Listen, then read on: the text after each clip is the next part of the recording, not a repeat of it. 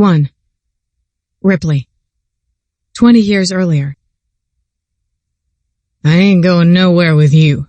My father shouted the slurred words at the officer who walked into the fishbowl only hours after Mama's body had been taken away. I sat huddled in a corner, a pink wood and plastic guitar clutched in my arms. I didn't play it because Mama told me not to when Pop was around. It made him mad. But he was already mad, and Mama was gone. A few hours ago, I needed to pee. I wasn't supposed to be down in the bar while people were there, unless Pop had me doing chores, but the bathroom upstairs wasn't working right. I tiptoed down the stairs, hoping he wouldn't catch me before I slipped into one of the stalls behind the door marked Cowgirls and Mermaids. Except I never made it to one of the stalls. The dingy gray tile floor that I was in charge of mopping was stained dark red with a puddle around Mama. "Mama?" I whispered, even though I knew she wouldn't answer. She was so quiet, so still. A man lay face down beside her in another dark puddle. The man who gave me the guitar, and he didn't move either. I didn't know where the hysterical screaming was coming from until Pearl, one of the bar regulars I liked to pretend was my gran, burst into the bathroom, nearly plowing me over. "Oh, sweet Jesus! Rip, get out of here! You shouldn't see this!" She gagged before shoving me out the door. But I'd already seen it, and I might have been only 9, but I wasn't an idiot. Mama was dead. The man was dead. And now the police thought Pop had something to do with it. The bar cleared out as soon as word got around why there was a kid screaming in the bathroom, or maybe it was the way I'd run out yelling, "Mama's dead." Either way, all the people pushed each other to get out of the bar, even as Pop hollered that they hadn't paid their tabs. Now Pop's face was red as he argued with the policeman. "You don't have a choice, Mr. Fisher. We're taking you in for questioning. Don't worry, your sister-in-law will stay with your daughter." Like an afterthought, Pop glanced over at me in the corner, as if just remembering I existed. Aunt Laurelyn stood a dozen feet away with my cousin Brandy wrapped around her waist. She was only 6, but she was as mean as any 11-year-old I'd ever met. I didn't have any Barbies left because of her. She'd popped their heads off or cut their hair and drawn on them with markers. When I complained to Mama, she told me I had to share because Brandy didn't have it as good as I did. Her clothes were my worn-out hand-me-downs, and her keds were gray instead of the original white, so I guessed Mama was right. I still thought she was mean, though. "Go on, Frank. I'll stay with the girls. I'll take them to McDonald's for a Happy Meal while the police do what they need to do here." Aunt Laurelyn choked on the last few words. "Don't care where you go, but make sure that bathroom gets cleaned up before I get back." My stomach twisted at the thought of mopping up those puddles of blood. 9 isn't too young to learn what hard work is. It'll be good for her. That's what Pop told Mama when she said I shouldn't be cleaning the bar, only the apartment upstairs. Just like every other time, Pop won, and while I pushed the mop over pee and puke, I'd wondered why adults were so gross, even grosser than kids. I didn't dare complain, though, because Pop's temper scared me, especially when his words were slurring like they were now. That meant I'd end up getting smacked. "Let's go, Mr. Fisher. The faster you leave, the faster we get this taken care of," the police officer with the freshly starched uniform said. "Right, like I really believe that." But instead of arguing more, Pop actually went with them.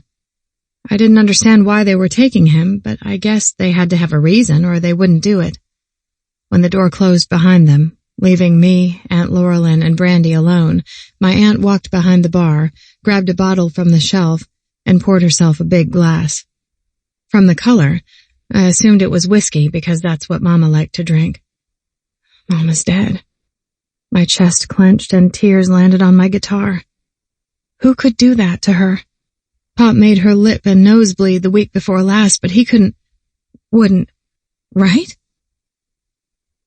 Aunt Laurelyn downed the glass of liquor before pouring some more. When she lifted it to her lips the second time, she paused. "She should have known better." She whispered the words as tears welled in her eyes. "What?" Aunt Laurelyn drained the glass and lowered it to the bar. She should have known better than to get mixed up with Gil. I warned her. Aunt Laurelyn huffed out a harsh sound. I knew messing around with that man wasn't going to get her anywhere good. And see what it got her? Tears spilled down her cheeks. For the first time since I came out of the bathroom screaming, Esteban, my mama's parrot, piped up. Dirty whore! Dirty whore! Aunt Laurelyn sagged against the bar. The whole world's going to say worse, so I guess we better prepare for it. Let's get the hell out of here. 2 hours later, we came back from McDonald's and I stared at the bathroom door. The police were gone, and Mama was too. Aunt Laurelyn took the bottle of whiskey and disappeared upstairs. I swallowed back the bile as I remembered what Pop had said about making sure the mess was cleaned up. Aunt Laurelyn sure wasn't going to do it.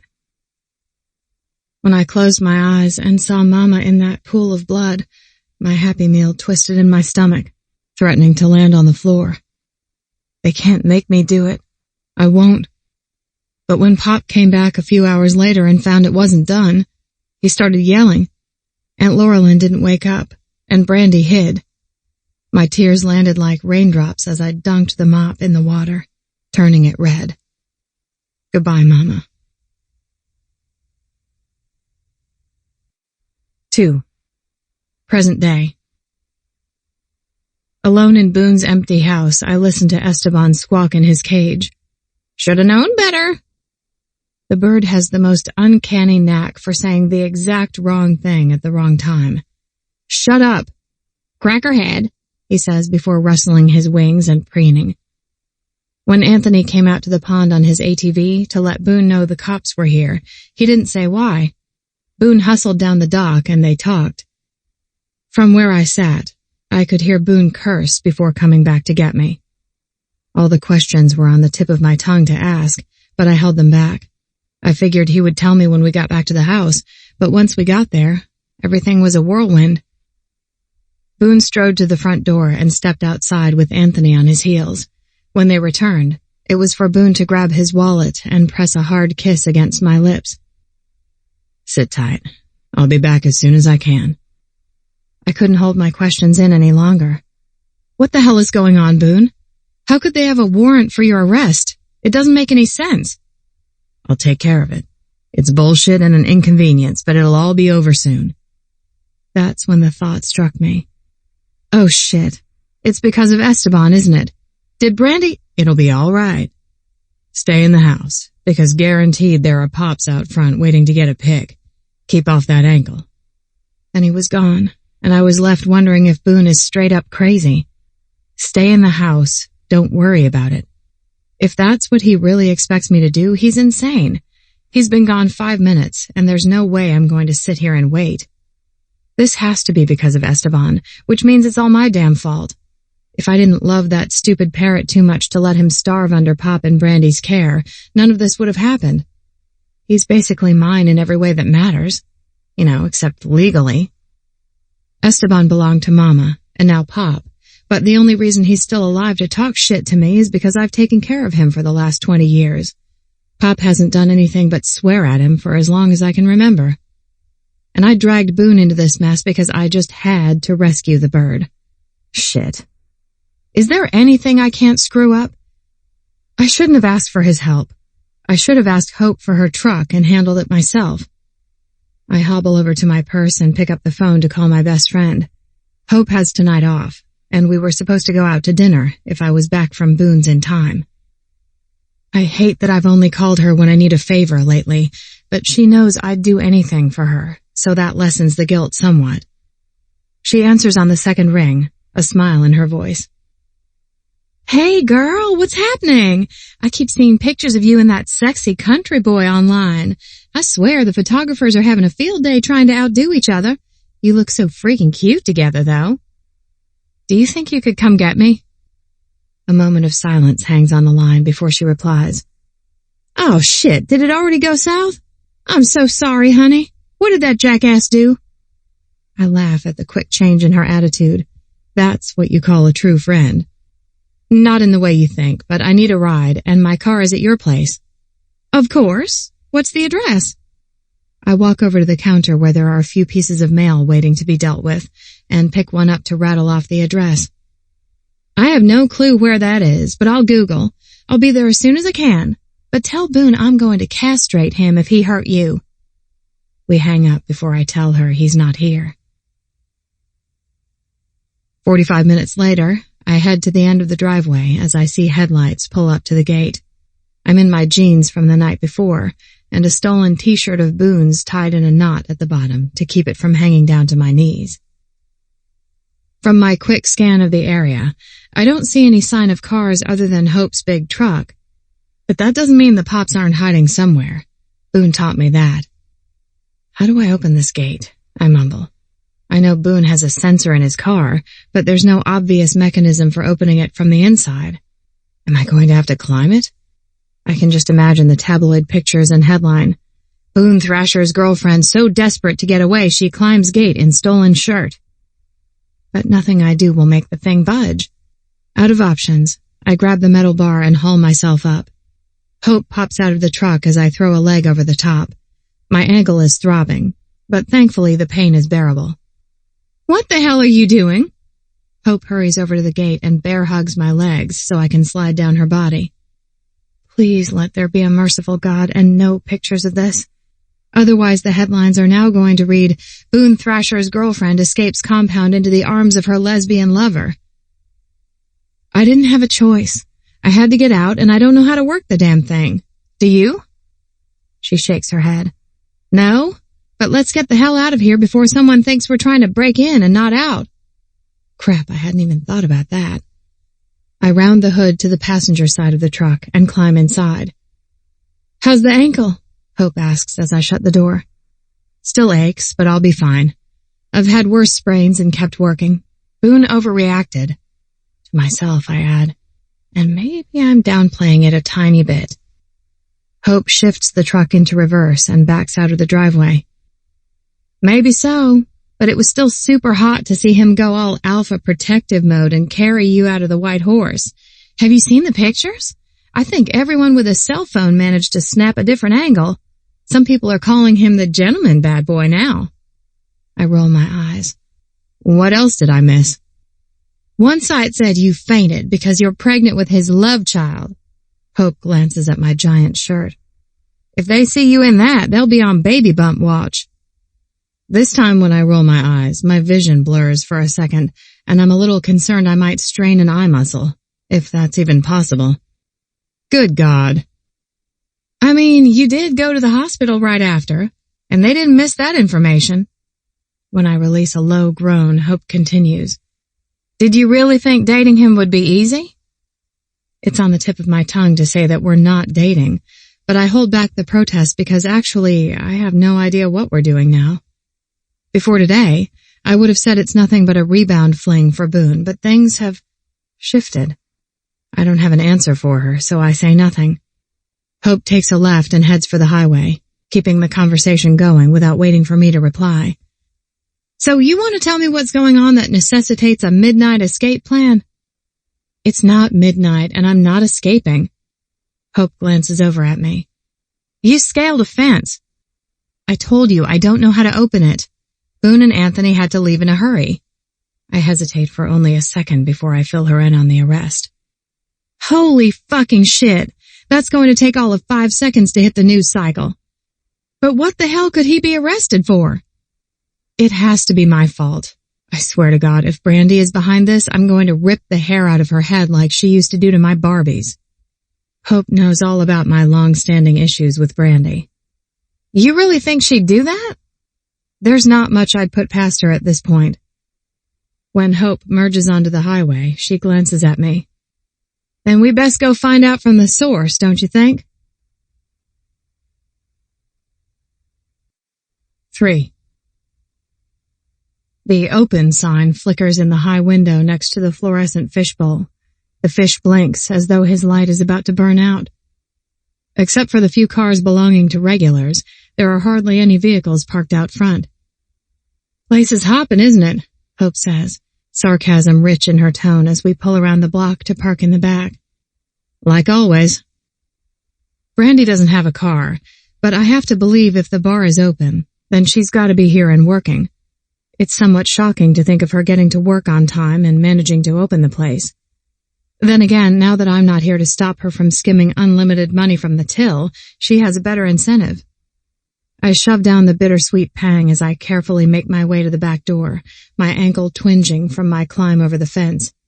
When I push open the door, Earl, Pearl, and Jim are in their customary places at the bar. A quick scan reveals a half-dozen unfamiliar faces nursing drinks, and a few pairs of eyes light up when they catch sight of me. Gossip seekers? It seems about right. Or maybe they're thinking that if I show, maybe Boone will come too. Glad they don't know the reason that won't be happening. What the hell are you doing here? Brandy's voice snaps out from behind the bar like a bullwhip. You aren't welcome and you know it, so just turn around and crawl back to wherever you came from. Brandy's face is caked with thick makeup, especially around her cheekbone. Her contouring looks like shit. On a regular day, it's her eye makeup that looks the worst. Heavy eyeliner with even heavier smudging. I close the distance to the bar and stop at the end. What did you do? Earl, Pearl, and Jim all hunch forward as though making sure they don't miss a single word of this. Brandy's hand shakes, and she splashes liquor on the wood instead of making it all inside the shot glass. I don't know what you're talking about. Bullshit. I lean in closer and pitch my words low, hoping my audience doesn't hear them. You called the cops. Brandy's gaze darts away. Is this about Esteban? You hate that bird, so this is ridiculous.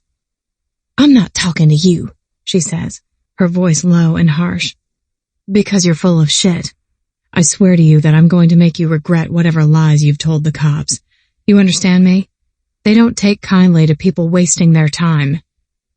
She slams the liquor bottle down on the counter. That damn bird wasn't yours to take. Uncle Frank was pissed. That I have a hard time believing. He's wanted to get rid of Esteban for years. No way Pop would go through all this trouble to get him back. Brandy's gaze shifts away again, and my gut tells me I'm missing something, but she's not going to tell me a thing. Fine. I'll leave, but you better believe I'm going to figure out exactly what you did, and you're going to regret it. More like you're going to regret getting mixed up with Boone Thrasher. I always knew you were going to be just like your mama. Too bad the bird's not here to call it like it is, but my mom and I see it plain as day. I know what she's talking about. Esteban squawking one of his favorite phrases, dirty whore. Then the word mom slams into me. Wait, what does Aunt Laurelyn have to do with anything? Is she here?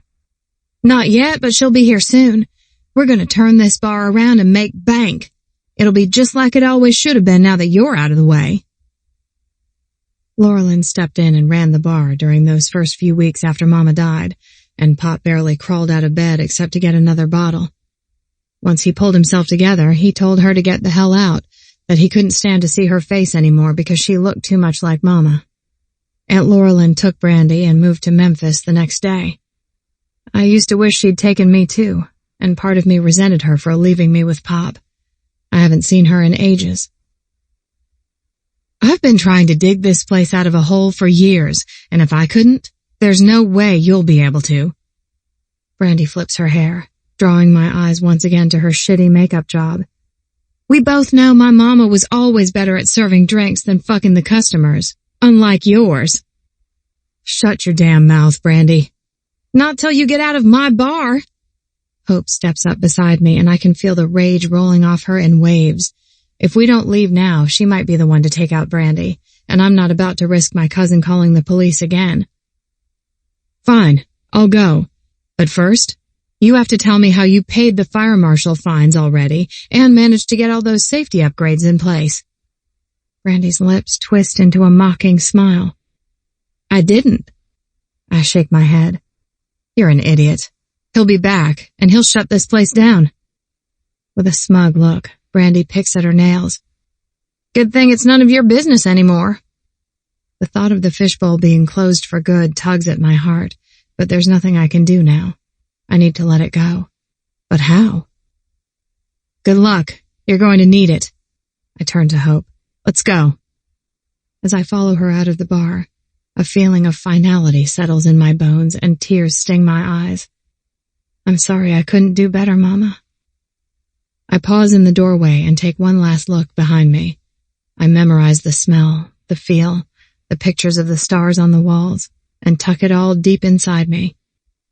The best and worst moments of my life happened here, and I'm no longer welcome. The thought burns, and I suck in a breath and bite my lip. I'm not saying goodbye, Mama, because you're not here anymore. It's just a building. When I step outside, the sense of loss threatens to overwhelm me. Once we're in the truck, Hope fires up the engine. You going to be okay? I don't really have a choice, do I? Instead of putting the truck in gear, Hope looks over at me. For what it's worth, I think you made the right decision. Your mom would want more for you than to be trapped in that bar under your dad's thumb. It's time for you to figure out what you want, Ripley. The world's a lot bigger than those four walls. I know. And I do.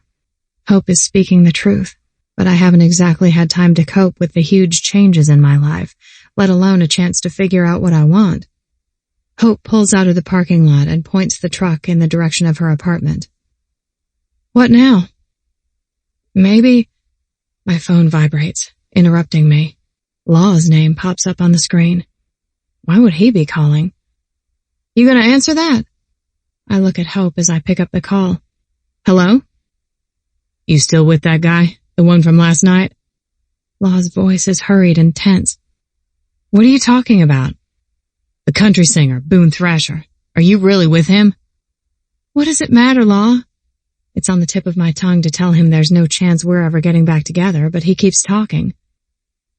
I got called in to work to do some research for a partner tonight. A criminal law partner that represents Boone Thrasher.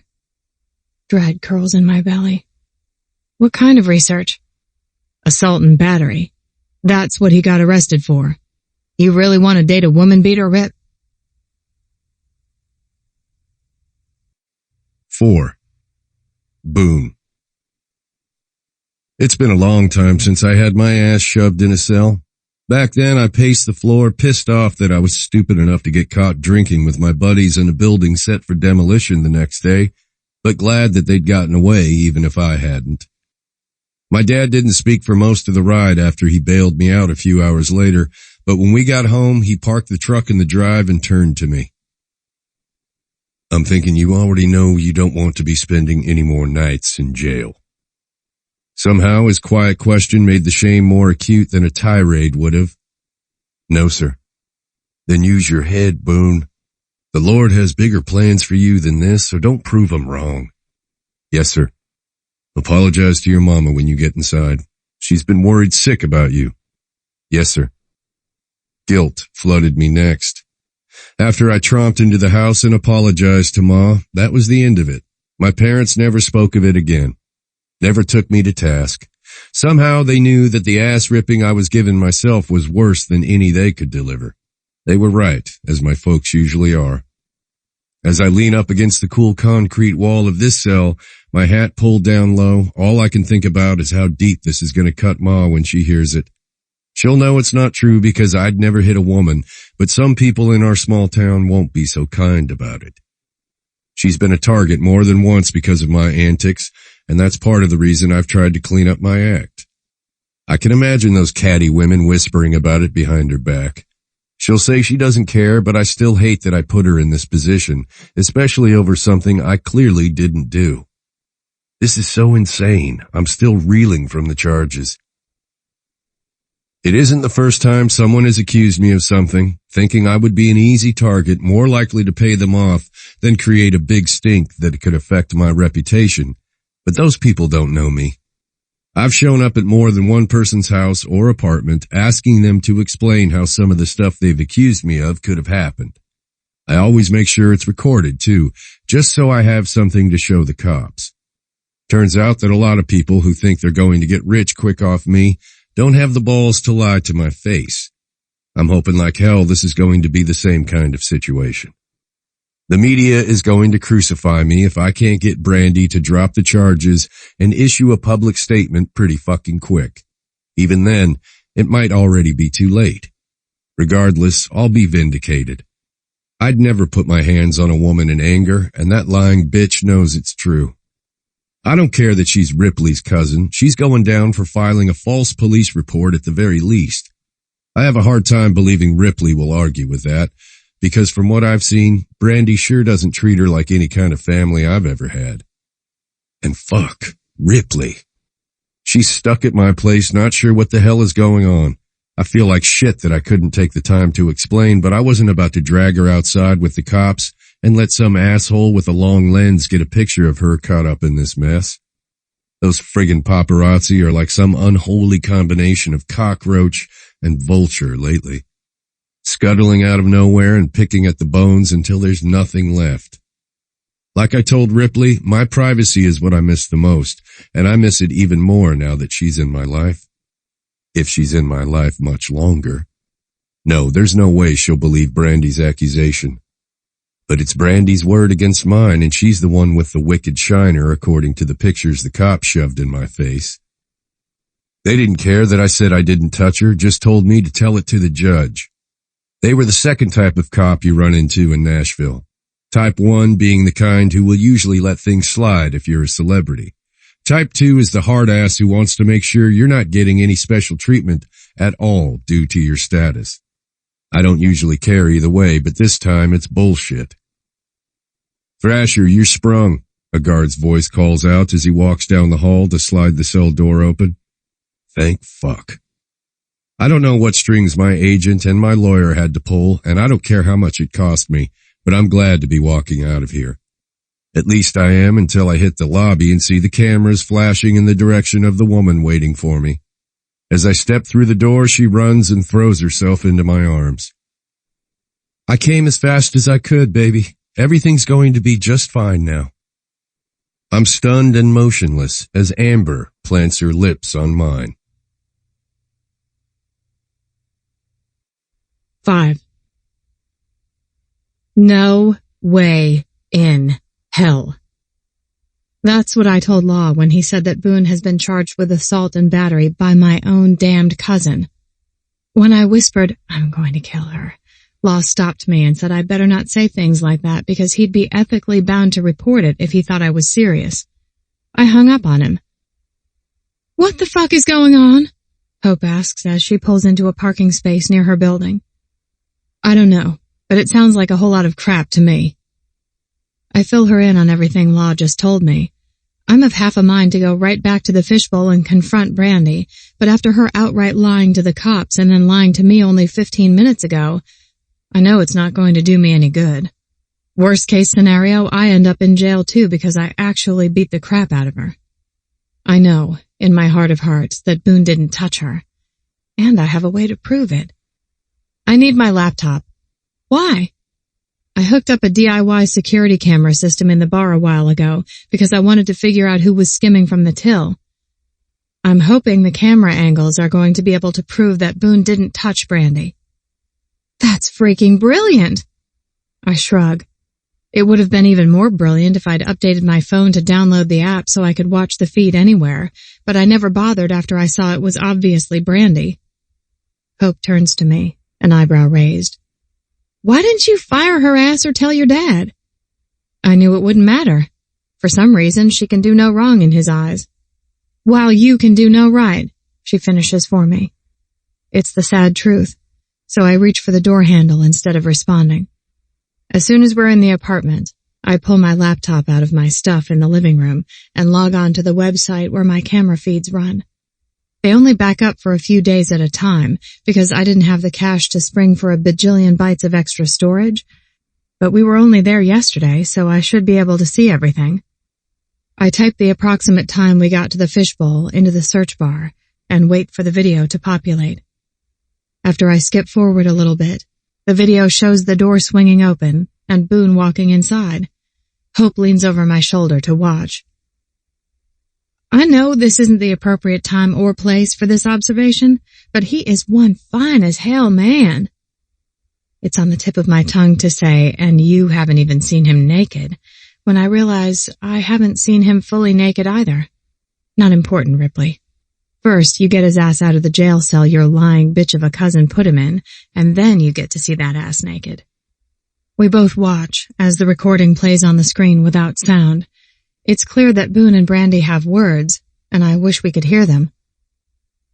"He looks pissed," Hope whispers, the concern in her voice coming through loud and clear. "He would never hit her." To myself, I add, unless I've completely and totally misjudged him. No, I don't believe that. Not for a second. "If you say so, I trust you." But she doesn't have to take my word for it, because we watch the rest of the recording, and it ends with Boone walking out of the bar without laying a finger on her. Hell, he even gave her money, which means we could argue that he bought and paid for Esteban. Not that she deserves another dime. "That lying skank!" Hope shoots up from her crouch behind me and paces. "What are we going to do?" I glance at my friend, with her hands balled into fists like she'd like to beat the crap out of Brandy herself. "I need to tell Anthony. They have to get the recording to the police." "Who is Anthony again?" "Boone's head of security."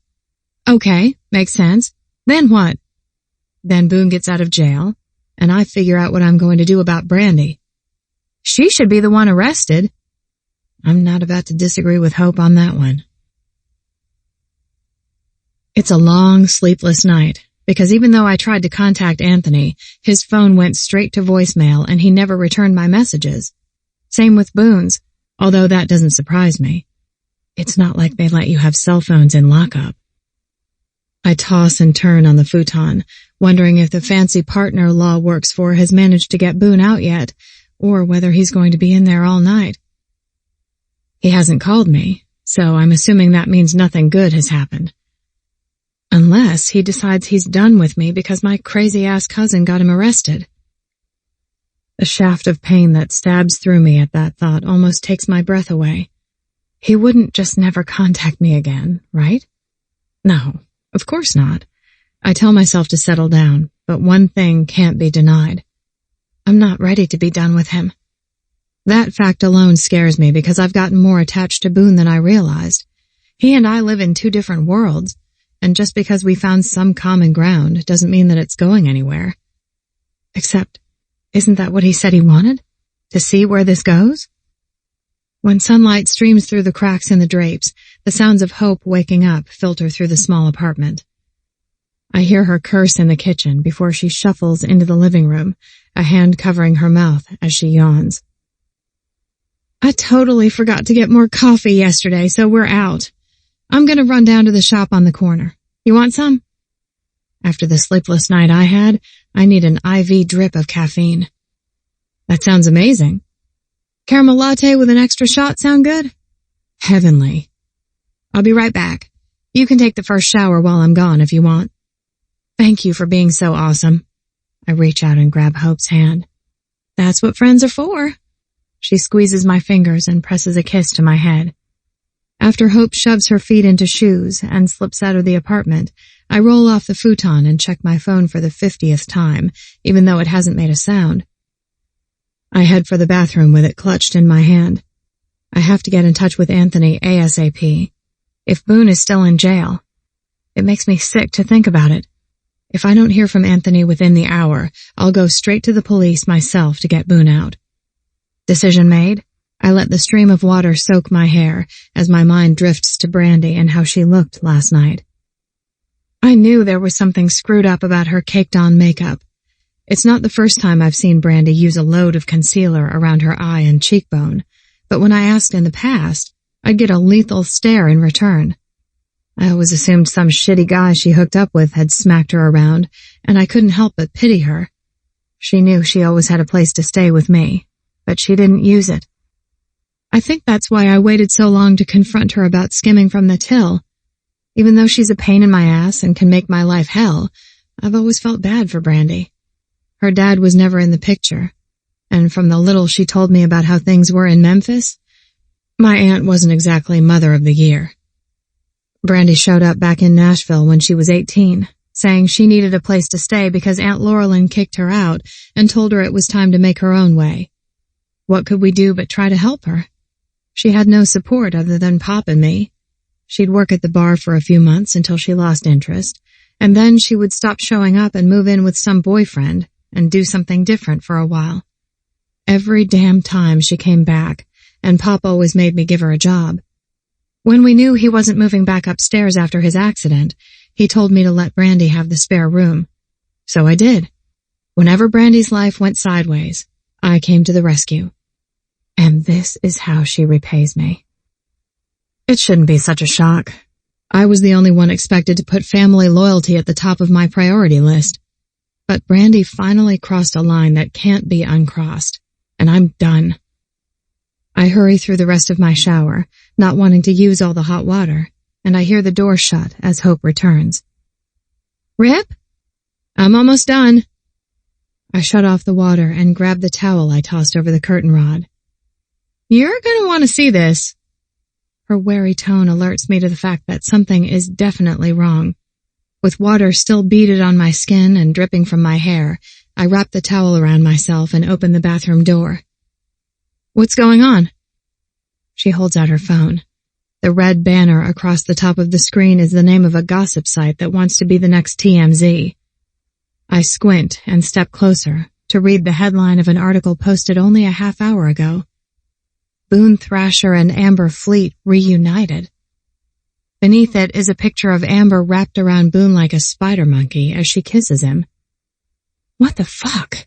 I whisper. 6. An hour earlier. The door to the Escalade slams shut before the vehicle pulls away with Amber and me inside. Eyeing her like she's a viper poised to strike, I try to figure out what angle she's working. What the hell are you doing here?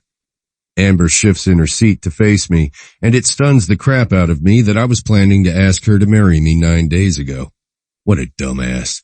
Now when I look at her, everything comes off as manufactured, from her rhinoplastied nose to her collagen-injected lips.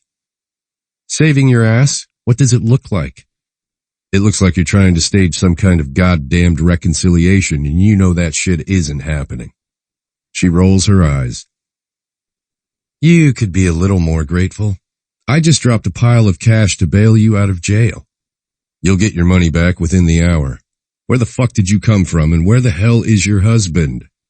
I emphasize the word husband, hoping she realizes just how frigging ridiculous it is that she showed up here. I don't have a husband. The marriage has already been dissolved. It was just a big misunderstanding. Remnants of the anger I felt when I first found out what Amber had done flare up. A misunderstanding? You call getting married a fucking misunderstanding? She waves a hand. You know I stayed in Vegas the day after my show for a meeting. Well, that meeting was with a big shot Hollywood producer to talk about my acting career. And things got a little crazy. Crazy? Yeah, that's exactly what it was when I heard that my goddamned girlfriend was married. My temper kicks up another notch. He made promises, Boone. He swore he was going to get me a starring role in the next Ryan Gosling movie he's producing, and that's where things get fuzzy. I can't fucking wait to hear this. To her credit, Amber's cheeks turned pink. We went out, had some drinks, did some blow and some pills, and the next thing I know, we're at a wedding chapel and he told me it was my big audition. All I had to do was walk down the aisle and I'd be Hollywood's next big thing. So I did. Then I woke up the next morning with a ring on my finger, lying next to a guy I only vaguely remember, one I never would have touched without being seriously fucked up. I mean, God, you should have seen his receding hairline and tiny dick. The first thing I told him was I wanted the contract for my movie role, and that's when he told me it was already taken and I'd have to build up to something that big. He lied to me. And what bothers her the most about this situation is that he lied to her. If I'd been carrying a single shred of regret for not trying to patch things up with Amber, it would have died right then. Luckily for me, I've already moved way the fuck on. Hell, I dodged a bullet. I would say you gotta be joking, but that's too sad not to be true. Sorry about your luck and your big splashy Hollywood career that ain't happening. Now tell me, what was the point of coming here and making a big scene? Anything between us is dead, done, over. The flush of embarrassment fades from her cheeks as her eyes take on a calculating gleam. She stretches an arm out and lays her hand on my thigh. Oh, Boone, we're not even close to over. I need you now more than ever. The SUV drives away, leaving me at the corner near my agent's building. No way was I going to let the press follow Amber's SUV all the way to my place, and that's on top of the fact that I don't want to spend 30 minutes letting her explain why she thinks what she did was no big deal and how we can save each other by getting back together. Call me old-fashioned and a little bit country, but it's a big fucking deal. I wouldn't tie myself to Amber again if my balls were on fire and she was the only person who could put them out. I scan the street, hoping the press isn't on me already, and duck into the building. The security guard at the desk stands up when I walk in. "Sir," he starts. I tip up the bill of my hat and his eyes widen in recognition. "Yeah, man, I'm not the one you're trying to keep out." There was a time years ago when he might have thrown me out for trying to get a meeting with an agent, but those days are over. I ride the elevator up to Nick's office, hoping like hell he's actually here.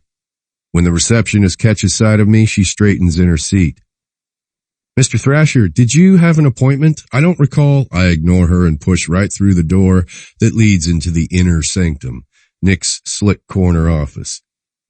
She reaches for the phone, but I'm going to beat her there. "Where the fuck were you?" I don't bother with a greeting as I shove open his door. Inside, a young, skinny blonde who looks like she's more likely to be another wannabe Britney Spears than a country girl sits perched on the edge of the expensive leather chair. But then again, couldn't someone say that about Amber? That she would fit in better climbing the pop charts in LA than she does in Nashville's country scene? Nick sighs. "I'm sorry, Jerica. We'll have to continue this later." She rises to her pink pumps with a smile aimed in my direction. Another Barbie look-alike. Perfect.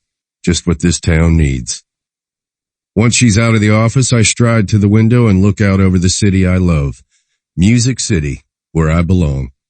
When I spin around, I toss another question at Nick since he hasn't answered my first. "Where were you? Did you know she was coming?" Nick lowers himself back into his fancy leather chair after letting the blonde out and crosses his arms. "I'd be a little more concerned about the charges than your girlfriend picking you up." "Ex-girlfriend," I growl through gritted teeth. "Ex-girlfriend," he says, correcting himself. "But you know, it's worth pointing out that if you were still with Amber and had never gotten mixed up with this Ripley girl, none of this would have happened. I told you to stay away from her. Keep a low profile, but you didn't listen. You gonna listen now? Because putting some distance between you two would be the best thing for you. Are you shitting me? You want to put this all on Ripley? Her cousin got you thrown in jail. Because she's a bitch with an axe to grind. I didn't touch her." "I believe you, Boone. Trust me, I do. But right now, Charity is fielding calls from dozens of people wanting details. You're a role model for a lot of kids, and when word travels about this, your reputation is going to take a huge hit. The best thing is to find something to divert the attention while we sort this out." He pauses before leaning forward on his desk. "Have you considered the possibility of reconciling with Amber? People love seeing you together. It was a fairy tale they could get behind." I can't believe the words coming out of his mouth. "Are you fucking kidding me? Instead of the press thinking I'm a woman beater, you want them to think I'm a doormat who lets his girlfriend marry and fuck another guy before taking her back? Look, I know it sounds bad, but no. Not fucking happening, and if you suggest it again, we're done. Now I gotta get my financial manager on the phone and make sure he wires Amber's account with whatever she laid out for my bond. Unless you've got something useful to say, I'm gonna go wait in another office for my ride." 7. I've trolled way more gossip sites in the last hour and a half than I'll ever admit, torturing myself by reading articles about Amber and Boone being back together. Of course this would happen to me.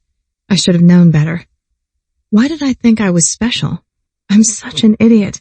He didn't even need my help getting out of jail. Yeah, so positive self-talk isn't exactly my strong suit, but when you're constantly getting smacked down by life, it makes you realize that some things are better left alone. I should have known that having any kind of relationship with someone like Boone was a joke from the beginning. Why did I even let myself start to think? Hope comes out of the bathroom, leaving a cloud of hairspray behind her. Babe, I gotta get to the bar for a meeting and to train a couple new people. Are you sure you want to come in tonight? Is your ankle really feeling okay? I look up at her from my sprawled position on the futon where I've been throwing my pity party and toss my phone on the coffee table. One good thing in my life, I have an awesome friend.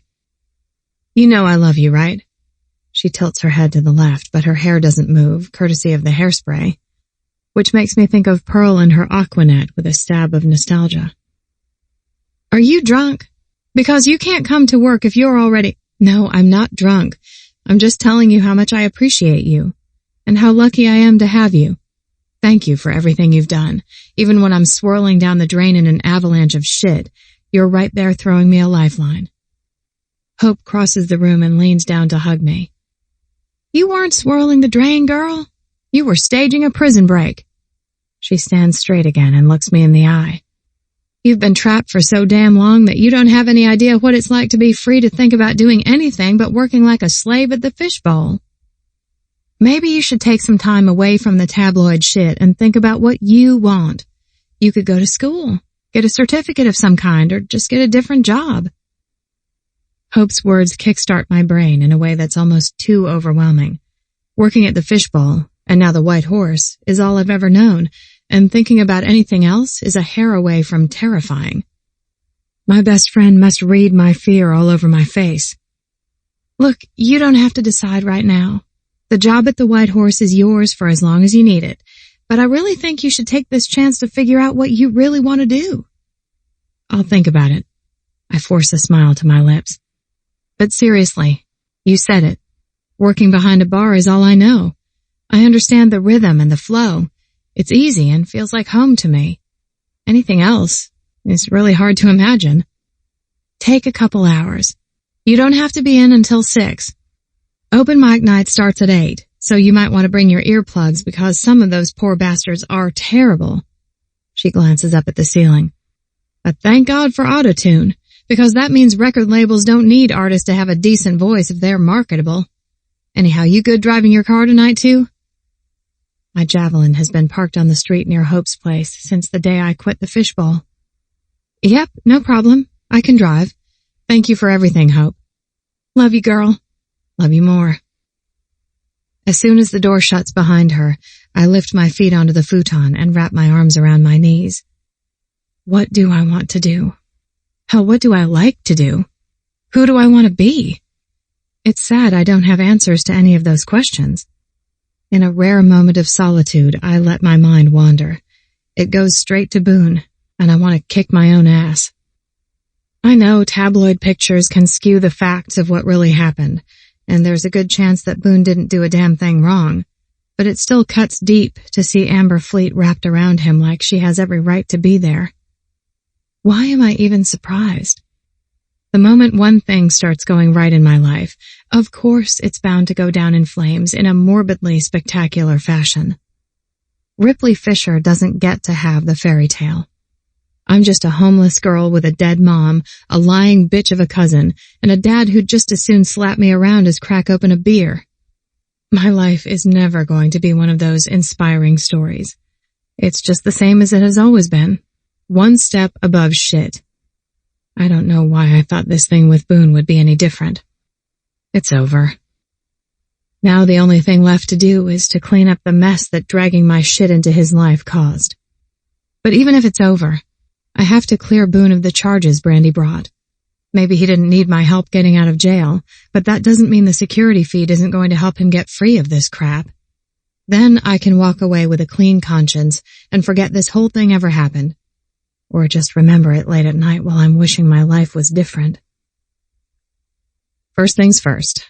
I need to spend more time going over the feed from the morning Boone and I went to the bar to see if there's anything else that could possibly help get Brandy's trumped-up charges thrown out. If Anthony doesn't get back to me, I have to take it to the police for evidence and hope they take me seriously.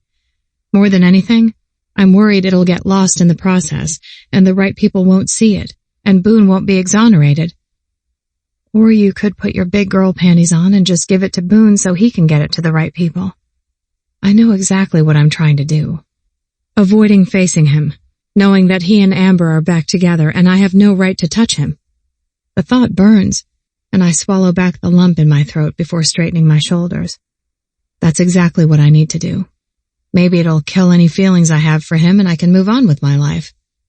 I can do this.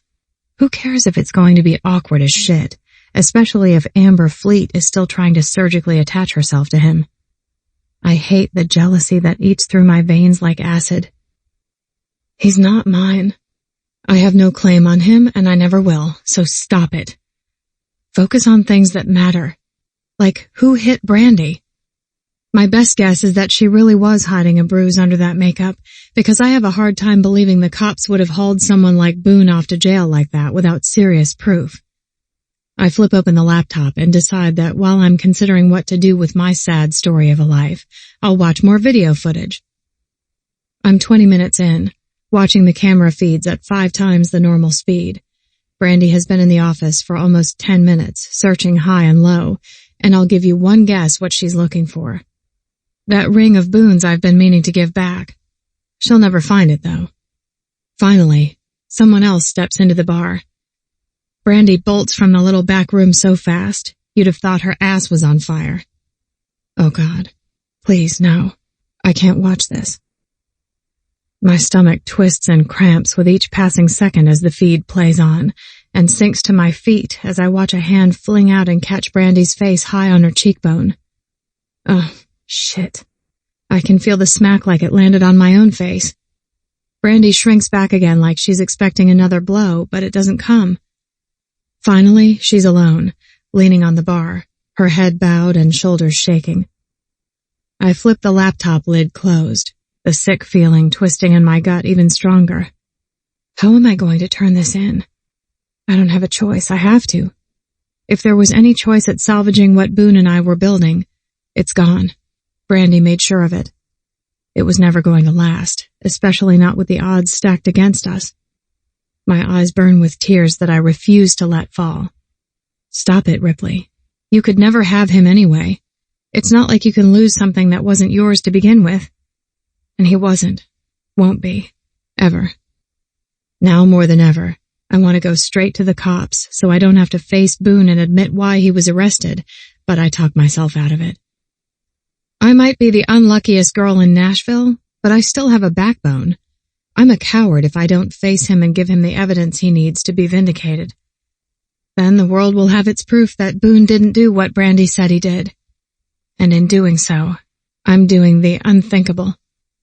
I stand and straighten my shoulders, tight from being hunched over while watching the tape. I don't have another choice.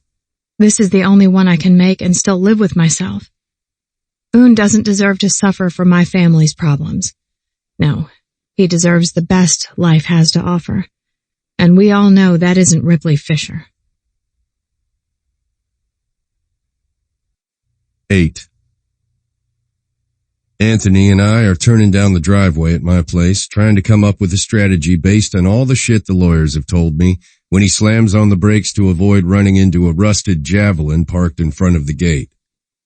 "What the hell?" Anthony says. "It's Ripley. Let her in." No shit. Anthony hits a remote hooked to the visor and the gate swings open.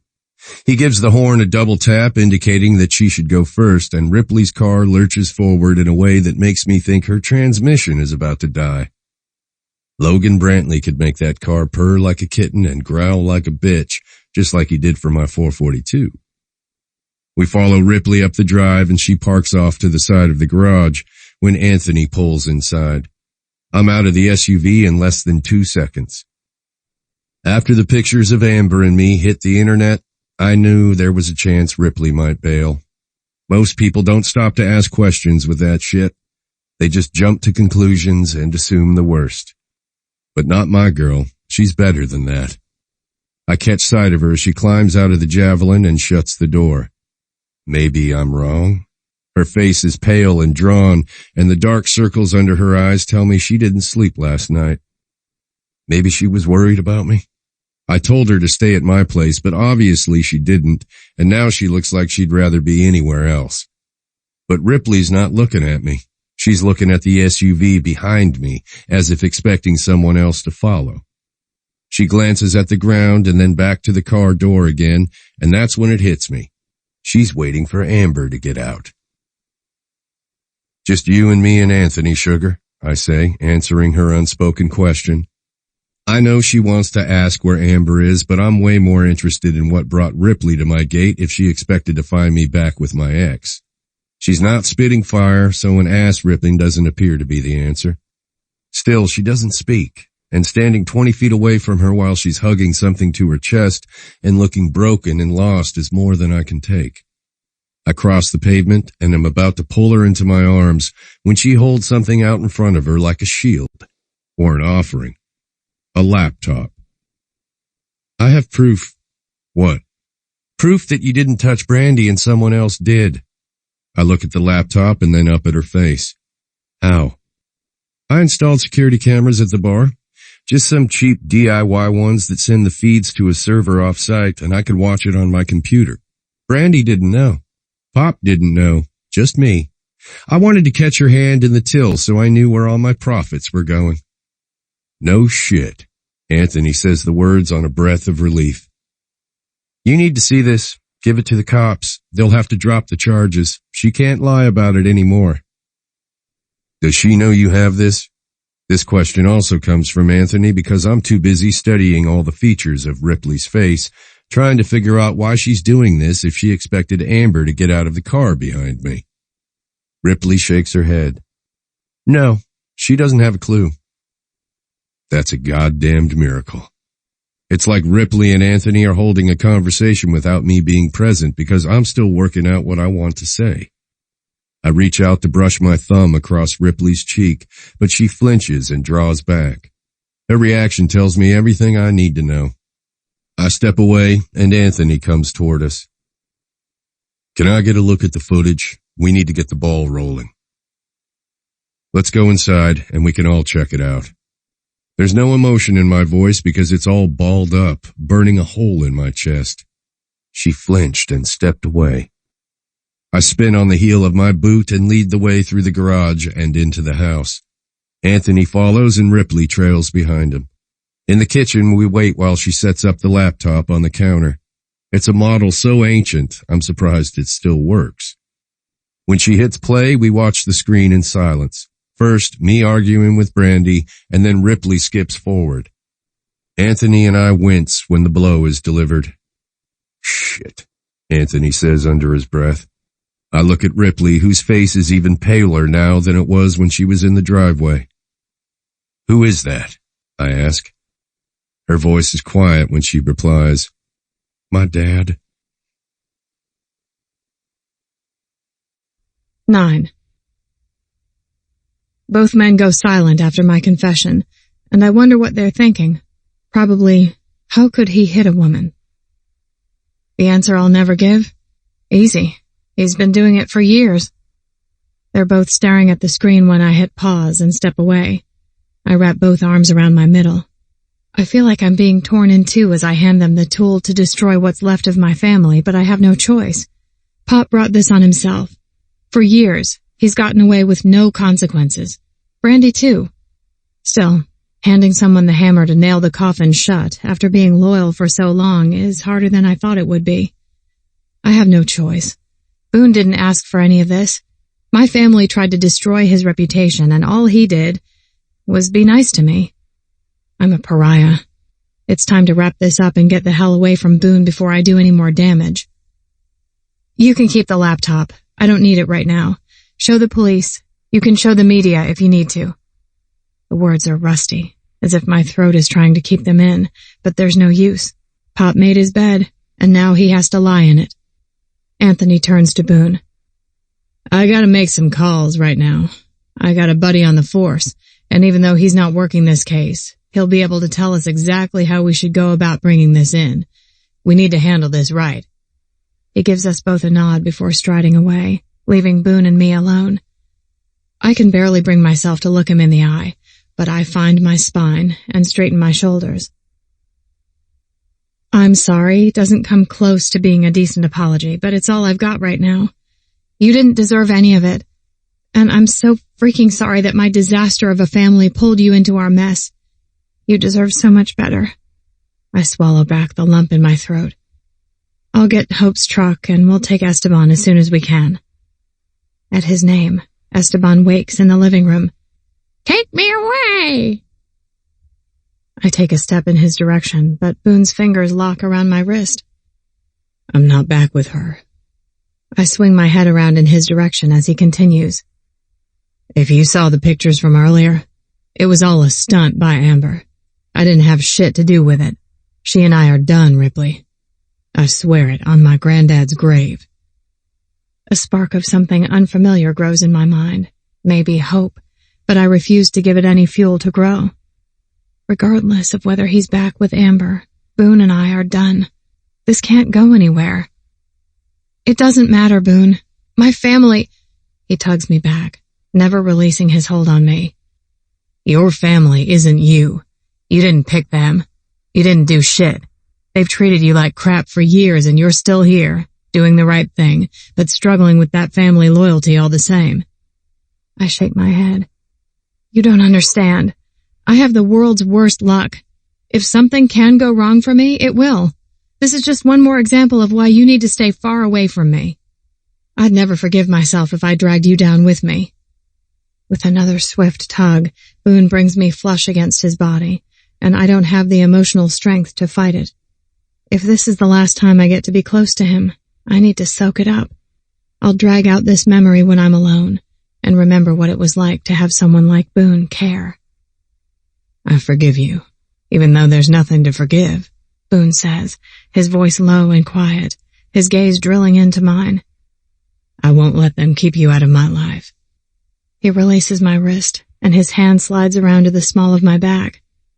We're just getting started, sugar, and I won't let anyone take that away from us. I try to pull back because his words are all too perfect, designed to make me agree with anything he wants from me, but I can't buy into it. He doesn't understand. You don't get it, Boone. This can't go anywhere. My voice shakes, and I know I'm about to lose it. Who says it can't go anywhere? His posture goes rigid. Me. Things don't work out for me. Ever. I never get a break. Every time I think maybe something is going to go right, life smacks me down again, just to put me in my place. Ripley Fisher thought she could have something better. Nope. Not a chance. Let's make sure that goes to shit too. His expression softens. What are you talking about, sugar? Life, Boone. Not everything works out just because you want it to. If something can go wrong, it will. Maybe not for everyone, but for me, that's how it works. That's bullshit. His blue eyes spark. No, that's the truth. I spent years avoiding getting involved with someone like you, someone with cameras and paparazzi following them everywhere, because of what happened with my mama. She hooked up with Gil Green, and then the next thing you know, they're both dead. Pop never missed an opportunity to hammer me with what Mama did, and how the apple doesn't fall far from the tree. And then on top of all that, I know I have the world's shittiest luck, and I still let myself get involved with you against my better judgment. Now look at the freaking mess you're in. It's not just the press calling me a whore, but my cousin lied to the police and got you thrown in jail. Oh, and on top of that, your girlfriend comes back and rescues you. How much more proof do you need? Nothing happened with Amber. I laugh, and it comes out sounding maniacal. I believe you. I really, truly do. But guess what? It doesn't matter what I think, because the rest of the world believes what they read online and in the tabloids. And that just sucks. I don't even know why I'm surprised. I never get a break. My voice rises, and I sound hysterical, even to my own ears. I let myself think for a second that maybe this could go right. Maybe I could finally have something good in my life, and look how royally it got screwed up. So I'm done. Just done. I give up. I'm going to walk away before anything else bad can happen. I'll be back for my bird, but that's it. Boone's face morphs into a harsh mask. You had exactly one part right. This is a good thing going between us, and that hasn't fucking changed. We hit a few bumps in the road, but everyone does. If you expect life to be perfect, then you're not living it right. Perfect? I laugh. Not even... Boone throws up a hand and interrupts. You had your say, and now it's my turn to talk, sugar. So listen up. What we've got isn't over. Not even close. You can tell me all day long that you never get a break and nothing ever goes right for you, but I'm here to tell you that this is very right. I shake my head. You can feed me a line, Boone, but I'm not buying it. Girls like me don't get happily ever afters. I'm just gonna have to prove you wrong then. I should tell him there's not a chance in hell, but instead I whisper, I don't expect anything from you. No expectations is the only way I can put one foot in front of the other anymore. Anything else just leads to more disappointment than I can handle. Boone reaches out and grasps my hips, hauling me close to his body. His lips ghost alongside my temple, and I swear he's breathing me in. What if I want you to expect things from me? What if I promise I'm not going to disappoint you? He pulls back and those blue eyes lock onto mine. Self-preservation is screaming, tell him you can't take the chance. But another voice, a stupid one, is yelling, don't you dare tell him no. Anthony bursts into the room, talking a mile a minute. Boone, I just talked to my buddy. He said we gotta get this shit down to the station ASAP. They need to log it into evidence and get it in front of the judge. He says the charges could be dropped before the end of the day. There's a good chance that Brandy could be charged with filing a false police report, too. Cops don't like it when they fuck up big in this kind of case, so they'll need to cover their asses. And once they see this, they'll probably be picking up the old man and asking if she wants to press charges against him. He stops when he finally reaches us. Shit, that's your dad. I didn't mean any disrespect. I step back and look away from Boone's intense stare, thankful for the reprieve. I was on the edge of doing something too stupid for consideration. I need to get out of here. It's okay. I have to go. I need to get back to Hope's to change for work and head in for my shift. Boone's gaze drops to my feet. My ankle, actually. You shouldn't be standing for an 8-hour shift. His expression turns rueful when he meets my eyes again. But you know that already. My posture stiffens and I cross my arms. I need this job, and I'm not going to make Hope look bad by bailing again right after she hired me. You're not bailing. I hold up a hand, and shockingly, Boone goes silent. I need to find another place to live and sort out my life, and both of those cost money, which requires a job. His blue eyes blaze even hotter now than they did moments ago. I can tell he wants to argue with me, but he doesn't. What Hope asked me earlier comes back. What do I want to do? Who do I want to be? I still don't have an answer, but I know that couch surfing on her futon isn't it. I want to be able to take care of myself and weather storms as they come. I don't want to be dependent on anyone for a handout. My pride has taken a beating lately, and I'd like to keep a few shreds of it intact. Just take it easy tonight, sugar. I got a vested interest in making sure you're whole and healthy. Boone's words wrap around me, and a warm feeling glows in my chest. Don't get used to it, I order myself. I'll be fine. I turn away, glancing at Esteban as an excuse. He's watching us both silently, which isn't normal for him. Crackerhead, he squawks before lifting one wing. I'll be back for him as soon as I can. A smooth smile slides across Boone's face. You think I won't hold the bird hostage? You don't know me very well then, sugar. No matter what you think, we're just getting started. 10.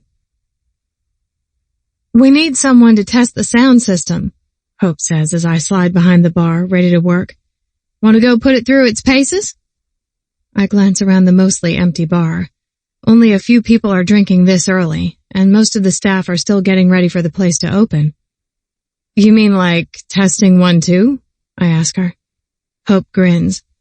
I sure as hell don't. You know exactly what I mean. It's open mic night. We need to make sure someone with surprising pipes doesn't blow out our eardrums if there's feedback. Bartenders who can sing are a dime a dozen in this town, so I know I'm nothing special. But even so, I never do it in public. When Gil Green gave me that pink kid's guitar 20 years ago, I would stand on stage at the Fishbowl when Pop wasn't around and belt out my favorite Patsy Cline and Reba songs. Mama would clap and yell for an encore, but once we heard any sound that indicated Pop was coming back, the guitar would get hidden away until it was safe again. When Mama died, any aspirations my 9-year-old self had died with her. I still played the chords on that guitar, but I never stepped on stage and pretended to perform again. After the way the press dragged my family through the mud, I never wanted to be in the spotlight. And I've done a great job screwing that up lately. But this one time, it can't hurt anything.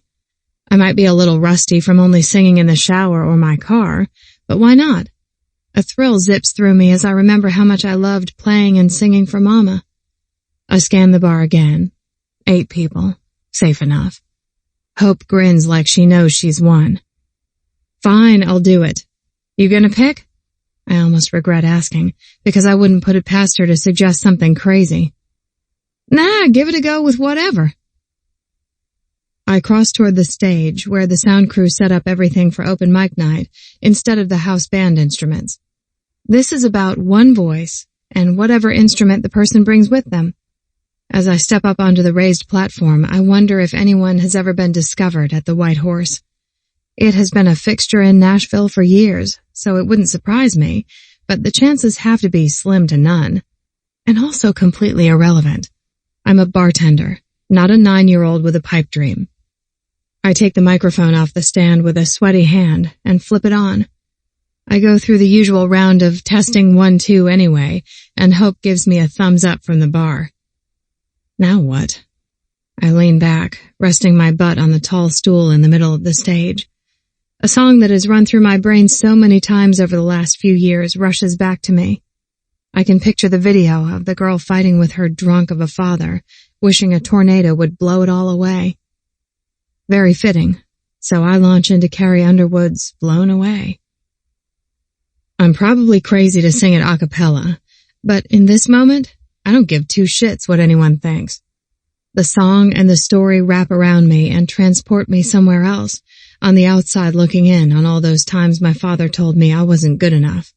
All the times he called my mother a whore and told me I was just like her. I just want it all to blow away. But unlike the song, there's not enough rain in Nashville to wipe the sins from that bar. It will never be clean again. I lose myself in the lyrics, belting them out with everything I have, not caring if I'm off key, because I feel every last word down to my soul. When I whisper the last, away, I finally open my eyes. The bar is silent. Every single person in the room is on their feet, their mouths agape, staring at me. One of the waitresses starts a slow clap, and everyone else joins in as someone yells, "Encore!" A rush of heat burns my cheeks as I realize I just bared my soul on stage in front of a room of strangers. I flip off the mic and shove it back in the stand before giving them a nod and stepping off the platform. People are smiling and clapping as I walk by. Holy shit, girl, you got pipes. Damn, I did not see that coming. Why are you serving drinks instead of playing shows? I smile at them as the comments come, but hurry back behind the bar where I feel safer. When I get there, Hope says nothing, choosing to watch me with a smug smile as I grab a towel and unnecessarily wipe down the bar. Sound system works fine, I mumble. When I came in today, I told her everything that happened with Boone. She listened until I finished, then wrapped me in a tight hug and whispered, "It sucks now, but I promise it's going to get better." She knew I needed this outlet to pour out my frustrations and disappointments and set them free. "I'd say it's never worked better," she deadpans. "Stop it." I'm fighting a smile. I don't want to admit just how good that felt, because I can still feel eyes on me. After my little performance, I don't need to draw any more attention to myself. Apparently, that ship has sailed. Well, shit. You could have been filling that bar of yours every night of the week if you just stepped on your own damn stage, Rip. I jerk my head around to see Zane Frisco staring at me, his hand wrapped around a beer and a broad smile on his face. Oh, crap. Where did he come from? I don't perform, I tell him. He lifts the beer to his lips and tips back a swig. He doesn't speak again until he lowers it to the bar. So, what the hell would you call that? Oh, wait, we could call it God-given talent going to waste. I grab a towel and wipe down the perfectly clean section in front of me, needing to be doing something with my hands. Hope heads to the end of the bar where a customer waits, which officially steals my best excuse for escaping. I finally look up at Frisco. Please don't say anything. No one needs to know. It's not a big deal. His thumb skims along the lip of his pint glass, wiping away the condensation as I wait impatiently for him to say something, preferably that he'll keep his trap shut. What he says instead sends ice through my veins. If you think that someone in here didn't record at least part of that and post it on YouTube already, then you're more naive than I realized. My gaze cuts away from Frisco and darts from person to person in the bar, as if a sign might pop up above someone's head saying, I did it. My ass is the one you need to kick. Obviously, that doesn't happen. As an alternative, I decide to go with denial. No one would do that. It was nothing. Frisco huffs out a mocking laugh.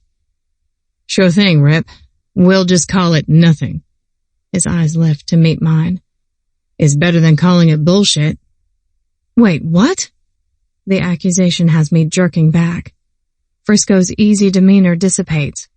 Bullshit, he repeats. Because you've been hiding the fact that you could be opening concerts and working your way up to stadium shows right alongside me and the other assholes in this town trying to make it.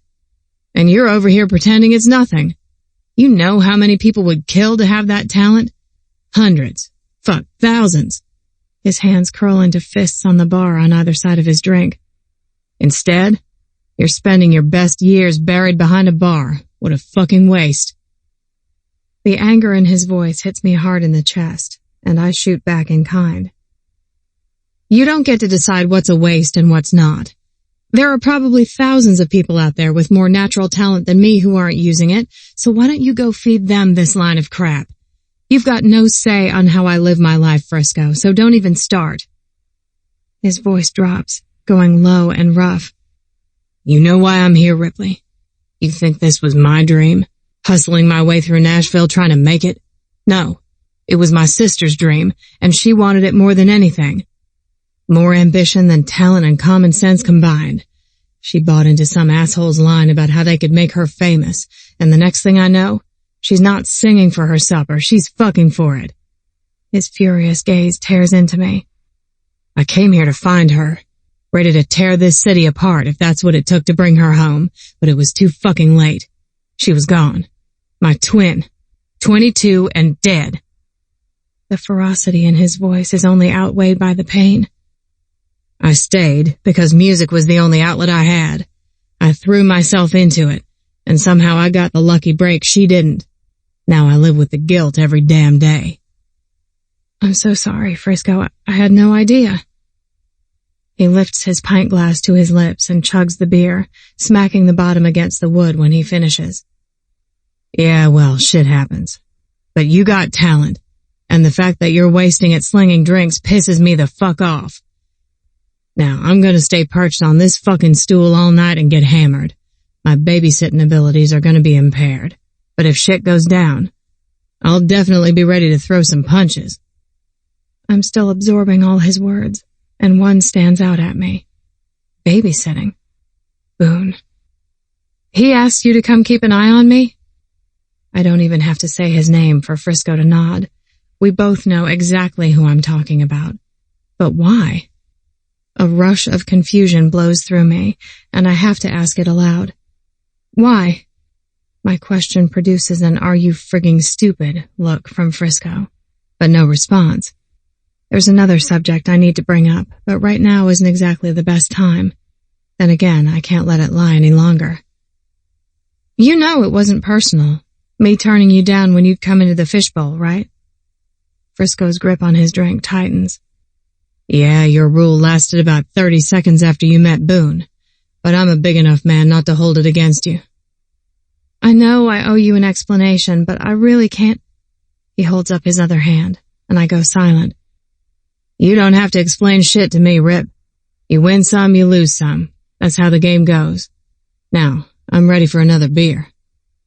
He shoves his empty glass toward me, and I can't bring myself to keep pushing. He's already torn up and raw from his confession about his sister, and I'm just adding insult to injury. I retrieve the pint. Your usual? Yeah. I'll get you another. Much appreciated. I flip the tap and let the glass fill with Bud before sliding it back in front of him, keeping my fingers wrapped around it when he tries to take it from me. After a beat, Frisco meets my gaze. I'm truly sorry for everything, especially about your sister. It's not fair. I know exactly how much it sucks to lose someone before their time. And because my emotions are flowing tonight, I add, my mama sang. She wanted to be a star too, but Pop wouldn't let her step foot on stage after they got together. That's probably why she liked all those celebrities coming into the bar back in the day. I think it was her way of living vicariously through them because she'd never get the chance herself. I'll always wonder what would have happened if she'd left Pop and gone out on her own instead of... I trail off as understanding dawns in Frisco's eyes.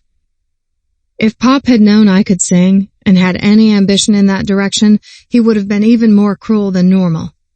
I think I knew that, even as a kid. So I buried it, because it doesn't make sense to have a dream when you know there's no chance of it ever coming true. Frisco's expression softens. You're not under your old man's thumb anymore, and you can't know whether it's gonna come true or not until you try. I blink away a few drops of unexpected moisture gathering in the corners of my eyes. I refuse to call them tears. You're right, but at the moment the only thing I need in my life is reality, not dreams. I need a paycheck so I can get my shit together. Maybe when I'm not sleeping on my best friend's futon anymore, I'll let myself do a little dreaming. Fair enough. Sorry I snapped at you, Rip. It's a tough subject for me. I understand. No apologies necessary, Frisco. I'll keep the beers coming. I move down the bar to take more orders, but in the back of my mind, I'm stuck on the fact that Boone asked Frisco to watch out for me. When's the last time anyone cared enough to do something like that? It doesn't matter. It's not happening. But I can't deny the warmth buzzing through my veins. 11. It doesn't take long for word to spread about my impromptu performance. Frisco obviously has more experience than I do with this. The video is already up on YouTube, and while it hasn't gone viral, I know from Hope's repeated checking that it's getting more hits than I'm comfortable with. While I sling drinks and voice after voice comes through the open mic, plenty of people come to the bar and wave their phones in my face, asking, "Is this you?" I pretend I can't hear them over the music and ask for their drink order. Working my way down the bar, I stop in front of the stool where Frisco has been parked all night, but an unfamiliar face looks up at me. Where did he go? I take the man's order as Frisco's voice comes over the speakers. I know I've been crashing here a little too often, but it's just 'cause I like y'all. What you want to hear? I feel like doing a cover. The energy changes in the White Horse like someone flipped a switch. People scream out requests, and I have to believe it's no accident that Frisco chooses one of Boone's songs. Shit! This place is going to turn into a madhouse again now that he's on stage. Get ready for it, girl. Hope hip checks me as she passes by with an armful of mixers to restock. I'm ready. Bring it. I make drinks, getting lost in Frisco's voice and Boone's words. When Frisco finishes, the crowd screams and shouts, and he waits for them to quiet down before speaking into the microphone again. What he says next almost stops my heart. What about doing something a little different before I give up the mic to the next person in line? I've got a good friend here, and she can sing. I think it's time for a duet, don't you, Ripley Fisher? I'm gonna kill him. I felt bad for him an hour ago, but now I'm gonna kill him. Frisco starts the crowd chanting, "Ripley, Ripley," but I don't move from behind the bar until Hope stops beside me again. Well, you gonna go? I shake my head. Why not? Because I don't... Come on, Ripley. We're all waiting for you. I cover my face with a hand, but unless I duck out the back, there's no getting out of this. Just go. It'll be fine. Hope sounds like she thinks this is a good idea. I might need to murder my best friend, too. I tug out the bar towel tucked into the back pocket of my jeans and drop it on the counter. I'm going to regret this, aren't I? Hope's lips turn up in a smile. You only regret the chances you don't take. Go for it, girl. Cat's already out of the bag, so what's the harm? You only regret the chances you don't take. God, I hope she's right. With a steadying breath, I slide out from behind the bar, and the crowd parts to make a path to the stage. My nerves are stretched to the limit as people start to clap and cheer and yell my name. Oh God, what if I suck? I've never done a duet. This is the worst idea ever. The voice in my head that loves to play devil's advocate pipes up. Or it could be the first step in a completely new direction. Take a chance. What do you have to lose? With conflict raging inside me, I climb onto the stage. Frisco winks at me and wraps an arm around my shoulders, turning me so I face the crowd. Give it up for Ripley Fisher, y'all. I plaster a smile on my face and hope they can't tell I'm terrified. When I meet Frisco's eyes, he lowers the mic and puts his mouth to my ear. I know you want to kill me right now, but sometimes it takes a push in the right direction to realize your dreams are worth chasing. 12. The lyrics from the duet Frisco and I sang at the White Horse are still streaming through my mind the next afternoon. A Great Big World and Christina Aguilera's Say Something. It wasn't exactly country, but I followed Frisco's lead after he dragged a keyboard on stage, and it was insane. Every time one of us would say, I'm giving up on you, a shaft of pain would stab through me. Even though I know it's the right thing to do with Boone, the ache hasn't subsided. Maybe if I were one of those people who were all about the power of positive thinking, I would believe Boone's vow that he's going to change my mind. But we all know positive thinking isn't exactly my forte, and at this point, I'm not sure if I can handle more disappointment. I'm giving up on you. It's the safest thing I could do and the only way I can protect myself, but am I ready to say goodbye? I don't know what possesses me to go surfing the gossip sites, but I do it anyway. Maybe just to drive home the fact that anything else isn't an option at this point. The headlines assail me as I click on the first link. Amber Fleet and Boone Thrasher repairing what's broken. There's a picture of Boone and Amber at Home Depot standing in front of a tool aisle, and it's dated today. I scan the article, and although it doesn't say they were spotted together and this is a new picture, the writer implies that's the case. No way. He wouldn't. I don't know why I'm so sure he wouldn't, but I have to know I'm right. On my laptop, I can do a reverse Google image search, but I don't know how on my phone. Instead, I pull up Google and search Boone Thrasher Amber Fleet Home Depot. The same picture pops up in an article dated over a year ago, and a rush of relief washes over me.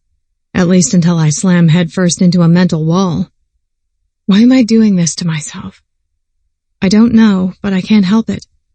I keep scanning until I see an article with a picture of Amber holding up lingerie in some fancy-looking boutique that I couldn't afford to step foot inside, let alone buy a pair of panties. I guess it's a good thing I don't wear them. Still, the headline makes me throw up a little in my mouth.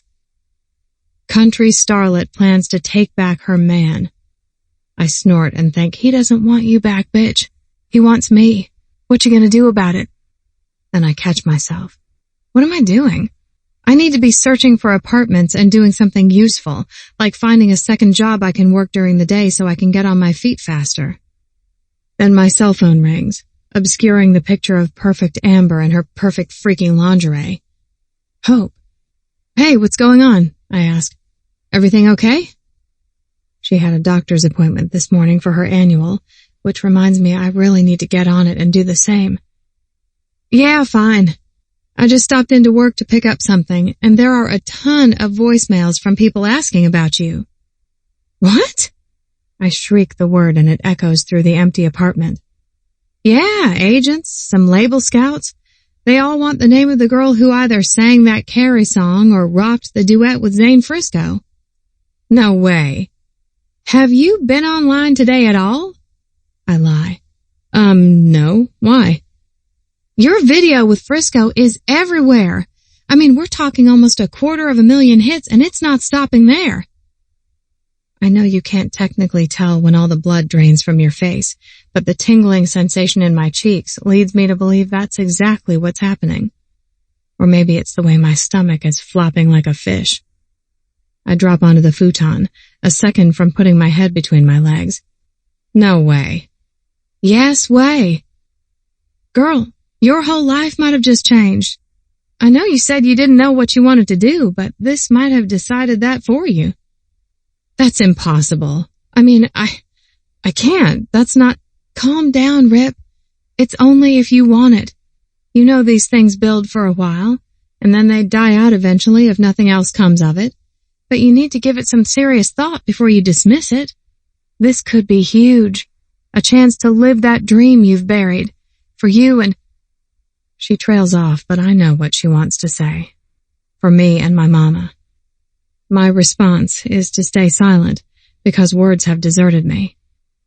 Think about it, Rip. This might be life handing you exactly what you need, when you need it. My grip on the phone tightens. Thank you for telling me. I'll think about it. I can tell she wants to say more, but instead she whispers, Love you, girl. Love you too. When we hang up, I open my browser again and search for Zane Frisco Duet. The results load in a half second. Holy Jesus. It's on dozens of sites, and Hope's right. The YouTube hits are still steadily climbing. Oh God, this is really happening. Then another thought slams into me. How long until they connect it to the girl who supposedly broke up Boone's engagement? I groan and flop back onto the futon. I need coffee. A whole boatload of coffee. After sneaking down to the corner coffee shop the next morning in a baseball cap and sunglasses to hide the dark circles under my eyes from a restless night and the rat's nest of my hair, I see a handful of people gathered in small groups in the seating area. No one looks at me twice, and for that I'm thankful, because I'm being nosy and see the video of the duet on at least one screen.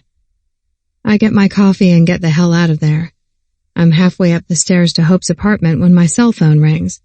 Balancing my coffee and muffin in one hand, I pull my phone out of my pocket. Zane Frisco. I answer by saying, Oh my God, what the hell did you do? Me? You were part of it too, girl. And everyone's going crazy over this shit. I was trying to sleep in, but my phone wouldn't stop. My agent's already looking into what needs to happen to get us into the studio together to record the cover. I lose my grip on the muffin and it bounces down the stairs. What are you talking about? You told him I don't sing, didn't you? Frisco laughs. It's kind of hard to tell him that when he saw the video. You know what I mean. I don't sing like that. It was just a one-time deal. I'm a bartender, not a wannabe country star. I hate to break it to you, Rip, but you're not a wannabe anything. Right now, you can actually be whatever you want. Not everyone gets that chance. I know he's talking about his sister, and guilt is like a shiv in my gut. This is the opportunity of a lifetime. You sure you want to shut the door on it without even giving it a shot? I sit down on the stairs, not caring that the worn carpet has seen better days. I don't know. This isn't something I expected to be worrying about this morning, okay? I have no idea how to respond. All I'm saying is you should give it some consideration before you shut it down. Thousands of people would kill for this kind of exposure, and if you think for a second you might want to try out this life, then you have to take it. It's not going to wait around for you. Right now, you're a mystery. A hot new sound everyone wants to get their hands on. If you wait too long, they'll move on to the next new thing. I know what Frisco is saying is true, but didn't I just decide yesterday that every time I try to reach for something I get smacked down? If I took this opportunity and it all went south, how humiliating would that be? I was afraid to start something with Boone because I knew it would throw me into the spotlight, but wouldn't this do the same? And if I fail, There's no one else to blame. It's all on me. I get what you're saying, but I can't decide right now. I'm sitting on the stairs wishing I had another muffin because mine plopped face down at the bottom of the landing. You gotta give me a minute. Frisco's quiet laugh comes over the line. All right, Rip. Go get another muffin and think about it. You work today? Yeah, at 6. Don't be surprised if you're mobbed for more than drinks. I'm not too worried. Behind a bar, I blend in like furniture. You're totally friggin' wrong about that. I saw you clear as day, and Boone sure did too. For a second, I wonder if Frisco is still annoyed that I hooked up with Boone after I shut him down. But the tone of his voice is good-natured. You sure you're not holding that against me? That you picked him and not me? Nah, I've got a big enough ego that I can handle it. Now that I actually believe. I hesitate, but ask the question that's on the tip of my tongue, even though I know I shouldn't. Have you heard from him? Nope. I'm a little surprised about it. You? No. That's interesting. Why? Shit.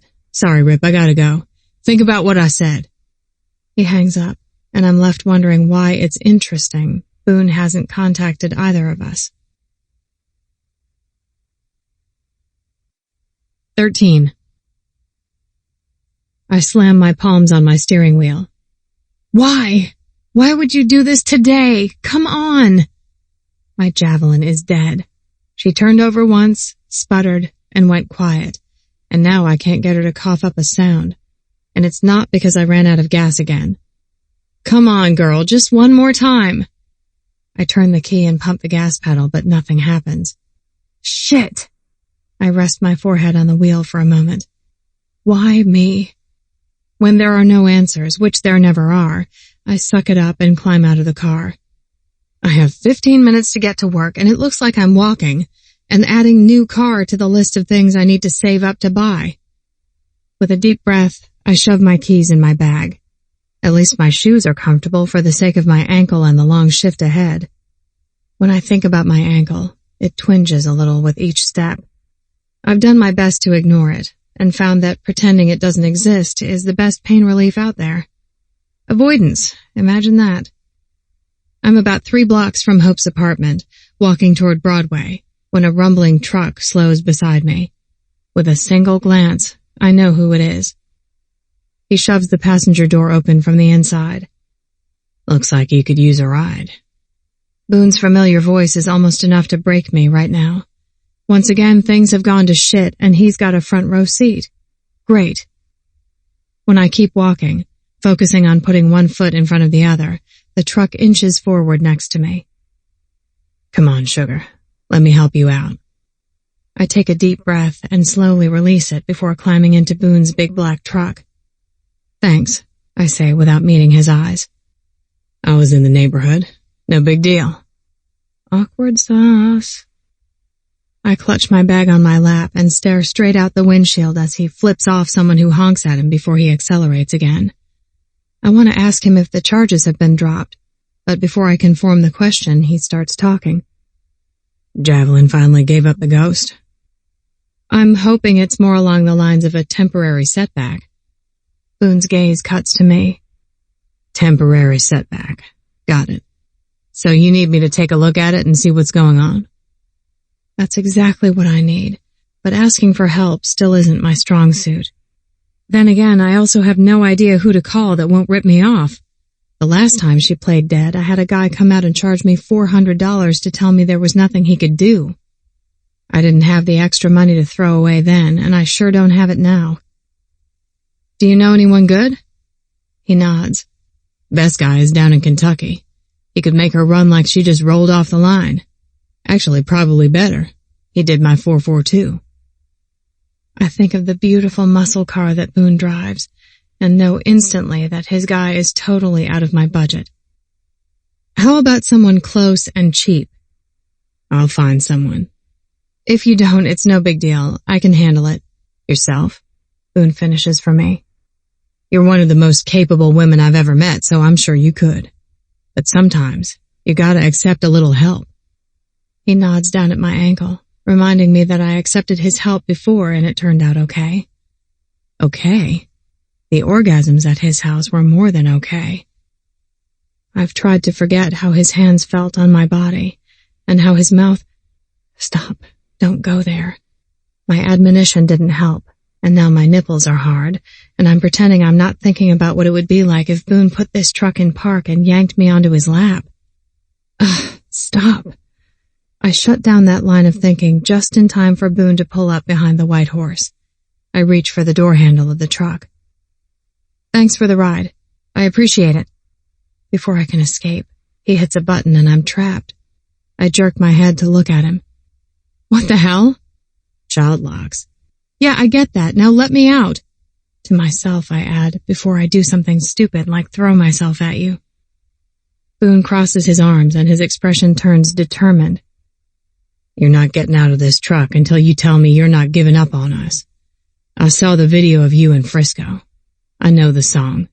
If that was supposed to be some kind of message to me, I'm saying no fucking way. I told you we're not done. We've barely gotten started. Now I need to know that you get me. It was just a song. Bullshit. The word comes out with a sharp edge. You want to feed that line to someone else, go right ahead. But I perform for a living, and I know when an artist feels the lyrics they're singing. It wasn't just about you. It was about me, too. Boone's blue eyes drill into mine. And I have an even bigger problem with that. You're not giving up on yourself, either. I won't let you. That's not a choice you get to make. Boone grips the steering wheel with one hand, his frustration evident as his knuckles turn white. Give me a chance, Ripley. Just one goddamn chance to prove that this can work, that it can be the most beautiful thing you've ever had in your life. The conviction behind his words knocks a few bricks from the wall I've built around my heart. I want that. I want something beautiful, but I'm scared to believe him and feel the sting of life ripping it away from me. I need to go to work. I can't afford to lose this job, Boone. His lips compress into a thin, flat line, and his nostrils flare. I'll pick you up at closing. You're not walking home. I'll get a ride. It's no big... I'll be here to pick you up. His tone leaves no room for argument, and the clock on the dash says I don't have any more time for it either. And damn it, I didn't get to ask him about the charges being dropped. Fine. Boone unlocks the door, and I open it and slide out. Before I can shut it behind me, he asks, You getting on stage again tonight? I shake my head. It's not open mic night, why? Because I want to hear that incredible voice of yours in person. 14. I can do incognito. It's a skill you hone in this business, and tonight I'm putting it to work and walking into the White Horse unnoticed. I'm not taking the chance that Ripley will get it into her head to be stubborn and walk home. I just found her, and there's no way I'm going to risk losing her. Sitting at the bar, I glance at the stage, wishing I'd been here last night when the videos I saw on YouTube were recorded. Am I insanely proud that she can bring a crowd to its feet and hold them enthralled? Absolutely, even if it does complicate things. Ripley isn't prepared in the least for what she'd been stepping into if she decides to take this opportunity and run with it. Shit, Nick even called me when he saw the video and said he'd think about signing her, because right now it would be so easy to get her a deal. Nick's exact words, You can't make up a better backstory. Former bartender with a tragic past, discovered at open mic night after capturing the attention of one of country music's biggest stars. Who wouldn't sign her? But to me, Ripley can't be summed up that easily. She's so much more than they realize. Definitely more than she realizes. I'm at the end of the bar, Hope is working, but with my thicker beard, cowboy hat, and pearl snap shirt, I look like another wannabe cowboy. It sucks to ditch my t-shirt and ball cap, but I'm willing to suck it up for one night of anonymity. I keep my tattoos hidden in the shadows as I nurse a beer and watch Ripley hustle. Do I feel like a stalker? A little. But I choose to think of it as keeping an eye out to make sure she gets home safe. More than one person has approached her, and I can tell when it's about last night's performance because her body language changes completely. She goes from customer service mode to totally uncomfortable in a heartbeat.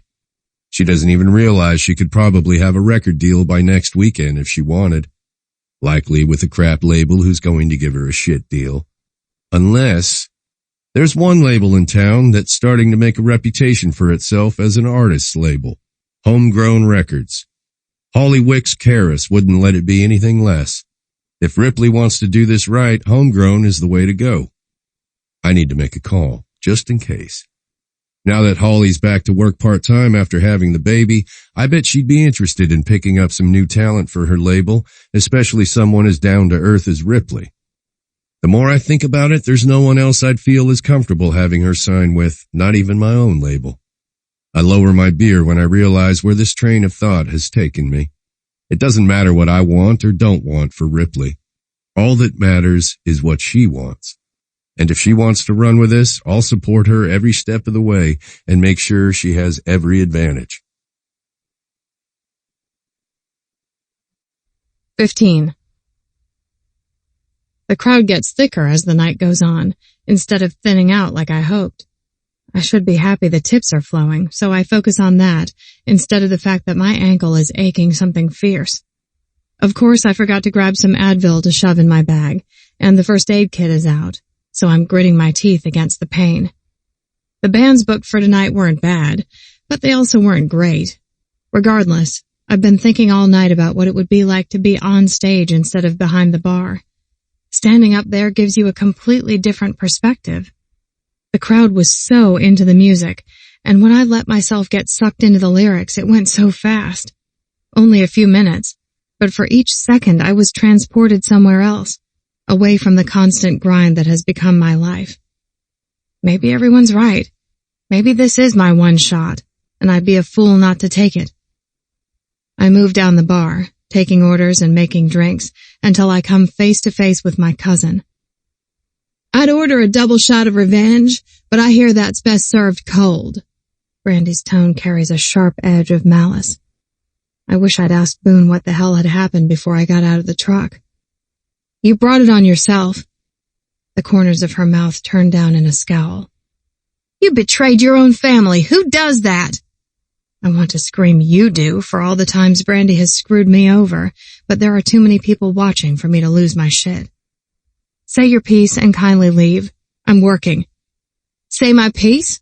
Okay, I'll get right on that, Ripley. My name sounds like a curse on her lips. How could you turn your back on the people who did so much for you? Me, your pop, my mom? Her twisted view of things makes me want to throw up. Are you serious? Pop fired me and threw me out. You've been stealing from the bar. You're the reason I installed the stupid cameras to begin with. Then you sold me out to the media after one freaking night. And I haven't done a damn thing to your mom. Brandy laughs. Wasn't my fault you weren't more careful with him. You're lucky I didn't do worse. Now I wish I'd taped all that grunting and moaning. I could have made $1 million off a sex tape. Easy. Oh my God. You didn't. I breathe in horror, thinking what an absolute disaster that would be. No, but I should have. Now I've got no job, and they're saying if I can't pay the fine, they'll send me to jail for 30 days for filing a false report. This is all your fault. Her logic makes absolutely no sense to me, but then again it never did. But one part surprises me. What do you mean you don't have a job? Fire marshal came back and shut us down for not taking care of the fire extinguishers and shit. Said it was a public safety issue and we didn't fix it fast enough. Mama argued with him every which way, but it didn't do any good. The fishbowl is closed until further notice, and that's all your fault too. I squeeze my eyes shut as a pang goes through me. I shouldn't care, because it's part of my past now, but the fishbowl has played such a big role in my life, so tied up with all my memories of my mama. It hurts to think of it being over. Where will Earl and Pearl and Jim go? And when did Aunt Laurelyn get back? And shit. What about the ring I hid in the bar? How am I going to get that back to Boone? Shit. Hey, I need a drink if you're still working, lady. A man waves a 20 in the air next to Brandy. Sorry, of course. What can I get you? We're not done here. You can't just brush me off. You owe me. I need money. You should have to pay that fine, not us. Brandy's voice rises over the din, and the customer backs away from the bar. Great. Just great. Hope steps up beside me and crosses her arms over her chest. She doesn't owe you shit, Brandy, and you ain't getting a dime from her. Now get the hell out of my bar before I have security drag you out. You're a dried-up old cunt, Hope. You two deserve each other. Brandy shoves away from the bar and knocks over the drink of the person next to her, on purpose, before disappearing into the crowd. Hope lays a hand on my shoulder. You okay? My hands tremble, but there's nothing I can do except lie and throw myself back into work. At least if I stay busy, I won't have time to think about any of this. I'm totally fine. I got this. What can I get you, sir? I asked the man who was waving the 20 when he steps back up to the bar. 7 and 7. On it. For the next hour, I lose myself in the mindlessness of serving drinks, making change and running tabs, blocking out what Brandy said. Even if I wanted to pay the fine, the bar has already taken almost every cent I have. When the thought enters my brain, I realize I'm going down the same exact path I've always gone. Misguided family loyalty. I don't owe them anymore. But habits like that can't be broken overnight. Someone else waves a 20 at me and I get back to work. When the crowd finally thins around 2:30, I'm dead on my feet. Hope calls a cab for someone whose liquor has gotten the better of him, and I cover her section of the bar. A man in a cowboy hat sits at the end, his head tilted down. Can I get you something, sir? The brim of the hat lifts to reveal Boone's piercing blue eyes, and my mouth drops open. Seriously? He shrugs. What? You don't like my hat? How long have you been here? Long enough to see your cousin isn't in jail. Out of habit, I glanced down the bar to where Brandy stood earlier. You saw that? I was about 5 feet away, ready to intervene, when Hope chased her off. She doesn't get to hassle you. No fucking way. I meet his familiar blue gaze. She said they're making her pay a fine, and she might go to jail if she can't. The fishbowl was closed by the fire marshal indefinitely due to public safety issues. She's not getting a single bit of sympathy from me. I know, but still. Look, finish doing your thing, and we'll talk about this later. I turn, ready to do what he says because I can't wait to get out of here tonight, but I pause and look back at him. You didn't need to babysit me. I talked to Hope. She can give me a ride. I said I'd be here, and I'm a man of my word. First thing I'm going to make sure you understand is that when I say I'm going to do something, I do it. Boone pauses thoughtfully. There's a matter of a few orgasms outstanding that I owe you too, and I'll deliver on those as well. I look both ways down the bar, hoping no one else overheard him. You can't say stuff like that to me here. I lower my voice to a whisper yell. I'm at work. Boone doesn't bother to check the surroundings. He rises from his stool and leans over the bar so our faces are only inches apart. I don't give a damn who hears me say that I'm taking you home tonight. You're my girl, and it's about time I show you exactly what that means. I'm gonna spoil you, Ripley Fisher. It's about damn time someone did, and I'm privileged to have the opportunity. My heart slams into my chest, and I have no idea how to respond. Boone takes advantage of my momentary speechlessness to wrap a hand around the back of my neck and slide his lips along mine. Kiss me, sugar. I've missed the taste of you. Oh God, I've missed the taste of him too. I know I should pull away, but I can't find the strength. Good girl, Boone mumbles before his tongue dives inside and there's no talking at all. I lose myself in the kiss for a few seconds before someone wolf whistles. Get her done! I jerk back, and Boone releases his hold on me. I'll be waiting out back. There's no question of whether I'm leaving with Boone. That's done and settled. Now, the only question is what happens next. Do I use this as my chance to say goodbye? 16. I open the truck's door for Ripley, then wrap both hands around her waist and lift her into the cab. It's not like she can't do it herself, but I like having my hands on her, and it's been too damn long.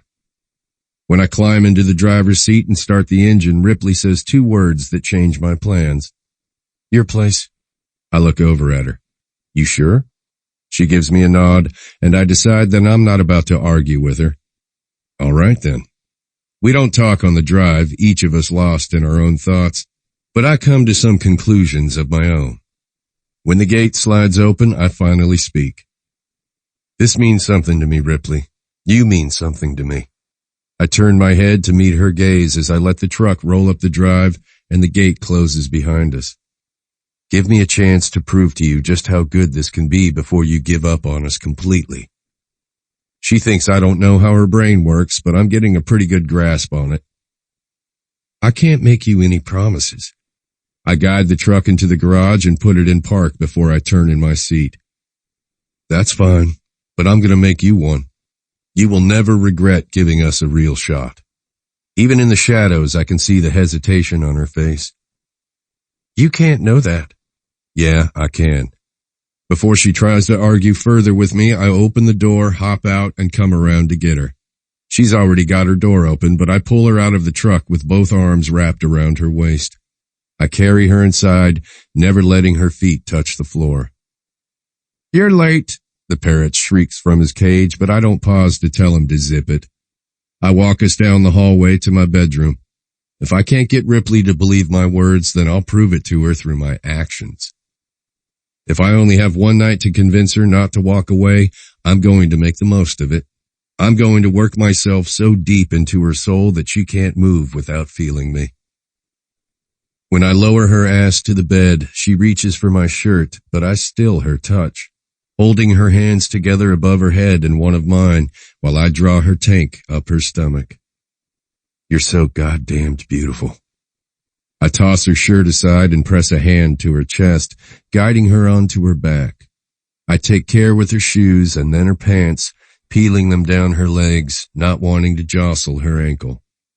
I drop to my knees and press a kiss to the top of her foot where the bruising still remains. But you're also strong and capable. That's sexy as hell. You don't need me, Ripley. I know that for a fact, so I'm gonna make you want me instead. Something soft passes over her features, and I hope I'm getting through to her. I spread her legs, taking my time, kissing my way up her thighs until I'm an inch away from her center, breathing her in. I've never wanted another woman the way I want you. I need you to know that's true. This isn't surface level. It goes deep, all the way to my bones.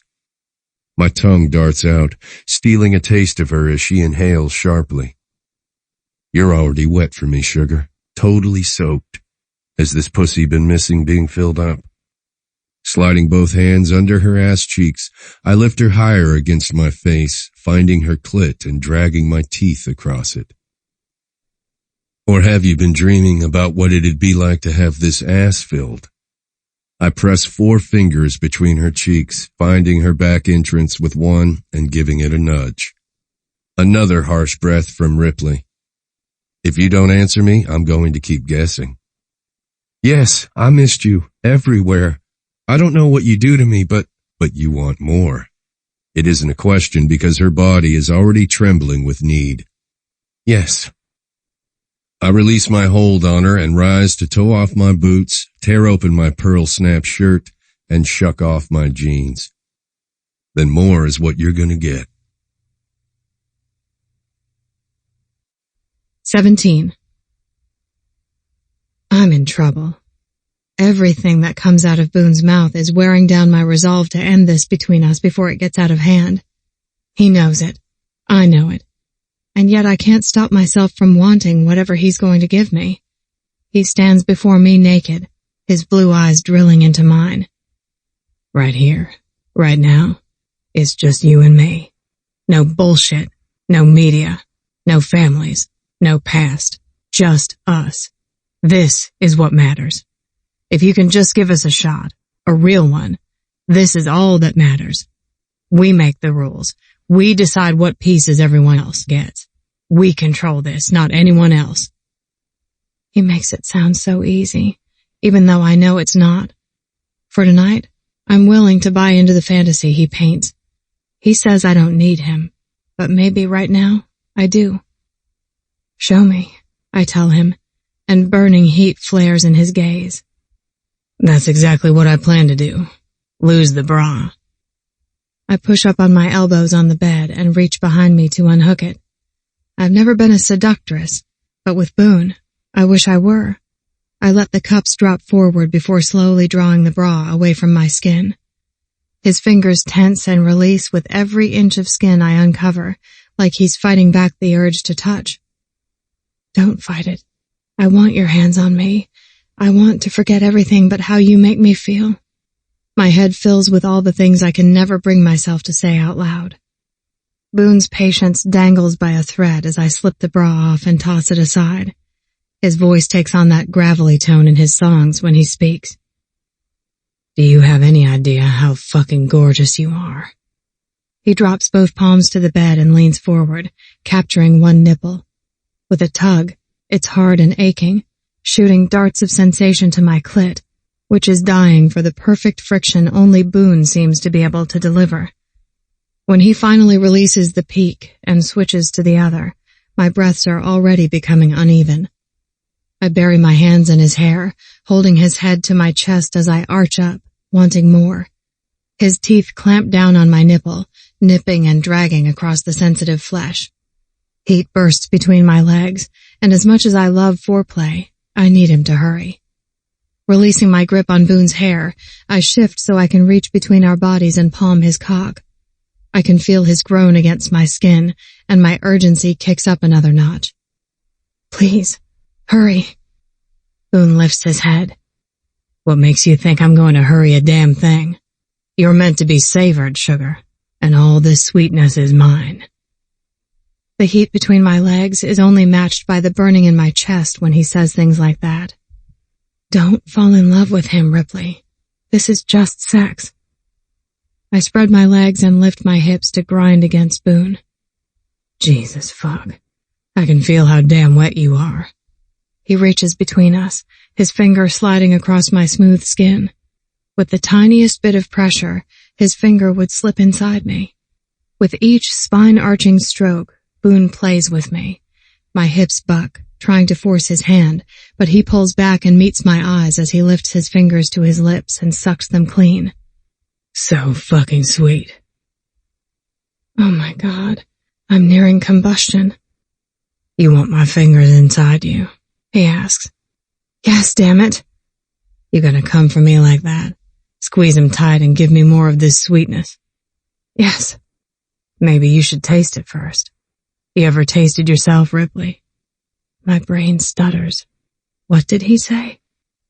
But I don't have time to think further because Boone's fingers dip between my legs, thrusting inside, giving me exactly what I want for a moment before drawing back and lifting them to my mouth to paint my lips with my own wet heat. Taste. At this point, I'm not sure if there's any order that could fall from Boone's lips that I wouldn't follow. I dart out my tongue and lick, but that's not enough for him. He pushes his fingers between my lips, and the musky, salty, sweet flavor hits. So fucking good. Boone draws his fingers from my mouth and sucks them off, and I don't know if I've ever seen anything so dirty yet insanely hot in my entire life. You like it? I'm on the verge of telling him I want to know how he tastes when his fingers thrust into me again, this time curving forward to hit my G-spot with each pass. I buck my hips, wanting what's already building. That's a good girl. Fuck those fingers. Take them just like you're going to take my cock. Boone palms my hip and squeezes, helping me lift and lower until a silent cry leaves my lips. Holy hell. The orgasm slams through me harder than ever before, and when my brain starts firing again, I have to wonder if it's the dirty talk that made it even more intense. I've never had someone speak to me like that, and it turned me on more than I ever thought possible. Apparently, Boone has a silver tongue in more than one respect. I hold in a giggle as he moves his hand once more, drawing out the remains of the hard and fast climax until I finally still. When my breathing loses its ragged edge, his eyes drill into mine. Do you trust me? That's a hell of a question to ask, and one that threatens to pull me out of this delicious haze. I could analyze it, but I don't want to. For once, I go with my gut, which says there's only one possible answer to that question anyway. Yes. Good. I'm gonna make you come harder than you ever have before. I'm about to tell him he's just done that, but Boone grips me by the hips and flips me over before my lips part. Boone's hand slides between my legs, cupping my pussy. I'm gonna fuck you hard, the way I've been dying to. With my slickness on his fingers once again, he brings them up to circle the previously untouched territory. And I'm gonna fill this tight little virgin asshole with my finger. Is it possible to spontaneously orgasm from just words? I don't know, but I think I just did. I fist the comforter on the bed, burying my face in it to quiet my moans. Let those out. I want to hear them. I want to hear every fucking sound you make while I stretch you out to take my cock. Your ass is mine, sugar. Oh, my God. Boone's touch disappears, and the next thing I hear is the sound of him rustling around in the nightstand. When he comes back, a cold drizzle of liquid hits the spot in question. Just a little lube. Before my brain has the chance to form any questions, Boone lifts my hips and strums my clit for a beat before driving inside my pussy, filling me with a single thrust. I scream out something that sounds like a mishmash of his name and fuck and oh my God, but the sound is lost to the slapping of his hips against mine as he pounds into me. Touch yourself. I want those fingers on your clit. Mine are about to be busy somewhere else. I do as he says because, duh, I like multiple orgasms, and the combination of pressure on my clit and Boone's cock inside me is a surefire way to achieve them. As soon as I move my hand, he presses against my ass with the pad of what I assume is his thumb, and my nerve endings go wild. Pressure, pressure, pressure, and then dark, dirty pleasure. Oh my God, oh my God! My entire vocabulary has shrunk to this one phrase because I can't seem to recall any other words. My cries grow louder as he begins to fuck my ass with his finger in time with his thrusts into my pussy. Soon my whispers turn to keening wails and then screams. My inner muscles clench as I throw my head back and forth. The orgasm barrels down on me, smashing through every obstacle. Oh my God! Blood thunders in my ears as my entire body convulses. I fall forward, but Boone is relentless. He reaches around and slaps his hand over my clit as he continues to power inside until I'm a sobbing, shaking mess. He climaxes with a roar and finally stills. Sweet fucking Christ. He presses his lips to my shoulder blade. You almost gave me a goddamn heart attack. From the furious hammering against my rib cage, he's not the only one. Likewise. Come on. What? No, I can't. Boone pulls out of me, no doubt with a mess, but he lifts me into his arms too quickly for me to do anything about it. Without turning the lights on, he gets us to the shower and flips on the water with one hand. When the steam is billowing, he carries me inside and sets me on my feet. The water washes over me in warm streams, and I don't have to move a muscle because Boone washes my body with a soft cloth, taking care to make sure he doesn't miss an inch. When he finishes, he speaks into the darkness. This is happening, Ripley. You and me. I won't give you up. I press both palms to his hard chest and allow myself to speak the truth. I'm not ready to give you up either. Boone whispers something that sounds like thank God and cups my face before taking my lips. 18. I wake to an empty bed. My first thought is, fuck, she bolted. I scared her off. I didn't go easy on her last night, physically or otherwise, but the sheets beside me aren't cold. They still hold the heat of Ripley's body. She hasn't gone far. I remember the last time I woke up to an empty bed and what happened next. I could handle a repeat of donuts and the kitchen table. When I roll out from under the covers, my feet hit the floor and I cross to the dresser for a pair of shorts. My first instinct is wrong, and I find the kitchen empty. Soft singing is coming from the living room, and it draws me forward. Ripley refills Esteban's food tray, but she turns and goes quiet when she hears me behind her. I'm guessing that bird's been getting one hell of a show for years now if you sing to him regularly, I say.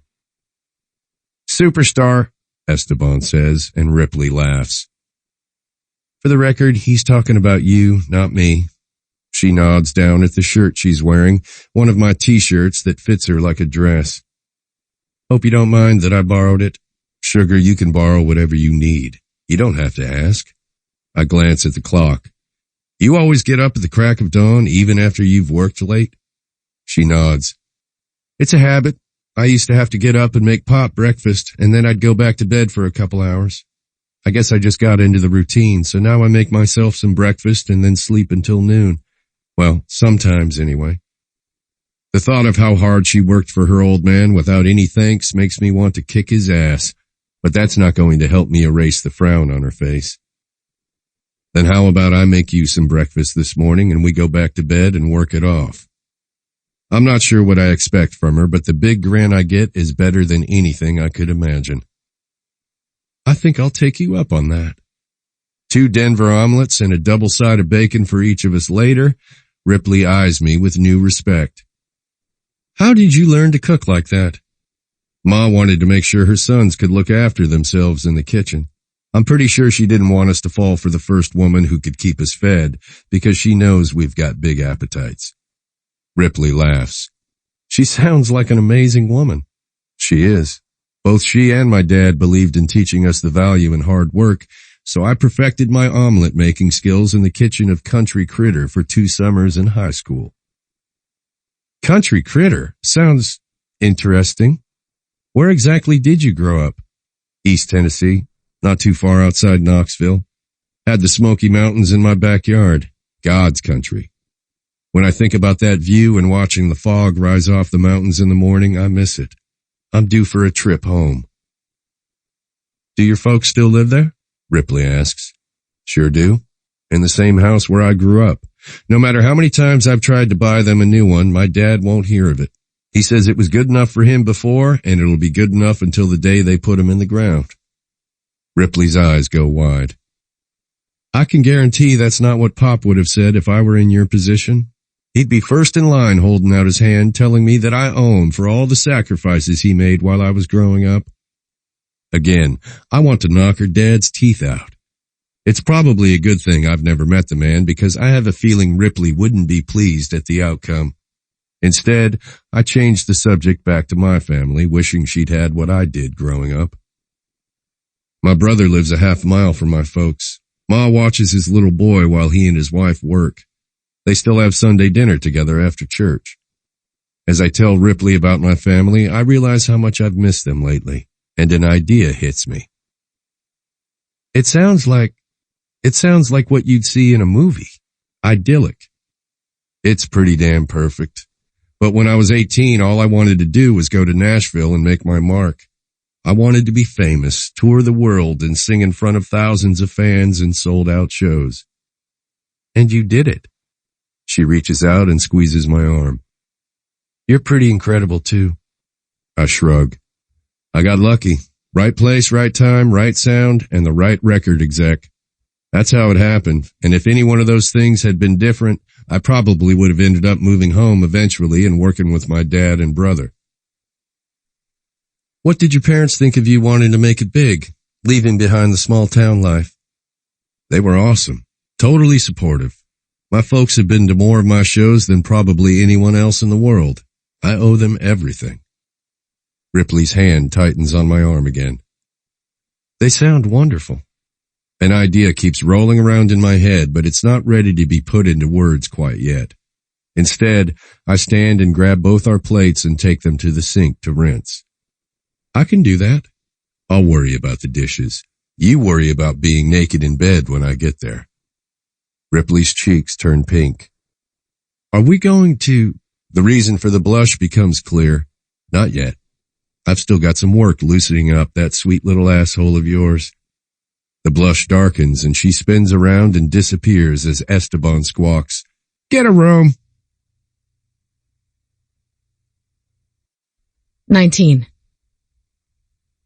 Oh my God. I feel like a broken record because I've said it so many times, but I can't help it. Boone does things to my body I never knew were possible. Round 3 in the books. My eyes drift closed. I'm going to take a quick nap, only a few minutes. He presses a kiss to my hair. Take all the time you need, sugar. When I open my eyes the next morning, the sun is sneaking through the curtains, and I feel like I've just woken from a coma. With my arms stretched above my head, I search the room but see no sign of Boone. There aren't any sounds coming from the bathroom either. I grab my jeans from the floor and pull them on, along with another one of Boone's t-shirts. I tie it in a knot at the side so it doesn't hang down to my knees. He's deceptively big. I don't know what it is about him, but you don't realize how massive he is until he's right up on you. The ache between my legs is another sign of what else is massive. Good God, if all those groupies knew what kind of equipment Boone is packing, he'd be even more overrun than he already is. A flash of possessiveness streaks through me at the thought of anyone else knowing what I know. He's not yours, Ripley. Calm down. Another part of me disputes that because he could be. All I have to do is say yes. I shove those thoughts aside and make my way out of the bedroom to wander the house in search of Boone. The kitchen and living area are empty. I don't see him on the back deck. His truck and his 442 are in the garage, so I know he has to be around somewhere. Part of me doesn't want to snoop in other places, but when I hear the muffled sound of a guitar drifting up the wide stairs leading into the basement, I follow it. I make my way down the stairs and realize the basement is just as big as the first floor of the house, which is built into a big hill. 4 sets of sliding glass doors run along the back, leading out to a terrace where he set up all the targets for me the other day. The sound of the guitar grows slightly, but it's still much quieter than I would expect. As I make my way down a hall to peer through thick windows, I finally find the source of the sound. Holy shit. Boone has his own recording studio. His back is to me, and the headphones he'd wear if he were recording are hooked on a stand. This close, I can hear more of the sound coming through the mostly soundproof walls, and it's like nothing I've ever heard from him before. He pauses and pulls a pencil from behind his ear. From the hunched set of his shoulders, I assume he's writing lyrics down. Something akin to awe sweeps over me when it sets in that he's writing a song. Probably something that's going to be played on 1 million radios and in dozens of stadiums. Amazing. Seriously amazing. And that thought is followed by, this could be me someday. Is that what I want? I've barely had time to consider the question and what the consequences would be if I decided to take the leap.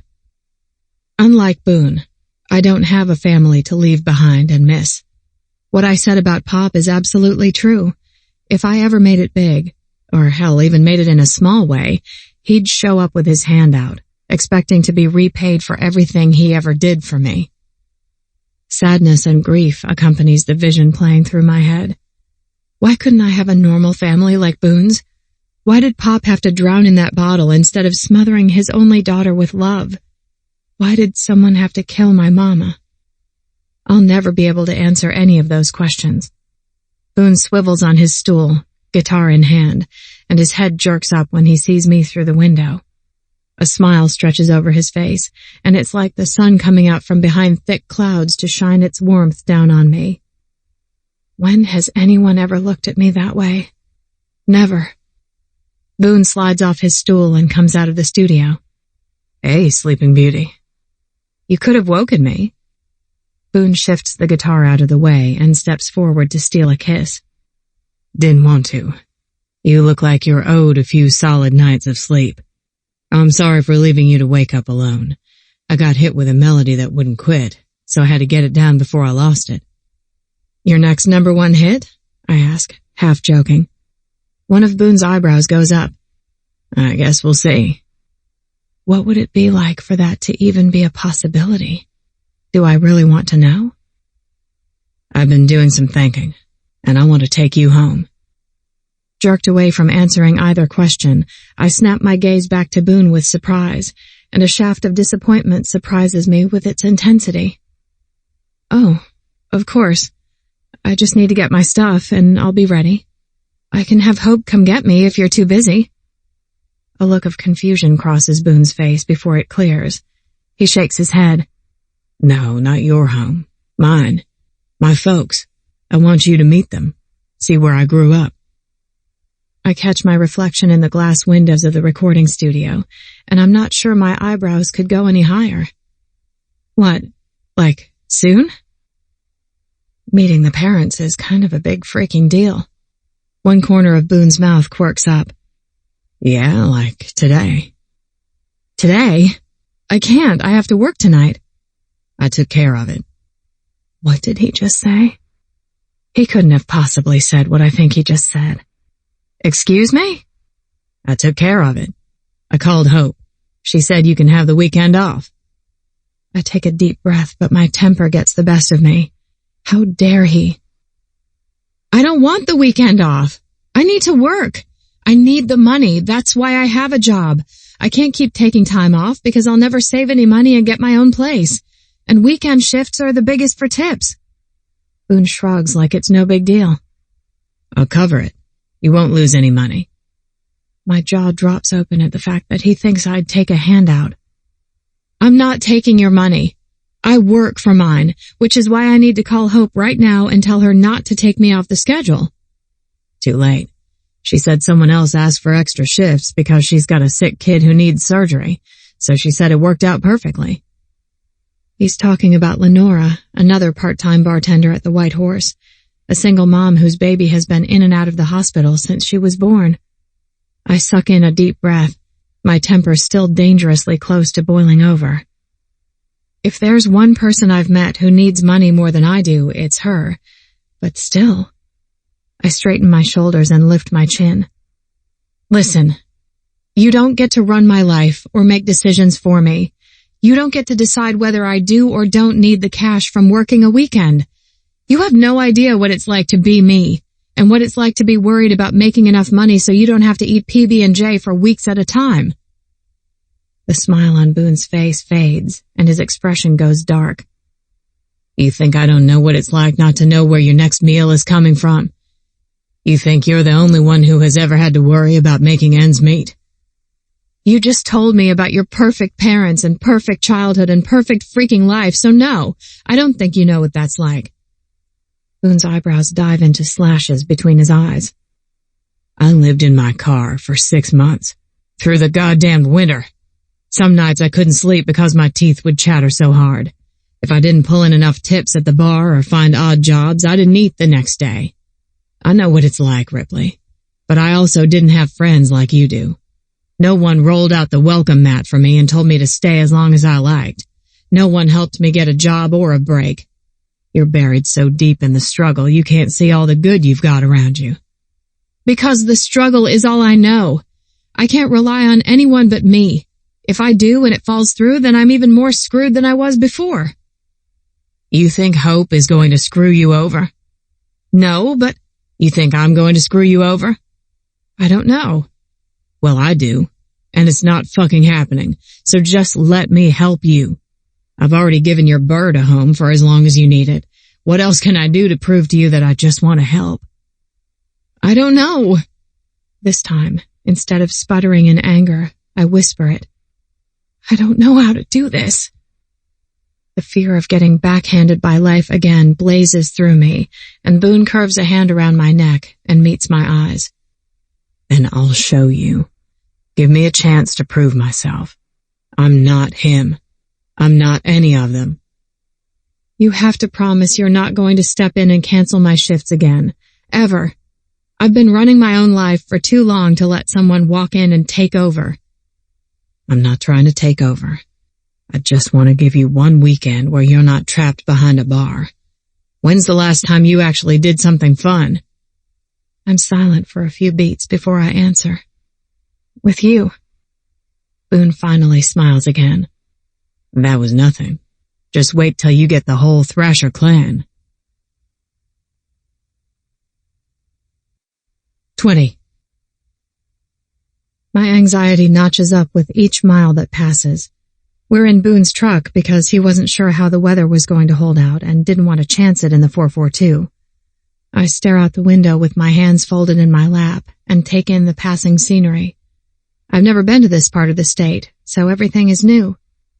Actually, I've never been much of anywhere. To Memphis once with Hope so we could see Graceland. I'm knocking on the door to 30 years old, and I've never left the state of Tennessee. What would Boone say if he knew that? He's probably been to almost every state in the Union and tons of foreign countries. Places I can only dream about visiting, if I stay my course and don't seriously consider what could happen if I tried to make a go of it in the music industry. You're awfully quiet, he says. I look across the cab of the truck and find him studying me. Just taking in the scenery. Nervous. To meet his entire family? Is he insane? Obviously I'm nervous. Yep. They're good people. You've got nothing to worry about. Ma will love you. I already know that. How? I turn in my seat to face him. Boone shrugs. I just do. Did she like Amber? I don't know why I asked the question, but it's out and I can't take it back. Boone inhales and slowly releases a long breath. No, she didn't. They saw it way before I did. This time I'm studying him as he fixes his eyes on the road in front of us. Saw what? That Amber didn't want me for me, only for what being with me would do for her. She said all the things I wanted to hear, but I was too blind to see it was all bullshit. He glances at me.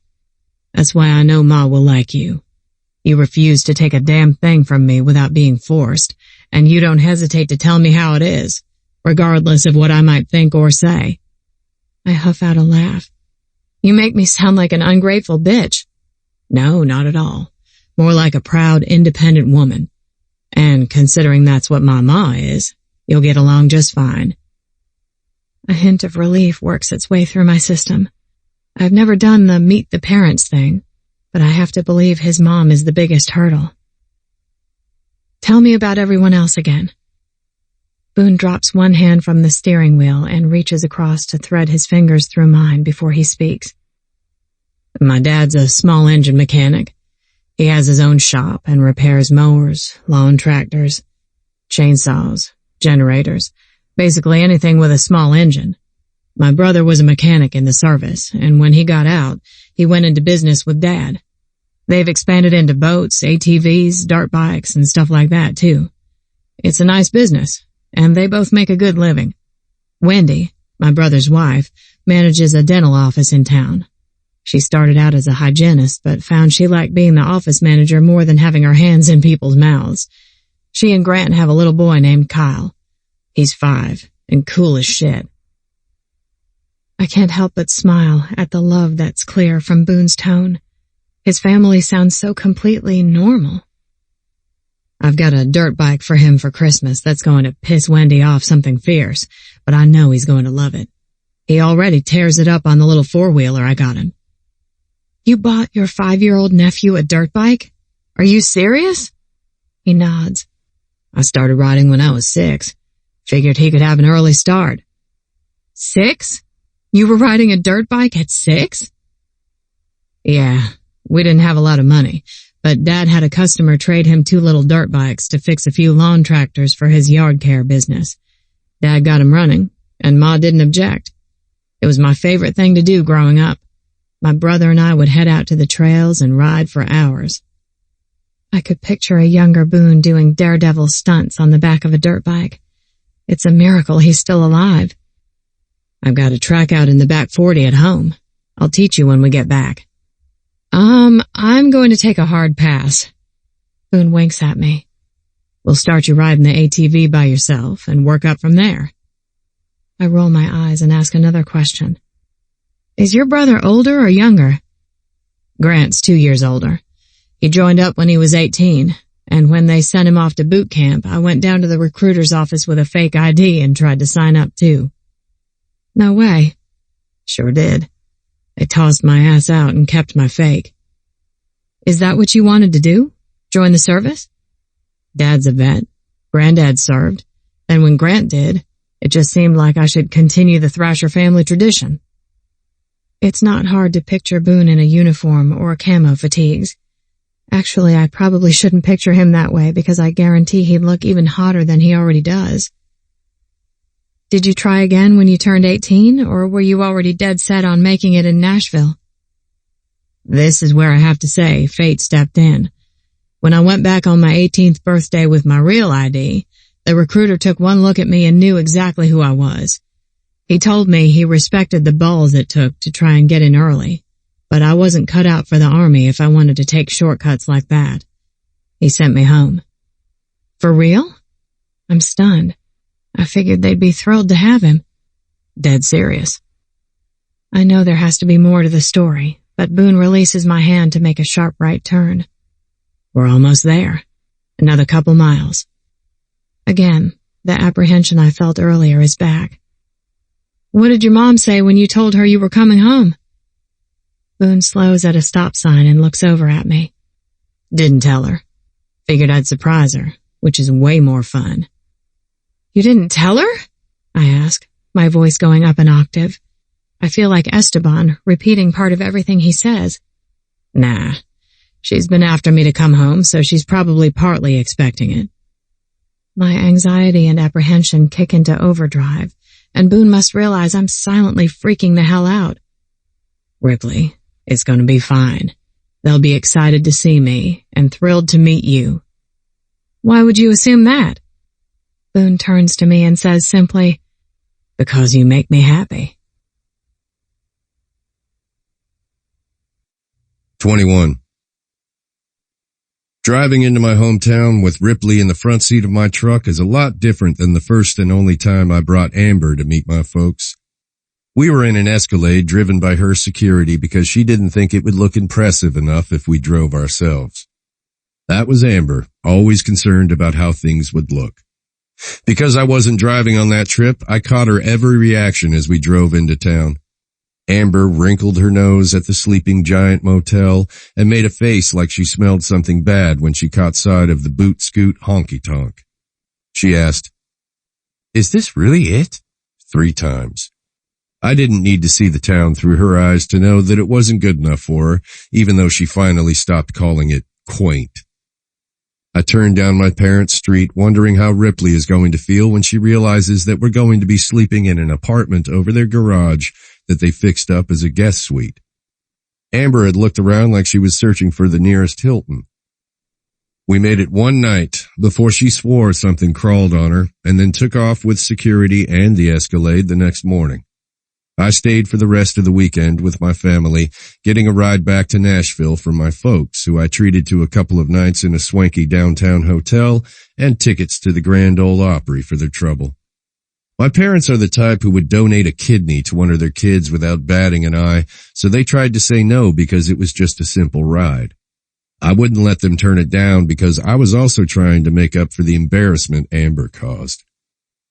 She'd picked at Ma's cooking, asking if she had vegetarian options, even though I'd seen her eat meat before. It was a train wreck. When I confronted Amber about it a few days later, she gave me some story about being so nervous and begged me to forgive her. She went on and on about how loving my family was and how sweet they'd been to her, and even though it burned, I let it slide. I let way too many things slide with her. I was such an idiot.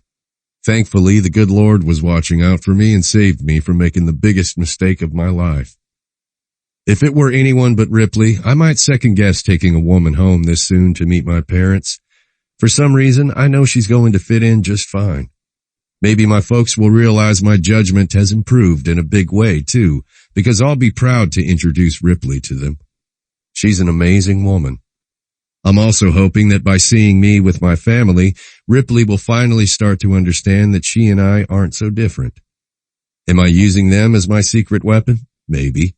But to get Ripley to give me a real shot, I'll do whatever it takes. Here we are. I turned down the gravel drive with a white mailbox and a split-rail fence. Just beyond the giant birch trees sits my parents' white farmhouse and barn-sized garage. Ma's mums are in bloom on the porch, and an American flag flies from the pole above the black and white POW MIA flag. "It's so perfect," Ripley whispers, glancing over at me. You really grew up here? I nod. Sure did. My parents have lived here for over 30 years. Wow. Her tone carries a hint of wonder, reaffirming everything I expected. The front door flies open and a mutt comes running out, barking his fool head off. I pull up a couple of feet and park behind my dad's truck. It's 5:30 on Friday, which means he just got home from work and dinner will be on the table by 6. They have a dog. The excitement in Ripley's voice takes me by surprise. I had no idea she liked dogs. They've always had at least one. This is Buford. He's 100% Heinz 57. When Ripley blinks at me in confusion, I explain. He's a mutt, adopted from the pound before they could put him down. Can I pet him? I've always wanted a dog, but it wasn't in the cards. Damn, now I want to give her a whole damn litter of puppies just to see how she'd light up. Go on ahead, he's plenty friendly. I'll get your door. I climb out of the truck, give Buford a rub down and a pat on the side, and come around to let Ripley out. Once I've got her door open, Ma calls from the front porch. It's about time, young man. I'll put a couple extra plates on for dinner. Ma doesn't sound surprised in the least to see me standing in the driveway.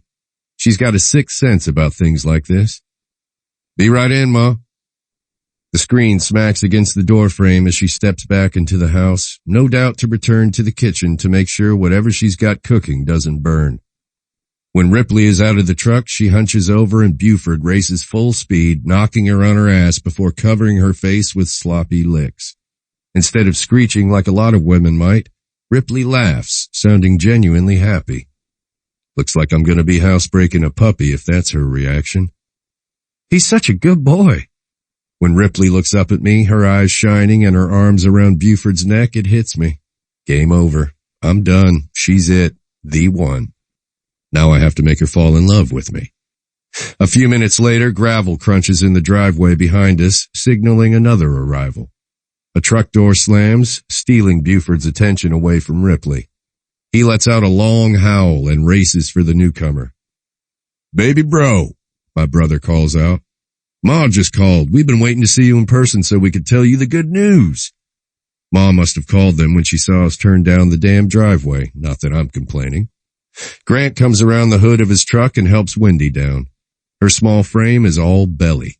She looks like she's about to pop, but I'm pretty sure she's only 5 months along or so.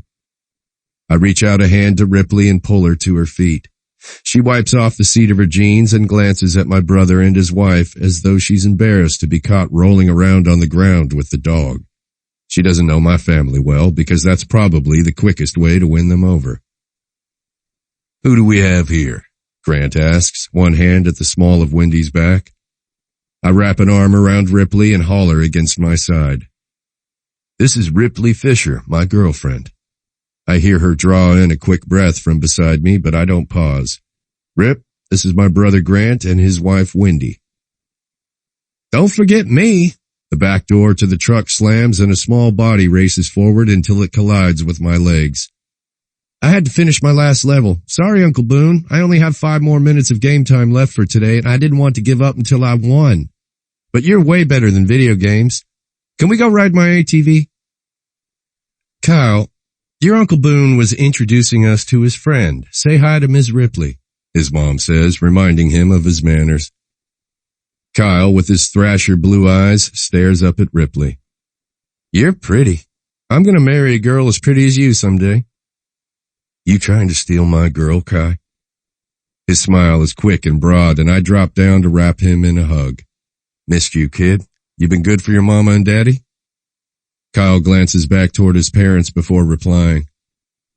I kinda caught the yard on fire last week and Mama yelled a lot. My gaze cuts to my brother. What the hell happened? You can't say hell, Uncle Boone. You know Lala doesn't like it when you cuss.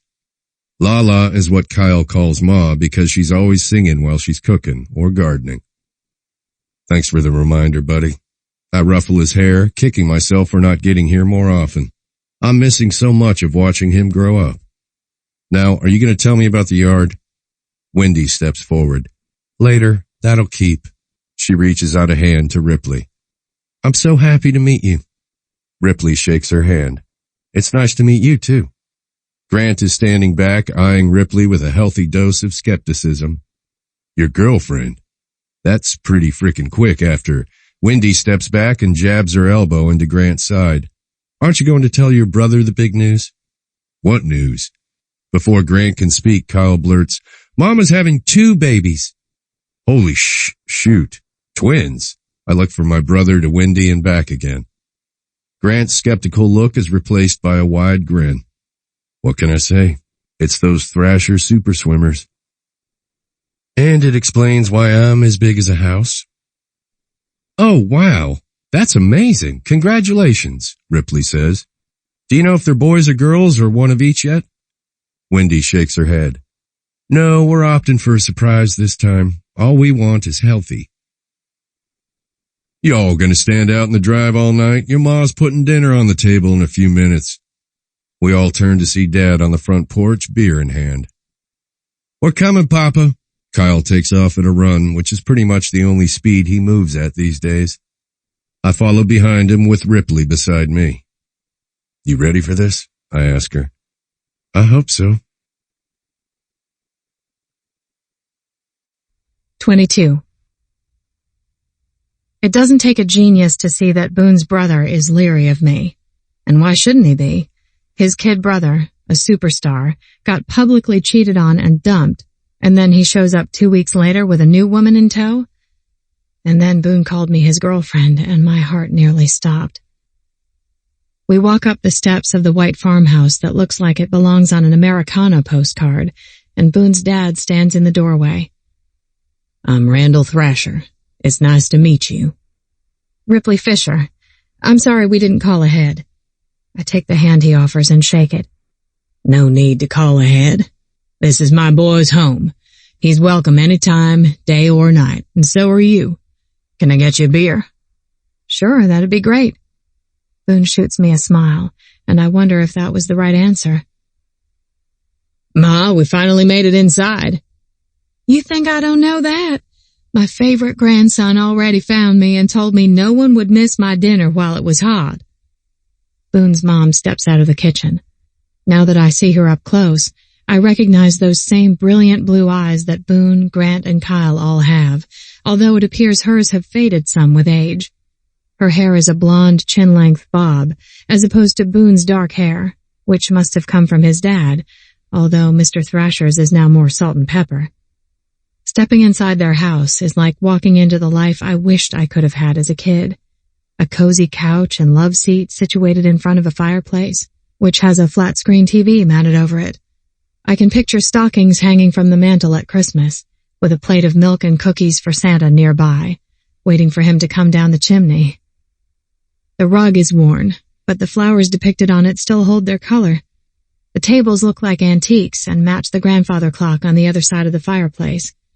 The living room opens into a dining room, and the big table is set with enough plates for the whole family, and me. Mr. Thrasher disappears into the kitchen and returns with 3 beers for us, and a Sprite that he hands to Wendy with a kiss to her cheek. You look beautiful, girl. Make sure my boy keeps you smiling like that. From the way Wendy's lips curve, I'm sure this isn't the first time Mr. Thrasher has said something to that effect. Kyle comes running out of the kitchen with a red Kool-Aid mustache. Lala says the veggies aren't done yet. 5 more minutes. I'm going to help finish setting the table. Mr. Thrasher hands out the bottles to the rest of us and ruffles the boy's hair before Kyle darts off again. Everything about this house and the people in it screams family. Something I haven't had in a really long time, or maybe ever. Thank you, sir. Mr. Thrasher smiles at me as I take a long draw of my beer. So, Ripley Fisher, tell us about yourself. How'd you meet my son? I swallow and fight the urge to bite my lip. I'm sure hearing that I'm a bartender and I met Boone when he came into my bar isn't going to win them over. A worse thought occurs to me. What if they think I'm some kind of gold digger? Boone answers for me. Ripley's been running her family's bar, and doing a damn good job of it, too. I was lucky enough to meet her when Zane Frisco dragged me there one night. I keep forgetting that I need to thank him for that. His arm slips around my waist, and his hand squeezes my hip. Mr. Thrasher's eyebrows go up.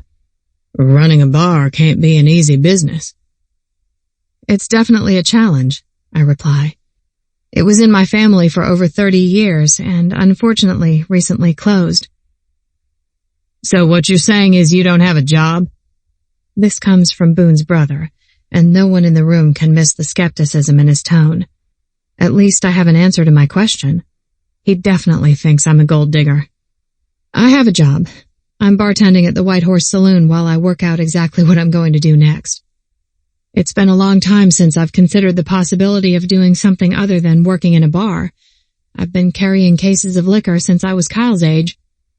Wendy jabs Grant in the side again, and I highly doubt he and I are going to be friends. I can't blame him, though. He's just looking out for his little brother. Wow, that sounds like an interesting way to grow up, Wendy says to cover the awkwardness of the moment. I had the boys working around the shop when they were growing up, too. And let me tell you, Boone here is lucky he survived with all his fingers, for as much as I had to holler at him for messing with stuff. We're saved from any more awkward small talk when Boone's mom walks out of the kitchen and into the dining room with a steaming casserole dish. Come on, y'all. I'm not letting my scalloped potatoes get cold for anyone. Kyle follows her with a basket covered in a towel and sets it on the table. I'll get the ham, Susie Q. Boone's dad heads for the dining room to set down his beer before disappearing into the kitchen. Is there anything we can help with? I ask Boone. Ma would whip my ass if I let you lift a finger this time. You're a guest. You'll have to wait until next time to lend a hand. She's got rules. And those rules exempt pregnant women from doing anything more than enjoying her amazing cooking, Wendy says with a smile. Come on, you're not going to want to miss this. I swear she sprinkles crack on the food, because no matter how close I follow her recipes, mine never taste as good. Come on, baby. You know I said your meatloaf was just as good as Ma's, Grant says to his wife as he walks into the dining room with us. Hush your mouth. You don't want your mama to overhear that. Too late, sweet boy, but you're lucky I love you, or there'd be no more meatloaf for you.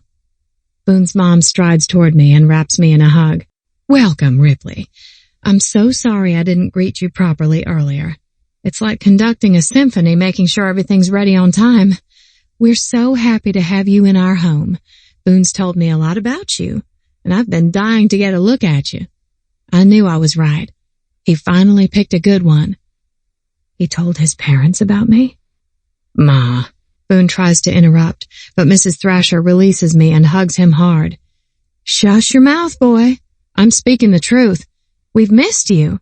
We're coming up to Nashville soon. Your daddy promised me a night out on the town, and it's time to pay up. Anytime you want, Ma. You know my door is always open, or I'll get you a hotel if you want to stay in town. I've told you 1,000,000 times I'm fine with staying at the Holiday Inn. It's plenty fancy enough for us. Don't you dare stay at the Holiday Inn, Ma. You deserve the best I can give you, since that's what you always gave me. My heart plops into a big sloppy puddle on the floor. Boone is a mama's boy, and it's the sweetest thing I've ever seen. Sit down and eat. My ham will get cold if I take the time to argue with you about this nonsense. We sit down at the table, with Mr. Thrasher at the head and Mrs. Thrasher at the foot near the kitchen. Everyone joins hands as Boone's dad leads us in a prayer. By the time his mom serves dessert, it's official. I've completely fallen in love with Boone's family. Well, most of them. 23. I could wring my brother's neck, just hard enough not to kill him. It's clear he's not sure about Ripley and doesn't like how fast things have moved with us. But that's too damn bad. There's one thing I know about Ripley now. If I give her too much time to think, she'll talk herself out of giving me a shot, and I'll lose my chance forever. I'm not about to let that happen. Your brother hates me, Ripley says as I close the door to the garage apartment. He doesn't hate you. I drop our bags on the bench at the end of the bed. If looks could kill, you'd be picking my body bag up off the living room floor. The very thought of Ripley in a body bag makes my stomach turn, threatening the ham and scalloped potatoes I ate for dinner. Don't say that. He's just looking out for me. Was he the same way with Amber? She asks. I hate to admit it because I know Ripley's going to draw some sort of conclusion from it, but it's going to be the wrong one. But still, I can't lie. He didn't like Amber. He only met her twice, and both times she didn't give him a whole lot to like. I promise he won't be like that with you. He's in protective older brother mode right now. I think it's easy for him to forget I'm 32 years old and totally capable of making my own decisions. He thinks you're making a mistake with me, that you shouldn't have gotten involved with someone else so quickly. I can't say I disagree with him, Boone. I was supposed to be the rebound, but you didn't follow the rules. I'll tell him the same thing I'm about to tell you. It doesn't matter how much time there was between, because it was pretty fucking apparent once I got my head out of my ass that I was dead wrong about Amber. I wanted the line of bullshit she sold me, and I was too fucking blind to realize that's exactly what it was. Bullshit. What if I can't give you what you want? I don't know how to do this. Ripley waves toward the house as she keeps going. You have a perfect family. A mom and dad who love each other and care about you. A brother who would kill someone for you. A sister-in-law who isn't a bitch, and a nephew who's as sweet as can be. They even have the perfect dog. So, what the hell does that matter? You know what I had? A murdered mother who slept around to try to escape her reality of being married to an asshole drunk who didn't have a problem showing her and me the back of his hand whenever he felt like it. Oh, and don't forget a lying, freeloading bitch of a cousin and an aunt I haven't seen in close to 20 years. That doesn't mean shit, Ripley. You're loyal and kind, won't accept help unless you're forced, and I'm pretty fucking sure you wouldn't hesitate to throw yourself on a grenade if it meant it would save someone you love. She goes quiet and a rough breath leaves her lungs. But that doesn't mean I know how to be part of something. I know your brother is just looking out for you, but maybe he's right. Maybe you do need more time before you figure out what you want. I close the gap between us and yank her against me. I don't need time to know that you're not like any woman I've ever met before, and everything you are is everything I want. Don't try to push me away just because you're scared of what's happening here. I'm not scared. I look her in the eye. Sugar, you're fucking terrified. I lift a hand to skim along her cheek. You told me that girls like you don't get a happily ever after, and I told you I was going to prove you wrong. I'm a man of my word. I'm done asking you to give me a shot. I'm taking it because I know I can make you happy. I can give you everything you've been afraid to want. You want front porch swings and little dark-haired babies? I'm the man who's going to give them to you. Do you understand me, Ripley? I'm not fucking around. You want a recording contract with a big label and a splashy tour? Then we'll make it happen, and we'll conquer it together. You've never been part of a team before, and it's time you understood what that's like. It's too much, too fast. I don't know if I can do this. Sugar, all you have to do is try. 24. Boone is slaying me one word at a time. I'm terrified that I'll fall for the picture he's painting, and I'll wake up and find out that it's all a dream, or a nightmare. Instead of giving him the answer he wants to hear, I crush my mouth to his. You're not going to distract me, he says on a ragged breath as he pulls away. Then consider this me trying. Boone groans and curses. Fuck, I want you. But damn it, I've never had sex at my folks' house. His admission shocks me. Are you serious? I respected them too much. Besides, I had my truck, and that worked fine. Now I'm trying to picture a younger Boone and what he must have been like. Cocky, arrogant, and probably the hottest guy in school. You were a total player, weren't you? Now, what makes you automatically assume that? How could you not be? Boone laughs. As much as I love your vote of confidence, Sugar, I wasn't always a stud. Right, superstar, I don't believe it. I'm sliding back into normal, not-so-freaked-out territory. My folks didn't have money. My truck was pieced together from the salvage yard. It was 3 different colors until I could save up the money to paint it myself in the auto body class. and I had to carry an extra quart of oil around with me just in case it burned it all. I wasn't anything special. There were plenty of girls that wouldn't look twice at me because I didn't live up to their standards. Hey, you got one up on me. I didn't even have a car in high school, and I bet you anything those girls are kicking themselves hard now. Boone chuckles. A few of them managed to get meet and greet passes and tried to hook up with me after a concert. I hope you shut them down hard. What do you think? I think you definitely did. My hand skims down his t-shirt to trail over the waistband of his jeans. Speaking of hard, let's just put this on the table. I know you're distracting me, and we both know you're damn good at it, but this conversation isn't over. We're going to come back to this, and you're going to tell me you understand where we're going, and you're on board with it. There's plenty of time to talk about that later. My voice has taken on a husky tone, and I reach for the button of Boone's fly. Right now, I'd rather make you come. With a flick of my wrist, I pop the button and tug down the zipper. He groans when my hand closes around his cock. So, are we going to go for a ride in your truck? Or are you finally going to man up and bang a girl at your parents' house? I can't help but giggle as I say it. Although you should know, I'm not opposed to the truck. Oh, I'll definitely have you in my truck one of these days. Don't you doubt it for a second.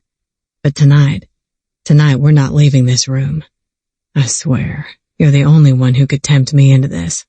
You're a dangerous woman. I squeeze him a little tighter. You're only saying that because my hand is wrapped around your dick. Boone catches my hand and squeezes it tighter. Nah. You won't break me, sugar. Feel free to get a little rough. An impulse slams into me, surprising me enough to have me stumbling over my next move. I want him in my mouth. I want to drive him so crazy he can't remember his own name. I want him never to forget this night or me. I'm not the kind of girl who gets to her knees for a man, but with Boone, something's different. Maybe it's the fact that he's never asked me. Never even brought it up. Or maybe it's because he's gone down on me multiple times, never expecting anything in return. Whatever it is, I want this. I slide to my knees, ready to break a long-term ban on giving head, but Boone grabs me by the elbows and hauls me up. I don't want you on your knees. I want that pussy on my face. Heat pulses between my legs. Okay. Atta girl. He kicks off his jeans before stripping off mine and tipping us both backward onto the bed. I land on top of him. First, give me this mouth. I can never get enough of this mouth. I was trying to... Shush. His lips capture mine and I lose myself in the kiss.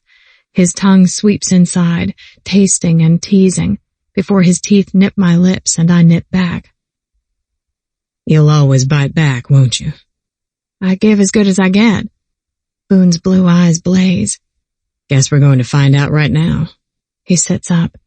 Spin around and give me that sweet pussy. Oh God. 69.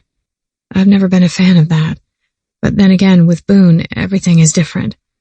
I guess I don't have to worry about putting my ass in his face since he's already laid claim to it. I'm going for it. With a smirk and zero shame, I shift into place, my legs spread over Boone's face, and he wastes no time gripping my ass and pulling me closer.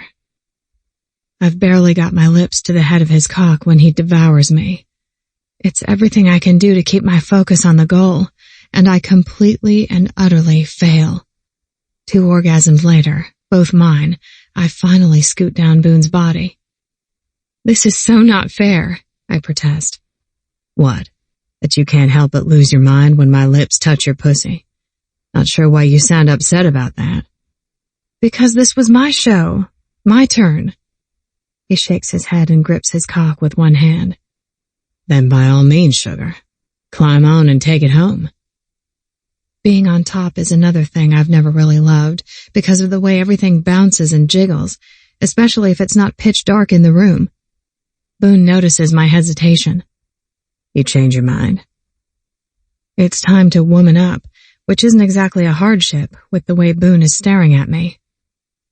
Things jiggle when I'm on top, I confess. Boone's eyebrows go up. And thank fuck for that. Do you have any idea how sexy you are when those sweet tits are bouncing? God, I'm halfway ready to come just thinking about it. And being able to get my mouth on them while you ride me. Shit. I'm gonna have to fight to make it last. And when I get my hands on that luscious ass of yours. He groans. I'm a goner.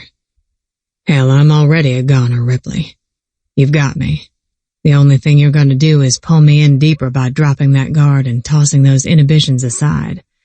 Can you do that? When he puts it like that. Yeah, I can. I situate myself on top of Boone and do exactly that. 25. When I decided to make the impromptu trip home with Ripley, I totally forgot the rodeo was Saturday night.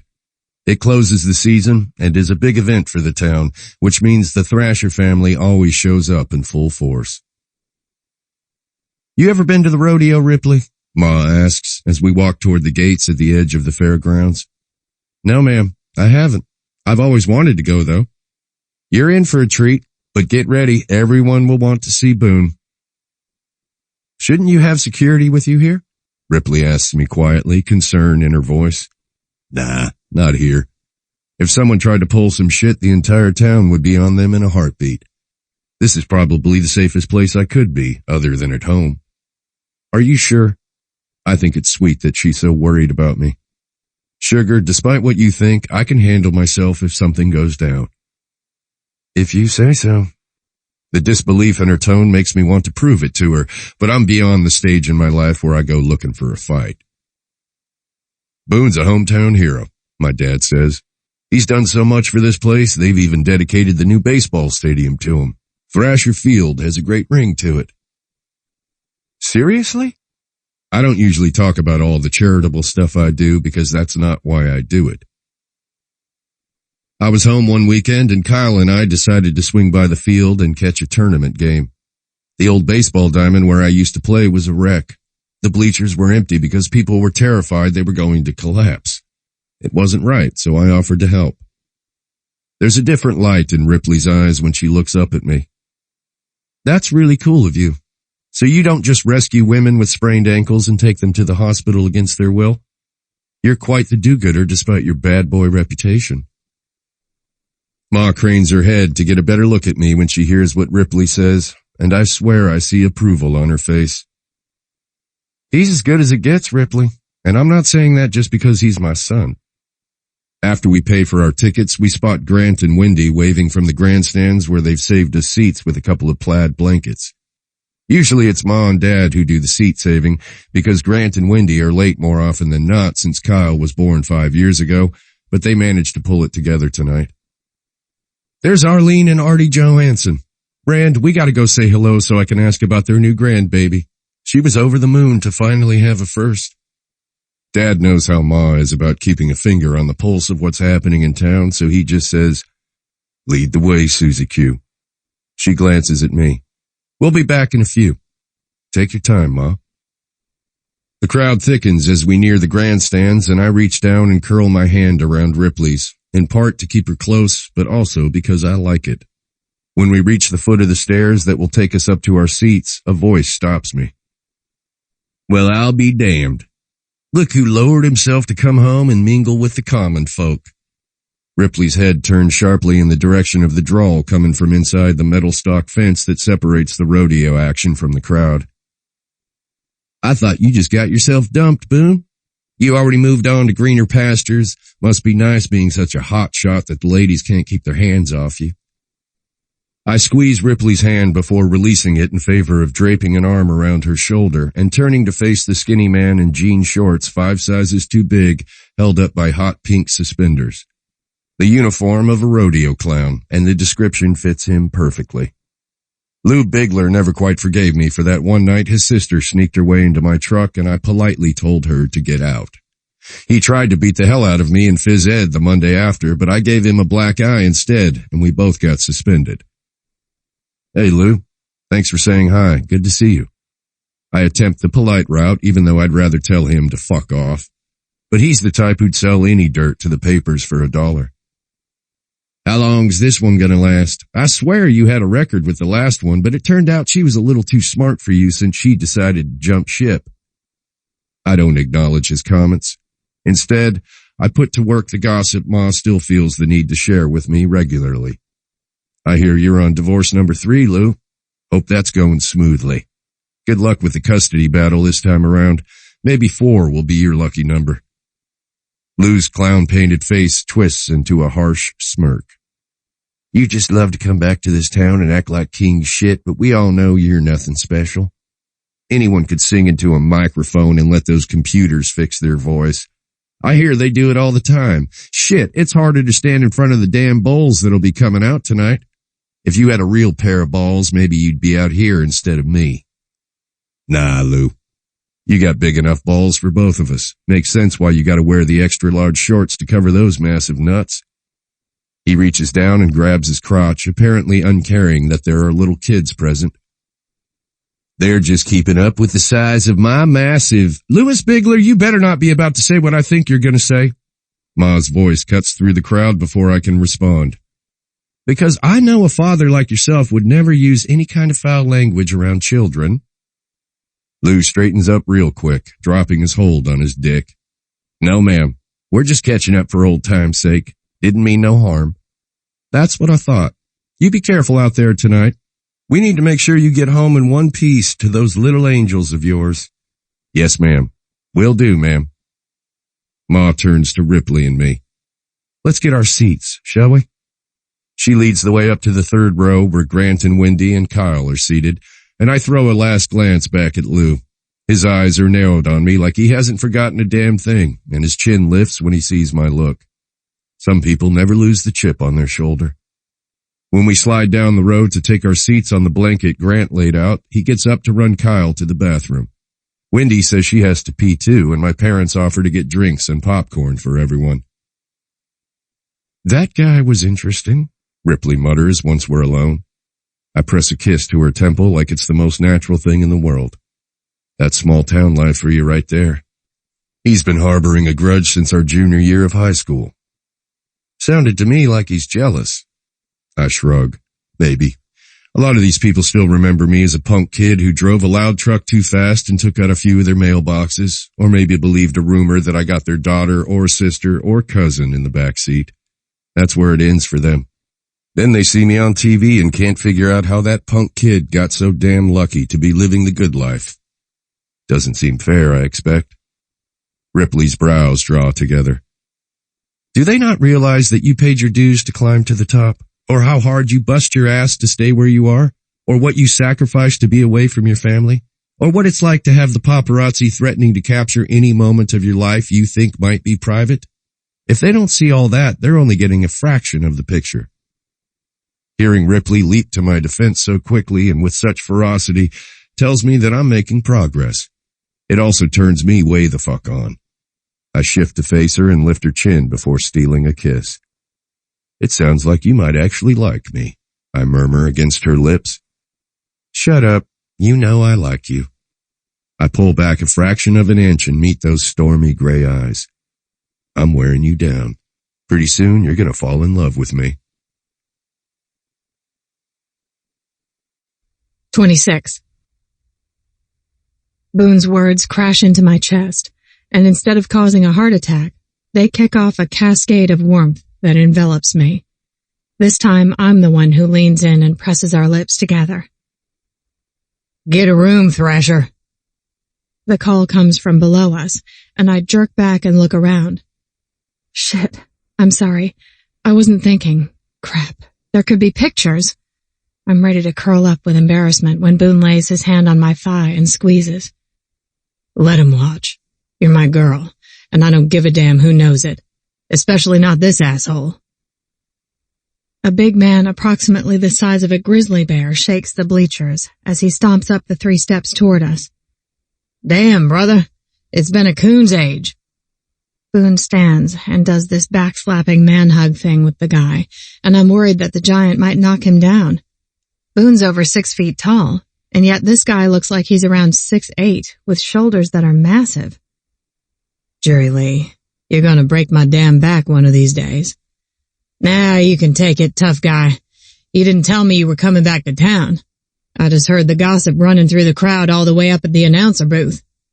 He finally glances over at me. You're a sweet little thing, aren't you?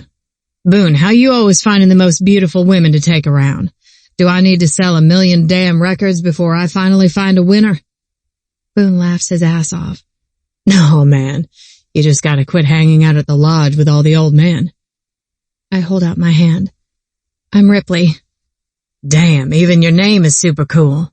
I swear this joker gets all the luck. You another country star, sweetness? Those lips and eyes could sell me a record without even hearing your voice. Hey now, reel it in. I'm not letting you put the moves on my girl right in front of me. From his tone, I can tell Boone is joking, but also that his buddy likes the idea that he could put the moves on me, and Boone does it to puff up his ego. I've seen plenty of male posturing and weird behavior in the bar, so this isn't exactly new territory for me. I'm a bartender, I say. I don't know about a record, but I could sell the crap out of some Jack and Coke. Shit. I guess I need to start spending a lot more time in bars.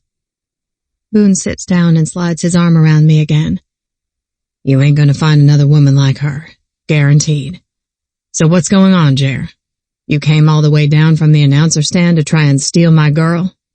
Because I'm not letting you snake this one like you did Cindy Hooper. You're never gonna let me live that down, are you? Hell no. Jerry Lee shrugs and looks at me. Cindy Hooper was the head cheerleader, and Boone here thought he had her in the bag. Turns out, he counted on that one too quick. Asshole. Ah, like you care. You've obviously upgraded, and Cindy's married to a garbage man in Chattahoochee. I think things turned out for the best. Besides, that's not why I came down here. When I heard you were in town and visiting our fine little rodeo, I knew I had to ask you to do the honors. What honors? I ask. Sing the national anthem, of course. He looks at Boone expectantly. What do you say, man? Give the town a show? I'm not here to attract attention, Jer. I wanted Rip to meet my folks and have a fun weekend. You're about as good at laying low as I am at getting dates. Look around. Everyone's already talking about y'all. Might as well give 'em a show. Boone looks to me. You mind? Me? No, of course not. I'm shocked he'd even ask, and then I remember he was used to being with Amber Fleet. One guest says she was a diva who didn't like having him take the spotlight off her. Go do your thing. Give them all something to talk about in church tomorrow. Besides, you can show that asshole Lou that you don't need auto-tune. I shoot him a wink. A smile stretches over Boone's face. You're so goddamn perfect. It's almost scary. So that's a yes? Jerry Lee asks. That's a yes. Hot damn. This'll get the rodeo on the front page for sure now. We've been trying to beat out the Garden Club's annual election, and this seals it. Come on down with me and I'll get you set up. Boone stands up and looks around. His parents, brother, sister-in-law, and nephew are all still gone. I can read the hesitation on his face. Go, it's fine. I'm a big girl. They'll be back in a few. I'll hold down the fort. Go give him a show, superstar. Boone leans down and wraps a hand around my neck before pressing a hard kiss to my lips. I'll be back soon. He follows Jerry Lee down the bleachers, and I'm left alone with the blankets. Well, I'll be damned. I never thought I'd see the day when Boone Thrasher finally found himself a keeper. I turn around to see an older woman, probably about Boone's mom's age, with her arms crossed and an aluminum Budweiser bottle hanging from between her fingertips. Excuse me? Trudy Miles, Boone's unofficial godmother. But damned if that boy was going to notice me tonight when he doesn't have eyes for anyone but you. And you don't seem to have nearly as big a stick up your ass like the last one. Trudy, you keep your tongue in your head. Boone's mom stops beside me, her arms full of 3 bags of popcorn. Where the heck did that boy get off to, leaving you all alone? He went to sing the national anthem, ma'am. She even calls you ma'am, Susie. How precious. You better tell that boy to keep this one. She doesn't seem like a bitch. I'm officially in the twilight zone, caught between two ladies who clearly have a lot of history, and I'm fresh out of words. As long as Boone likes her, we're happy for him. It's not exactly a ringing endorsement from Mrs. Thrasher. She takes a seat, and Boone's dad comes up the steps with 4 Bud Lights. Where the hell did Boone go? National anthem, his mom says, repeating the answer I gave her. Really? I'm surprised. He didn't want to last time. Well, we all know why that was. It has to be because of Amber. I want to ask, but it's not my place. Mr. Thrasher hands me a Bud Light. Knew that girl was a diva from the minute they pulled up, and she screamed and practically climbed Boone to get away from Buford. Oh, shush. She's in the past, and we can all be happy about it, but we don't need to bring her up every 5 minutes. We don't want to make Ripley uncomfortable. It's fine, I say.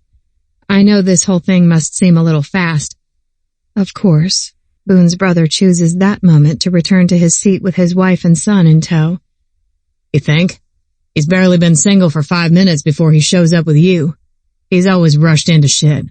Remember when he used his fake ID at the Army recruiter's office? Boone's dad speaks up. I rushed your ma. Proposed on the 2nd date. Took me until the 5th to get her to say yes. Ain't nothing wrong with going after what you want. Still, I think he needs some time to sort his shit out. I don't know what possesses me to add my 2 cents to a conversation that clearly doesn't need my input, but I do anyway. Boone seems to know his own mind. Grant's skeptical gaze skewers me. If he does, then you certainly won the jackpot in the lottery of life. He better get a damn prenup. Even though I should expect it, the venom in his words catches me off guard. Are you serious? You think I'm trying to hook up with him for his money?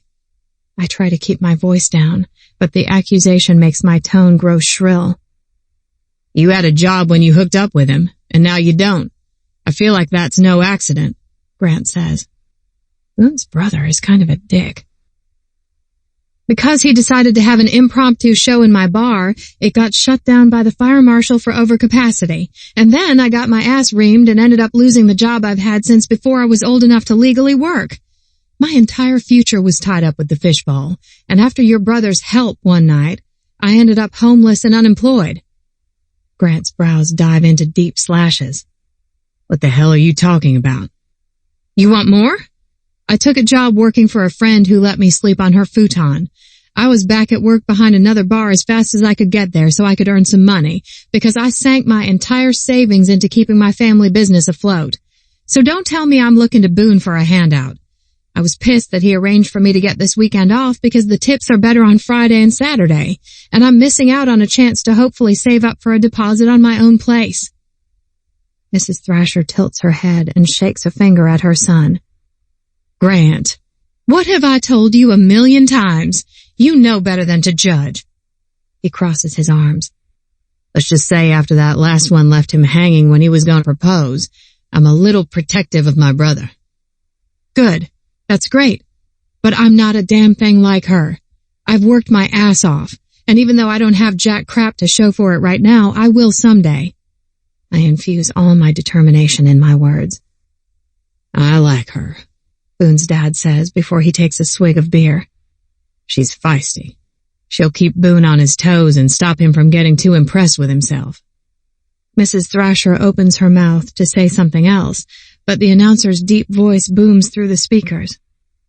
You all ready for a rodeo tonight? The crowd cheers in response.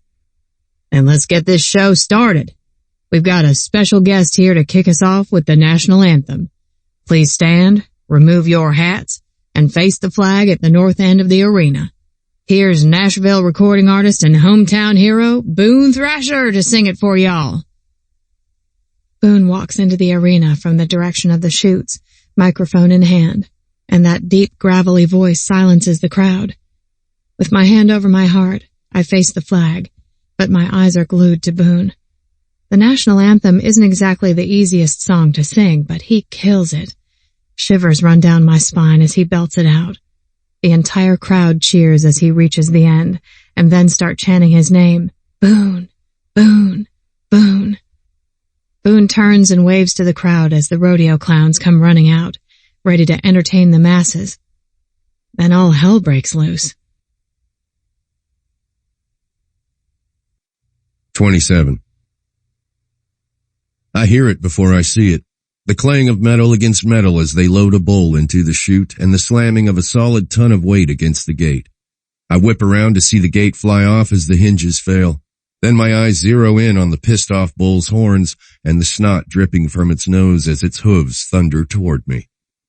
Lou is closer to the bull, his back to it as he faces me. I don't know if he's been momentarily struck deaf, but he doesn't turn around. Lou! When I yell his name, he looks at me instead of the bull. Fuck, it's gonna run him right over. Hesitation could mean his skull being crushed in the dirt, so I don't think. I bolt toward him, throwing myself at him like I used to in football practice. I swear I see the whites of the bull's eyes before my body connects with Lou's, shoving him out of the way. The animal turns and bucks, spinning toward us. Something hard cracks against my head before everything goes black. 28. It's like one of those caught-on-video shows where you know something horrible is going to happen. You don't want to watch, but you can't take your eyes off the screen. A bull charges from the chute as the rodeo clowns come out, and people start screaming. The guy in his hot pink suspenders from earlier doesn't turn, doesn't look, doesn't see the massive beast charging at him. But Boone sees it. Please, God, no! Mrs. Thrasher's hand is over her mouth. Everything happens so fast, I barely have time to comprehend what I'm seeing. Boone dives at the man, and the bull changes direction, its hooves flying, and one catches Boone in the head. He goes down, landing limply on top of the man who was such an asshole to him when we arrived. I don't even think about moving. Next thing I know, I'm out of my seat and running down the bleacher stairs, then throwing myself over the fence. I land on my hands and knees in the dirt and scramble up to take off in a sprint. The other rodeo cowboys and 2 men on horses are rounding up the bull and corralling it toward the pen, but all I see is Boone's unmoving body on the ground. People scream, sirens wail, but my mind goes blank when I see the blood dripping down the side of his face. Red, the same color as the puddle on the bathroom floor around my mama. No, I can't lose him too. Boone! I'm terrified to touch him, terrified to move him, in case he has some sort of head or neck injury. My limited first aid knowledge comes back to me, and I rip off my long-sleeved shirt and hold it to his head to stop the bleeding. Ma'am, you have to move. You can't be in here. Someone touches my shoulder, but I slap them away with the other hand. What the fuck happened? The body beneath Boone's shifts, and Boone's head lolls to the side. Don't fucking move, asshole. Stay right there. My voice snaps out with the order. Paramedics are coming. Ambulance was already here in case of an emergency. Someone else drops to his knees beside me in the dirt. Fuck, fuck, fuck. Even from our limited acquaintance, I recognize the voice. It's Boone's brother. Hold on, little brother. You're gonna be just fine. Wake up, Boone. Come on, man. The paramedics run into the arena with a backboard, but I don't move the shirt, now soaked with blood, from Boone's head. Ma'am, we need you to move so the paramedics can help. They're going to take good care of him, I promise. My body is frozen in place, the blood staining my hands. Ripley, come on. We gotta let them help. Grant lays his hand over mine, breaking me loose from my paralysis. I jerk my gaze away from Boone to meet blue eyes so much like his. Grant wraps both arms around me and pulls me to my feet as the paramedics drop the backboard and get to work. I know. He's gonna be okay. He's got a hard head. He's a tough son of a bitch. They don't grow him any stronger than the Thrashers, I promise you. Let's get over to the ambulance. My hands shake as all the discordant thoughts crash together in my head.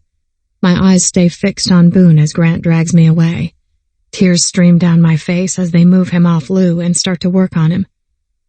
He's gonna be fine, I swear. Grant repeats the words over and over as he walks us toward the gate where the ambulance is waiting. A crowd rushes the fence, all eyes on Boone.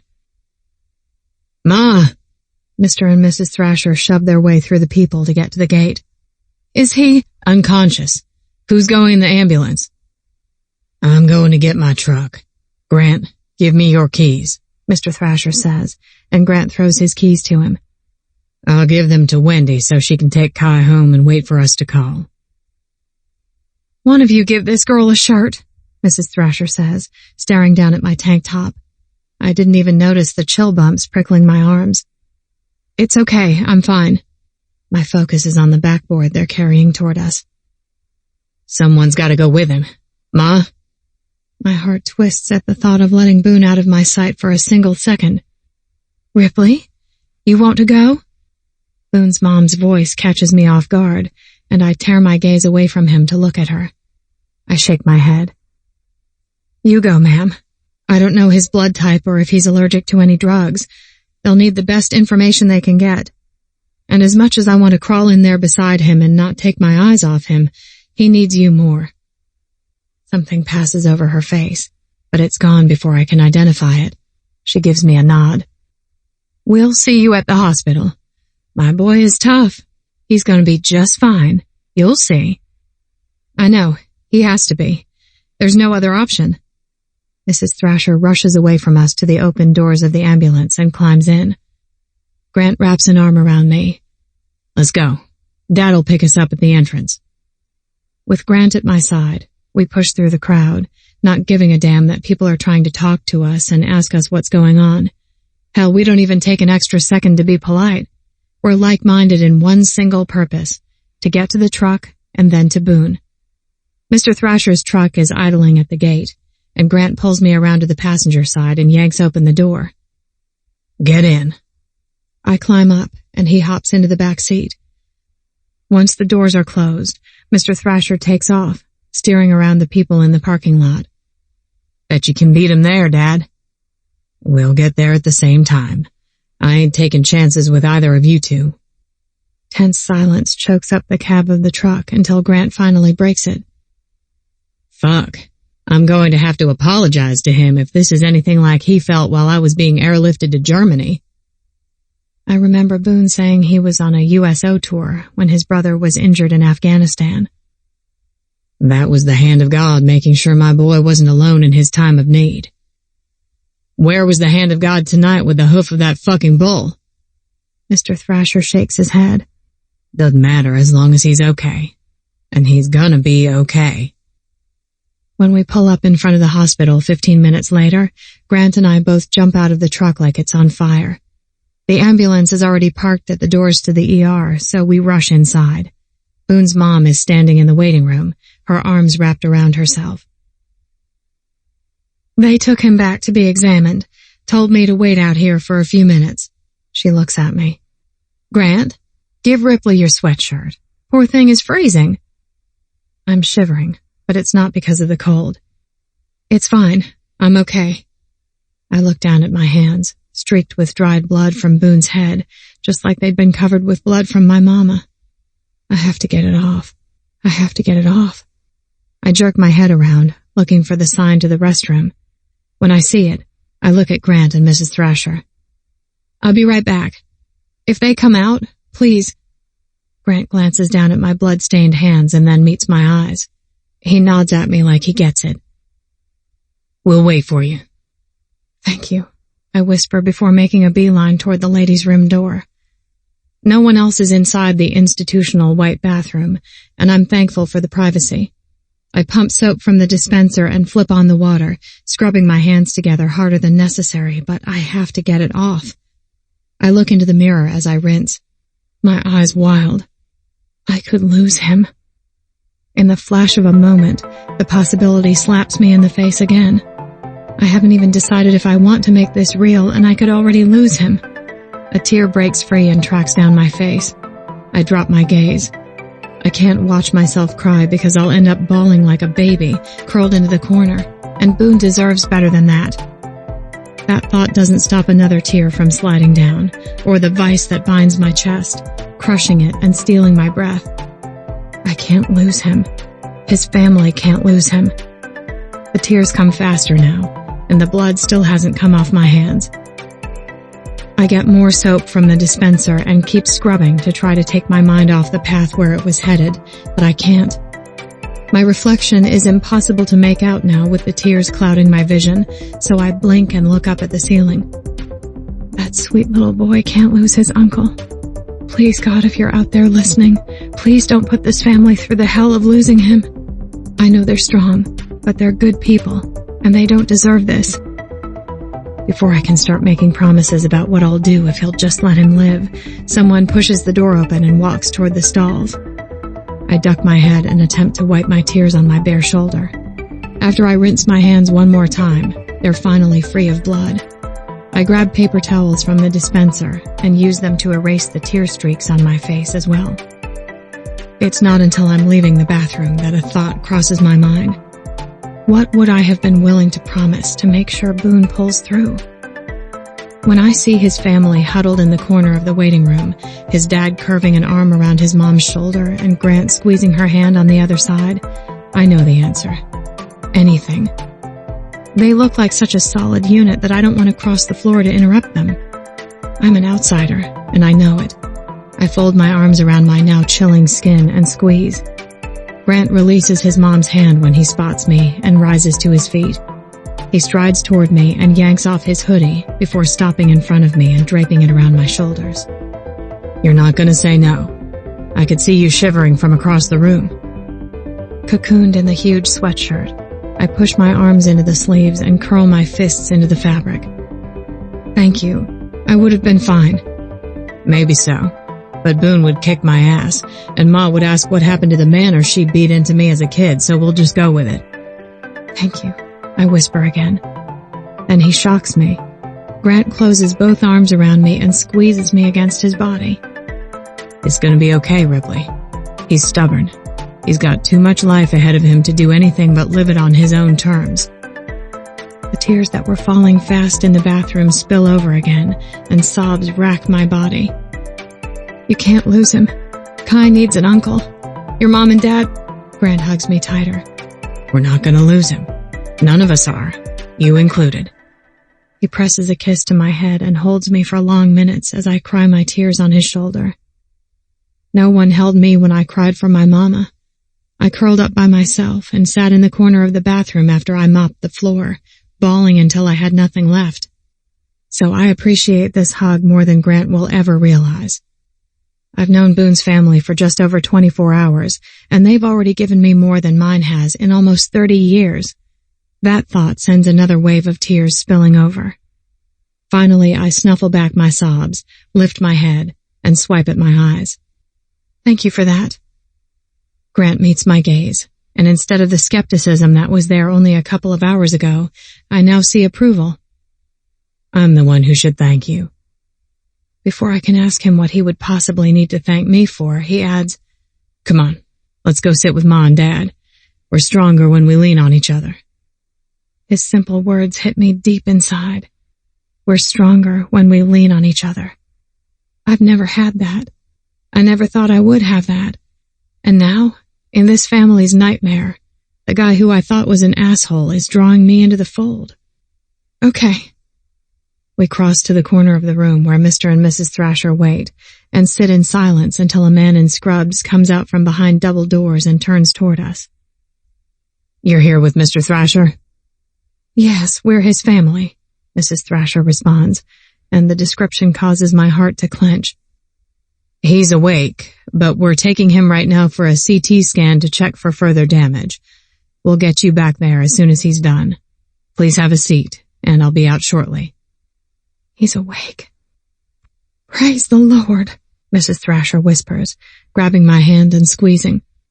Mr. Thrasher crushes her to his side. Thank God. You know we raised a strong boy. I thought I was all out of tears, but when more cascade down my cheeks, Grant pulls me against him and pats my hair. I told you it's going to be just fine, Ripley.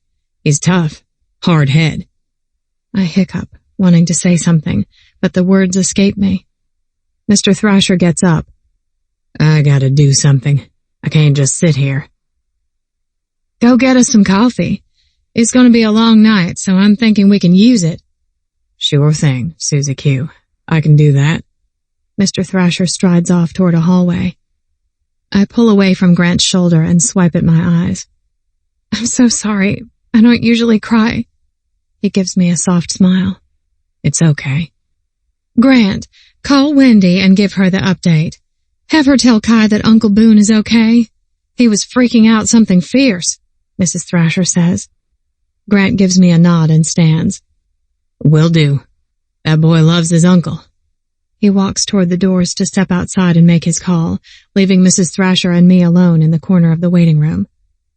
The matriarch of the Thrasher clan doesn't screw around when it comes to family, and I respect her for that. She reaches over and clutches my hand again. You look like a warrior princess running to her fallen man on the battlefield.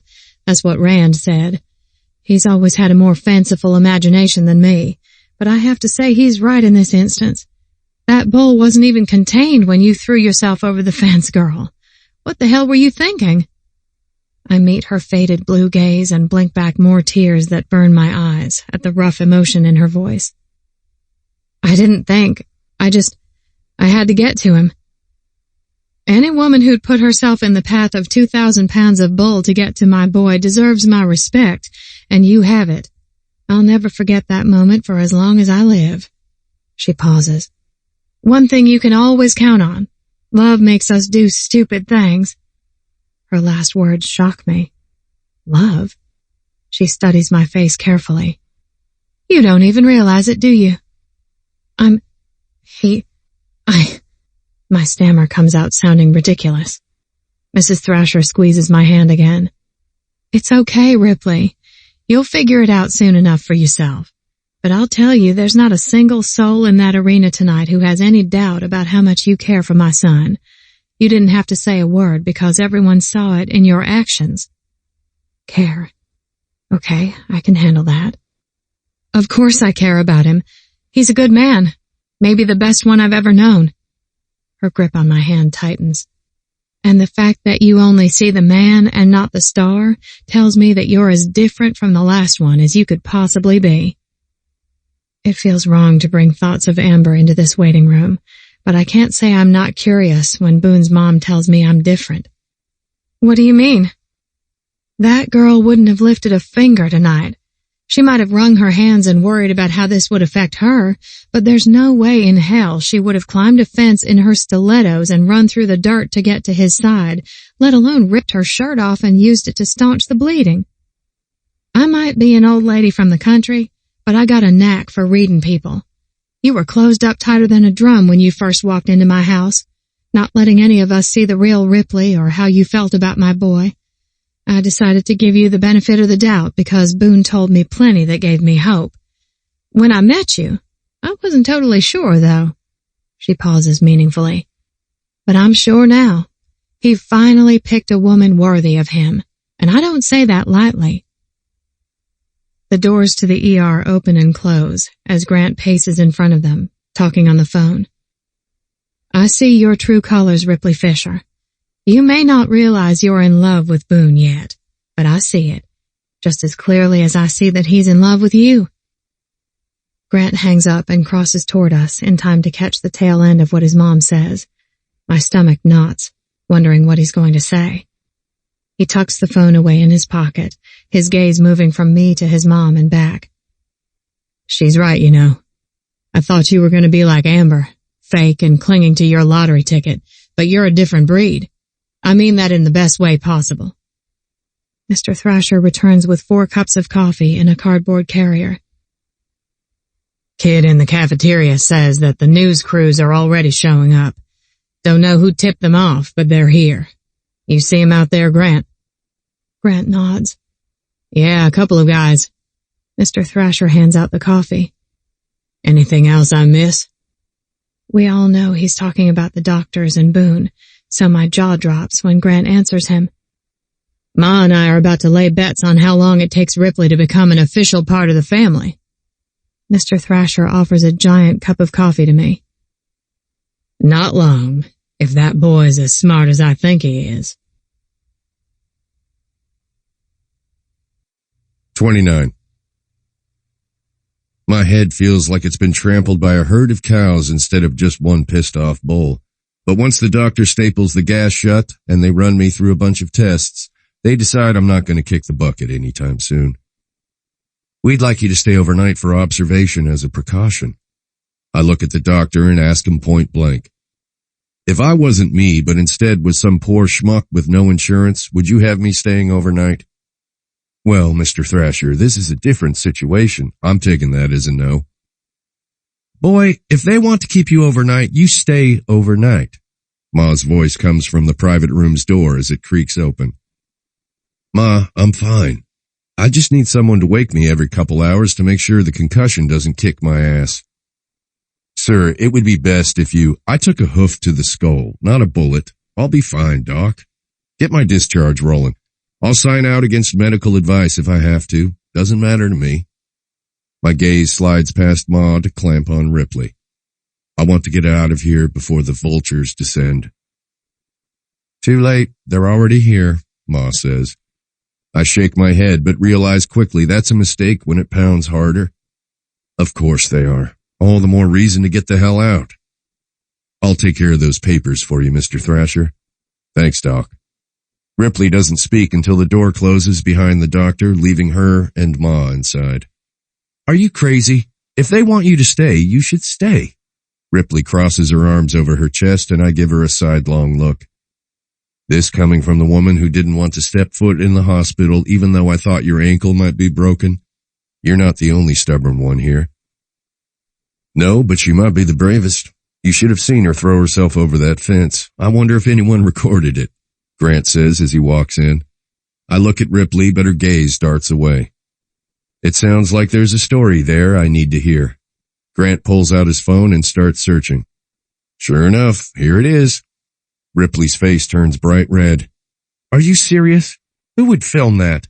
Why weren't they calling 911? What is wrong with people? Give it here. I hold out my hand. Boone, it's not important. You need to rest. I want to see that video even more than I want to close my eyes and give in to sleep. I grab the phone from Grant and ignore the pounding in my head. The angle must have been from somewhere higher up in the grandstand because they don't catch Ripley until she hits the stock fence and flings herself over. She lands in the dirt, then sprints toward me and skids to her knees. My heart clenches when I see the bull still running free for a good 30 seconds before they have him contained. My gaze cuts from the phone to her dirty jeans and then back to the screen. I watch the rest of the recording and see how Grant practically had to drag her away from my side. When I hand the phone back to him, there's a fist gripping my heart and squeezing. I see it, and from the looks on my parents' and brothers' faces, they see it too. Ripley's in love with me. From her expression, she's goddamn terrified. One more reason I need to get out of this hospital. The nurse knocks and opens the door. All right, Mr. Thrasher, I've got your paperwork. Good. I'm ready to get the hell out of here. Grant goes to get his truck, and we plan to meet him at a side entrance where the press hopefully won't be waiting. Ripley and Ma walk on either side of the wheelchair the nurse insisted I ride in. I was going to argue, but it wasn't worth it. Besides, I'm still a little woozy, and I'm not giving anyone a reason to say I should stay in the hospital a minute longer. When we get to the door, Grant's truck is idling, and there's not a skulking paparazzi in sight. They didn't follow me, but who knows how long that will last, he says as he hops out of the truck to open the door for me. Can a guy get kicked in the head without the world knowing about it? I ask, trying to inject some lightness into the moment. Not when it's you, superstar, Ripley says, taking my lead. Grant guffaws at her nickname for me, and they all watch as I concentrate on putting one foot in front of the other and not shaking as I climb up into the back seat of the truck. Ripley rushes around and gets in the other door, then slides over to the middle. You should have stayed overnight. Your face is white as a sheet, and if you tell me you feel okay, I know you're lying. The fact that she can read me so easily is actually comforting. I'm going to be just fine, sugar. Her hands clench into fists on her lap, and I reach over and cover one. But, Ripley, look at me. I wait for her eyes to lift. It'll take a hell of a lot more than a ton of bull to keep me from being with you. Her eyes shimmer in the glow of the fading dome light. But if you ever put yourself in danger like that again, I swear to God, I'll make sure you can't sit for a week for being so stupid." Her mouth drops open. "Stupid? Are you serious?" "Fuck yes, I'm serious. Next time you let the professionals handle it, and you stay on the sidelines where you're safe. If anything happened to you..." I trail off as Dad opens the front door of the truck for Ma. She twists in the seat and looks back at us.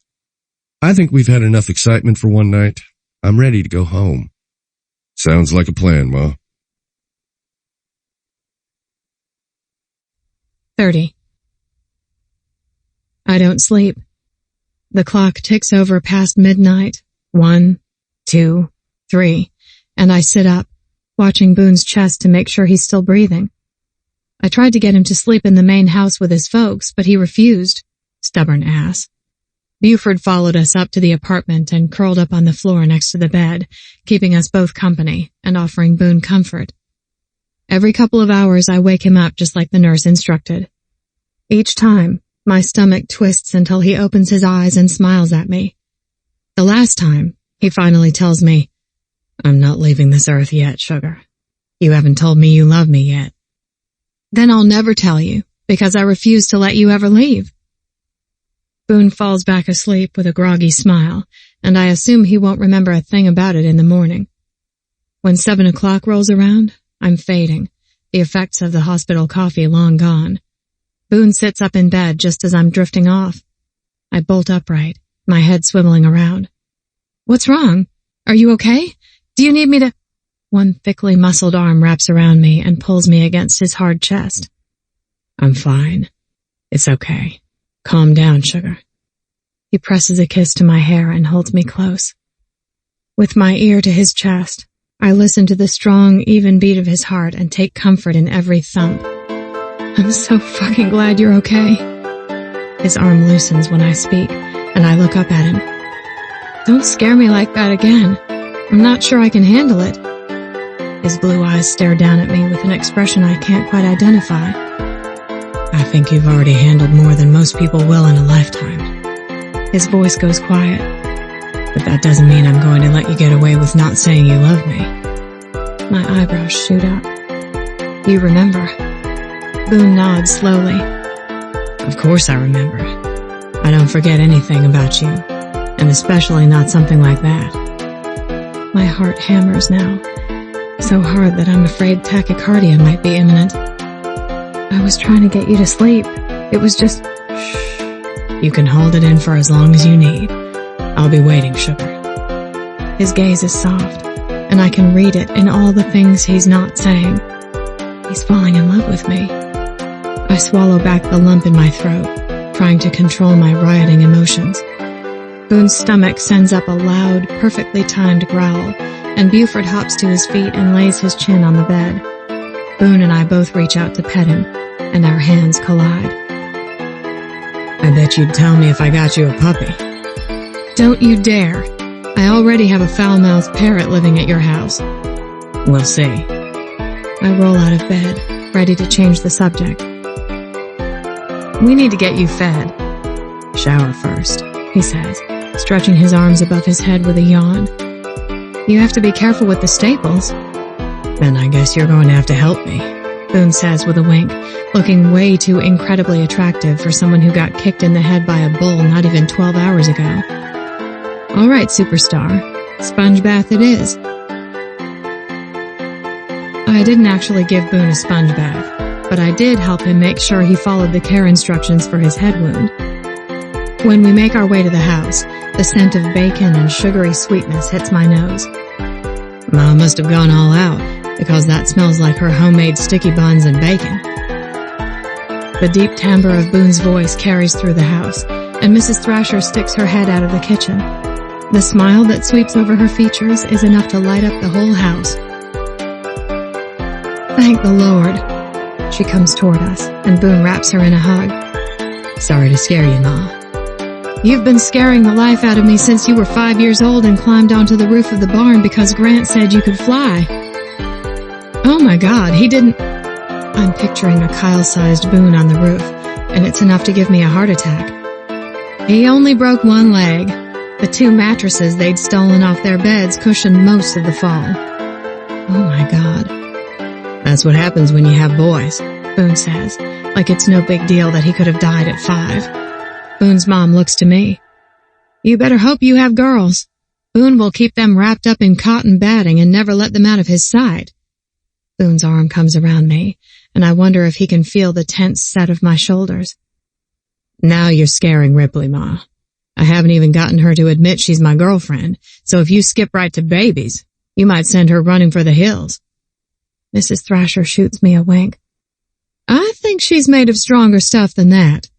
Come on, I've been keeping the sticky buns warm in the oven for you, and I suppose if you give me a hug, I'll share my bacon too.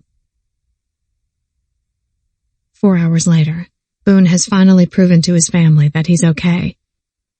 Ripley and I have to head back to Nashville so she can work tomorrow, and I've got a couple interviews I shouldn't miss. Interviews? Are they going to make you famous? Kyle asks. Boone laughs, and Wendy ruffles Kyle's hair. Your Uncle Boone is already famous, kiddo. No, he's not. He plays catch with me in the yard. Famous people don't do that. Good point, little man. A smile tugs at my lips. Boone is definitely not your average celebrity. Seeing him here with his parents and nephew, I have a whole new outlook on who he really is. Which is exactly what he probably planned. Diabolical man. Are you coming back for Thanksgiving and Christmas, Uncle Boone? You know I wouldn't miss them for the world, but I might have to work, so they could be short trips. If you don't come, I'm going to eat all of Lala's mashed potatoes.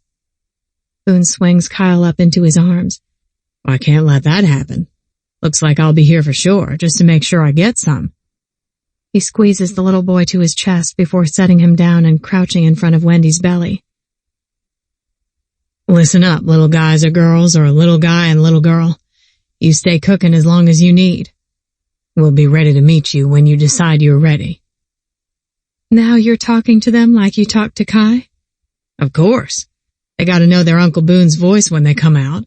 That way when I hold them at the hospital, they'll fall asleep like little angels in my arms. Wendy rolls her eyes, but it takes everything I have to keep my ovaries intact.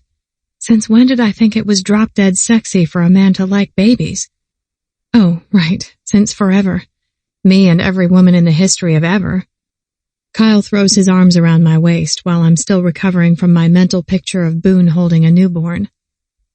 I hug him back and ruffle his hair. When Kyle releases me, he turns back to Boone. Make sure to bring Ms. Ripley too. I like her. She's pretty. And she smells nice too. Boone comes toward me, wrapping an arm around my shoulders and bringing me against his side in what has become a regular move of his. Damn right I'll bring her back. You've got good taste, kid. Kyle throws himself at me one more time and I give him another hard squeeze. It was good to meet you, buddy. He bounces from me to Boone once more, and I can't keep the smile off my face. The grip I've been keeping on my heart slips another notch at the thought of so easily sliding into their family. You make sure you let Ripley drive. I don't care how much you love that truck. It's doctor's orders. Boone's dad steps into the living room after refusing my help to load our suitcases in the truck. Dad, I'm fine. Mr. Thrasher crosses to me and picks up my hand before dropping the keys in it and closing my fingers around them. Ripley's driving. A chuckle works its way out of my throat. Don't worry, I won't scratch her. Be safe, both of you. This comes from Boone's mom. Yes, ma'am. I'll make sure he calls you when we get back to Nashville. Thank you for taking such good care of my boy, Ripley. She comes toward me and wraps me in a hug. You're always welcome here. Always. The burn of emotion works its way up the back of my throat and tingles behind my eyes. Thank you, ma'am. I appreciate that. Mrs. Thrasher pulls back and meets my eyes. He won't break your heart. I taught him better than that, she whispers before releasing me. Buford meets us at the truck, and I drop to my knees to snuggle him one last time. I'm going to miss you too. Probably not as much as he's going to miss you. Boone gives the dog a good long scratch behind the ears before holding out a hand to me. Buford gives my face a lick, and I kiss his silky head before letting Boone haul me to my feet. Don't worry, you'll be seeing him again. I promised Kai I'd bring you back, and I'm a man of my word, Boone says as he opens the driver's door of his truck. Do I dare believe him? What his mom said echoes through my head. He won't break your heart. I guess we'll find out. 31. One of the security guys waves at us as we drive through the gate, and I remember it's Sunday and Anthony's day off. He better have made sure Esteban got breakfast. Ripley shifts the truck into park once she brings it to a stop in the garage. Is it weird that this is actually one of the better birthdays I've had? My gaze cuts in her direction. What did you say? The words come out a lot harsher than I intended, but that fits with the level of my shock. I said it's one of the better birthdays. Why the hell didn't you tell me it's your birthday? Ripley shrugs. I don't know. It wasn't a big deal. It never is. I look up at the headliner, asking the Lord to send me down some patience so I don't shake this woman. How am I supposed to do something special for you if you don't friggin' tell me it's your birthday? Ripley's expression wrinkles with confusion. You don't need to do anything special. It's just another day. That's where you're wrong. I pull out my phone and start barking orders when Anthony answers the phone. Sorry about your day off, man. When I hang up, Ripley puts her hand on my arm. Hey, whoa, that wasn't necessary. I've had 29 other birthdays that were no big deal. I lock my eyes on her stormy gray ones. Wait, it's your 30th birthday? She nods. Yeah, but that still doesn't make it a big deal. Jesus Christ, woman, some notice would have been appreciated so I could make it a damn good one. It already was. I spent it with you. The words come out so matter-of-factly, and then her lips clamp together as though she realizes what she said. That's right, Ripley. You feel something for me, and it's not a little something. It's big and scary, but it's real. The simplicity of her statement stabs me through the chest. This is what it's supposed to be like. She's mine, and she's staying mine. She might not realize it yet, or know how to put it into words, but what I saw in that video at the rodeo is the truth. Ripley's falling in love with me. I think we can make it a little better. I lean toward her and she presses a hand to my chest. You need to take it easy, superstar. I want to see your ass on the couch, kicked back and watching TV. I'll get you a soda and find something to make for dinner. Anthony's bringing takeout and a cake. She rolls her eyes. Not necessary. Completely necessary. Now let's go inside where you can exercise your birthday girl privileges and pick what you want to watch while we wait. She picked Boondock Saints. If there was any remaining question of whether Ripley was the perfect woman for me, that ended the discussion. I was ready to watch whatever chick flick or rom-com she wanted, but Ripley again proved that she's not like anyone else. Mine. The garage door opens and Anthony calls, Honey, I'm home and I brought dinner. Shithouse. Esteban has been an asshole during the entire movie, repeating lines and phrases. Apparently, he's expanding his vocabulary. Anthony walks into the living room and glances toward the cage. Did that damn bird just call me a shithouse? Ripley tries to stifle her laugh, but fails. I think he means brick shithouse, if it makes you feel any better. I'd say that's as close to a compliment as he gets. Anthony shakes his head as he stares in the bird's direction. Guess he gets a pass. Anthony is built like a brick shithouse, and I'm trying to recall if I've said that in front of the bird, or if his creative streak is stronger than I realized. How many words and phrases does he know? I ask Ripley. She shrugs. I Googled it once and read they can learn over 200, but he's still shy of 100. Smart cookie. We all look toward the bird as he preens. Then I take in the bags in Anthony's hands. You get it all? He nods. Obviously. Girl, next time it would go a long way if you could give me some advance warning for this shit. I know I'm pretty damn amazing, but miracles take a little more time. Ripley's cheeks turn pink. I didn't need a miracle. I didn't need anything. Anthony crosses over to the table and sets the bags down before fishing something out of one. Not true. You definitely needed this. He comes toward us with his hand tucked behind his back. When he stops next to the couch, he reveals a silver tiara with pink rhinestones. Ripley's eyes go wide as she looks up at Anthony, at the tiara, and then to me. "You didn't need to do that," she whispers. "Every woman needs to be a princess sometimes. Happy birthday," Anthony says, settling it on her head. "Damn, man, if I didn't know better, I'd think you were trying to snake my girl." Anthony winks at me. "Just forcing you to raise the bar. If you'll give me another minute, I'll set out dinner and put the cake on the counter for when you're ready.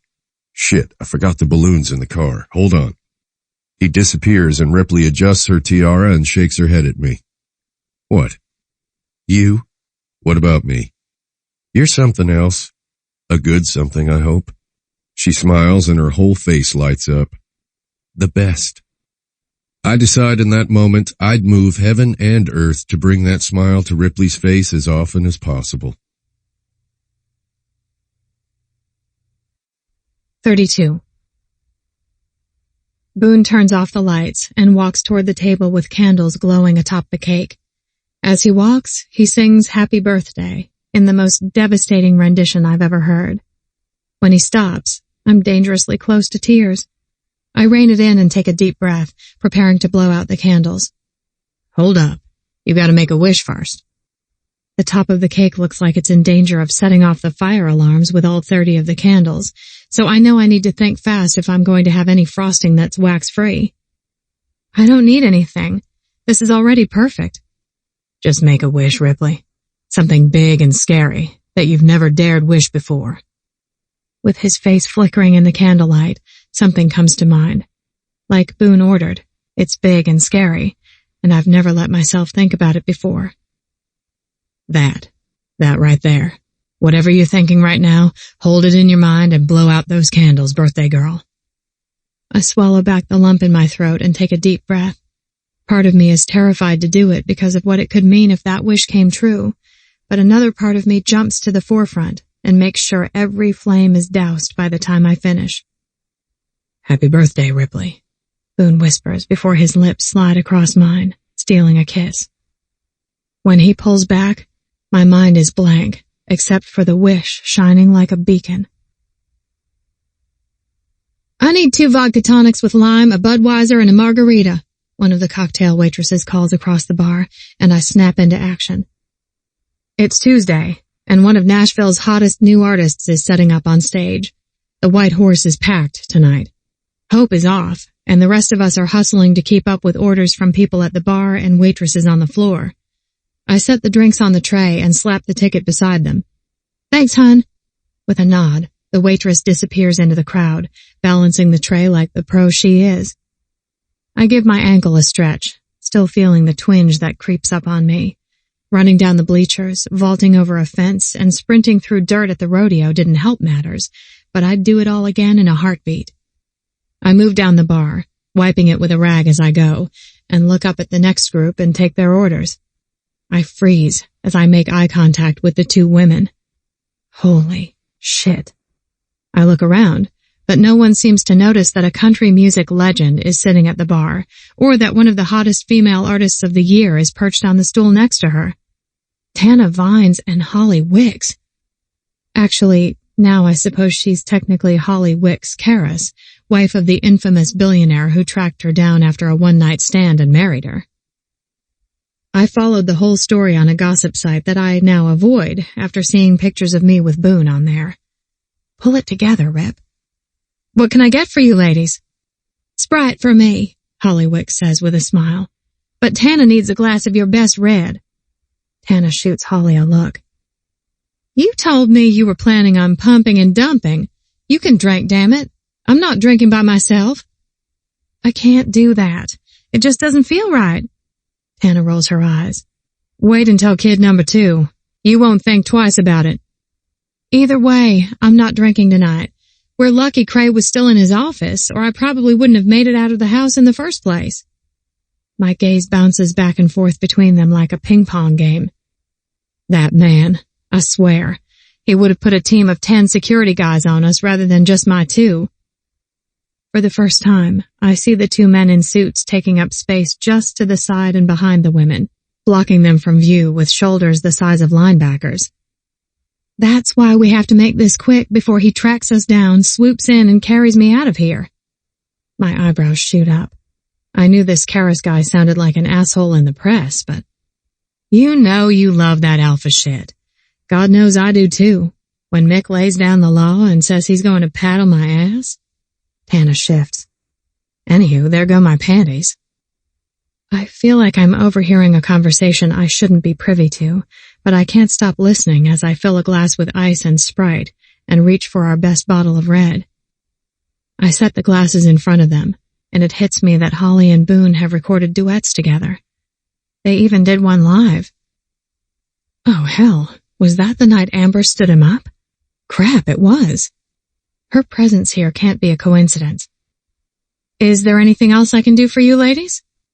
Holly leans an elbow on the bar and looks me in the eye. Yes, there's one big thing. I'd really like to hear you sing, Ripley Fisher. Someone showed me a video and I couldn't believe what I was hearing. And then I saw another video and I called up Zane Frisco to get the scoop. Shock has stolen my vocabulary, but that doesn't seem to bother Holly because she keeps speaking.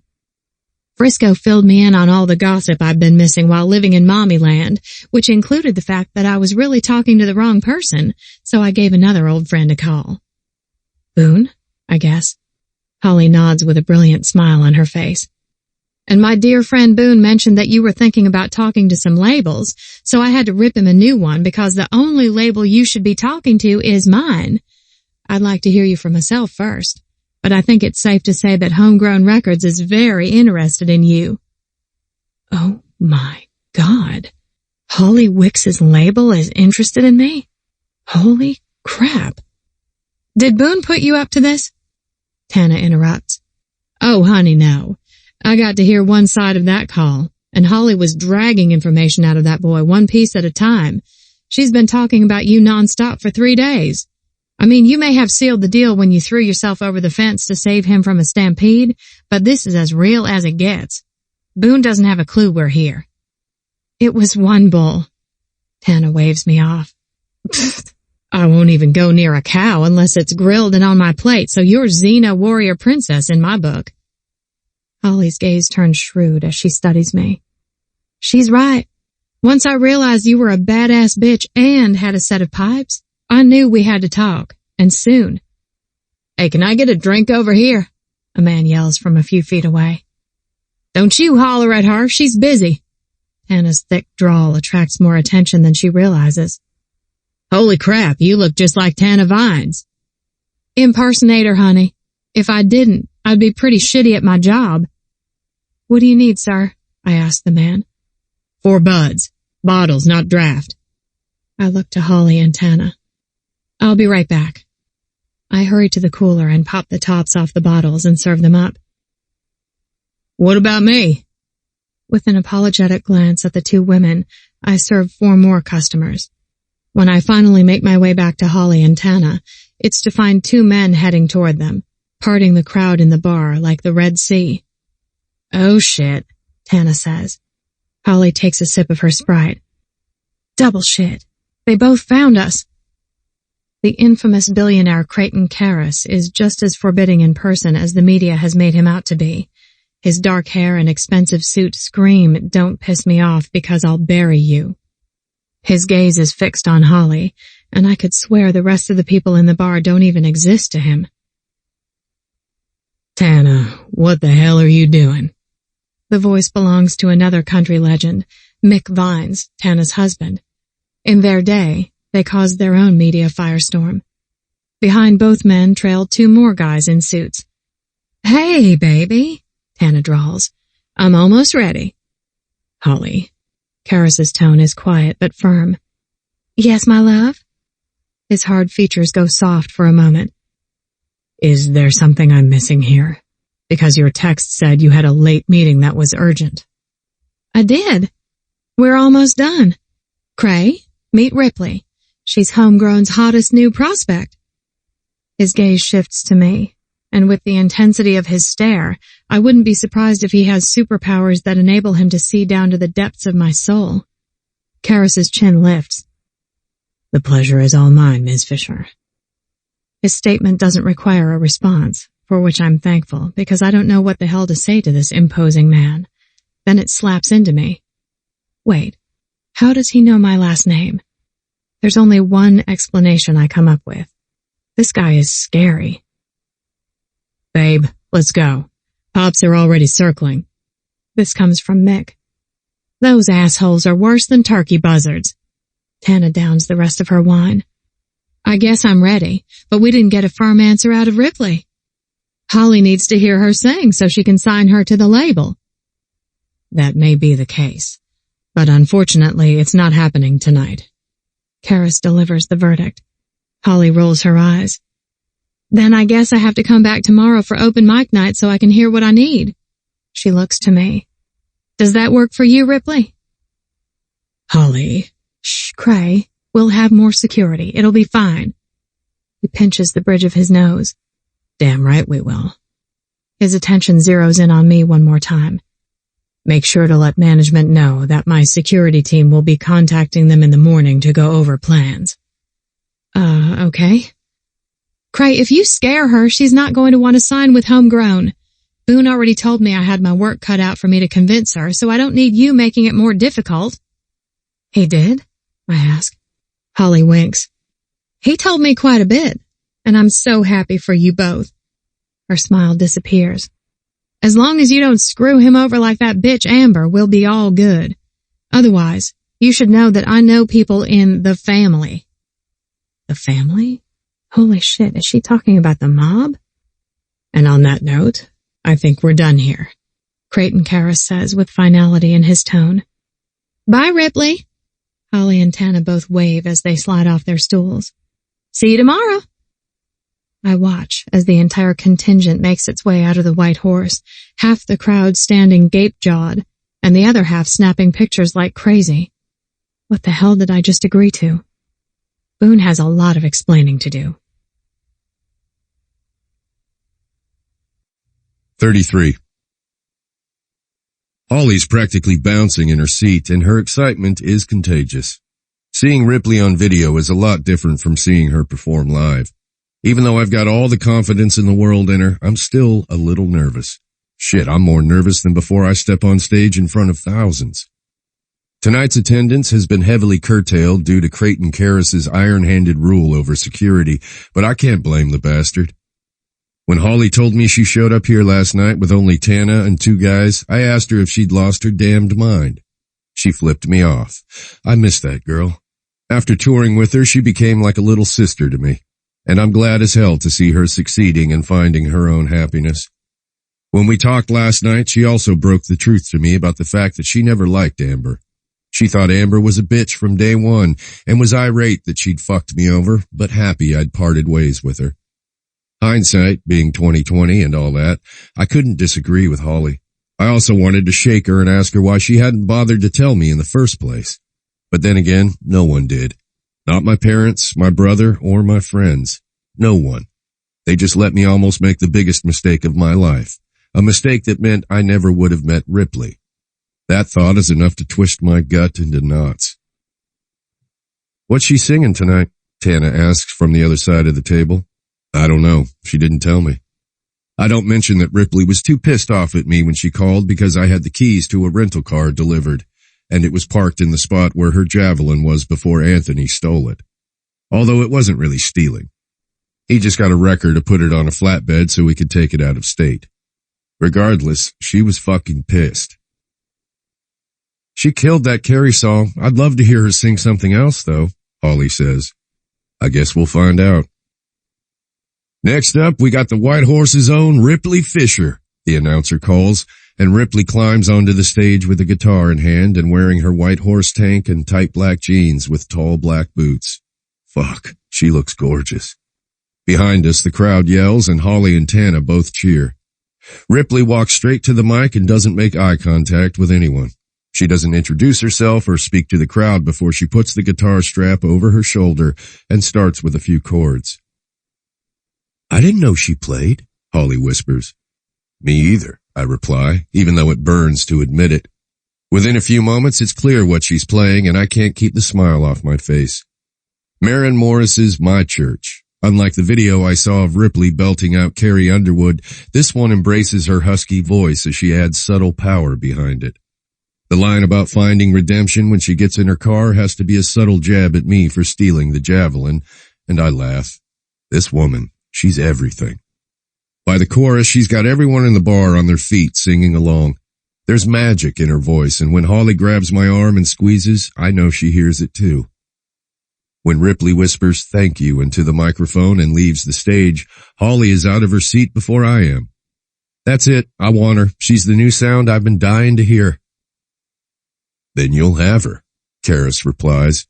I'm pretty sure Holly could have said she wanted the International Space Station and he'd agreed to get it for her. We'll get the contracts drafted and schedule a meeting in the office. Also, the nanny just texted that Rose is fussy, so I'd like to get home. I never thought I'd see the day that arrogant asshole Karis let his schedule be dictated by a baby, but damned if it doesn't make me like him better. Lines of concern bracket Holly's eyes. She is? Why didn't you say something? Karis looks at his wife and tucks a lock of wavy hair behind her ear. Because this is important to you? Tana rolls her eyes. Damn, you two are so sweet, you're gonna make me puke. Mick and I are staying. I'll let you know if I hear any more gems, babe. I don't stick around to watch Holly and Tana say their goodbyes because I'm already off in search of Ripley. I catch sight of Hope behind the bar and she must know exactly what I'm after because she points me in the direction of the employee break room. Shoving open the door, I find Ripley putting the guitar in a case. I wait to speak until she turns around, but any words I intend to say are erased when I see the tears tracking down her face. Sugar, what's wrong? Ripley's head jerks up as though she just realized I'm standing here. When she swipes her hands over her cheeks, trying to hide the evidence, I cross the room and pull her into my arms. You killed it. Why are you crying?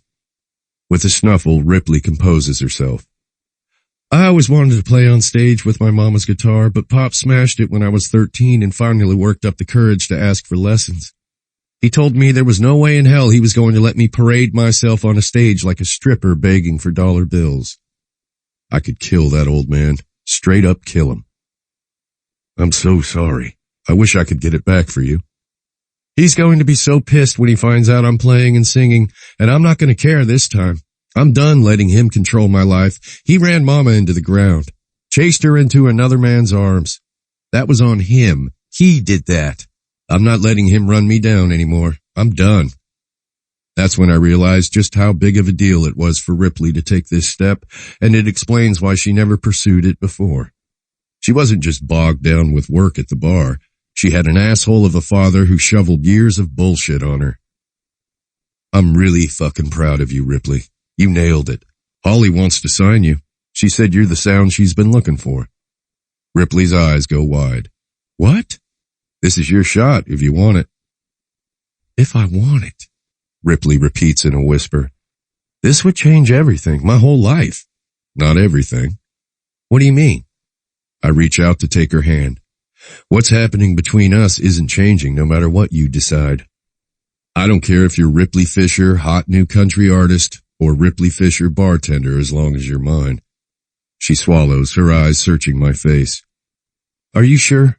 Because right now I have no idea what I'm going to decide. Am I sure that I'm crazy in love with you either way? Damn right I am. Ripley's other hand comes up and presses to my lips. Don't say that. You can't be. It's not. I kiss her fingers and move them out of the way. I can. I am. You're the most incredible woman I've ever met, and I knew that for a fact before I ever heard you sing. It's okay if you can't say it back. I don't want to hear it until you're ready. The door to the break room opens and the sound of the crowd in the bar filters in. Rip, we need you behind the bar. Sorry, girl. Shit's getting crazy now that the security people have left. Everyone heard that celebrities are here and they're wanting inside. Ripley looks over my shoulder to whoever is speaking. I'll be right out. Just one more minute. When the door closes again, Ripley turns back to me. I gotta go. You should probably get out of here. They're already on the hunt for you. Don't worry about me. I'm not going anywhere until it's time to take you home. You'll be mobbed. They won't leave you alone. I pull a shirt out of my back pocket. Hope hooked me up. I hold up the black t-shirt. It's an inverse of Ripley's white tank top with the White Horse Saloon logo, and when I flip it around to the back, she bursts into laughter. It reads, Security. Really? Consider me your personal security tonight. 34. I roll over in bed to find a note on Boone's pillow instead of the man I planned to ravage. Where did he go? My vision still fuzzy from sleep. I blink until the blue ink comes into focus. Sugar. Had an early radio station interview and didn't want to wake you. Expect a call from Homegrown Records this morning. Holly wants to set up a meeting. I'll be home by noon. Love you, Boone. Holy wow. A rip current of emotions threatens to drag me under as I reread the note. Being the mature adult that I am, I pull the covers over my head and consider what in the world I'm going to do. Holly wants to set up a meeting. I knew it was coming, but to see it in writing is a completely different situation. This is my shot. My chance at a life I never let myself dream about. The one my mama wanted but couldn't have because her life was cut short by someone who literally got away with murder. Skip rip current. This is a tsunami I'm dealing with. But I can't hide under the covers all day and wait for the decision to make itself.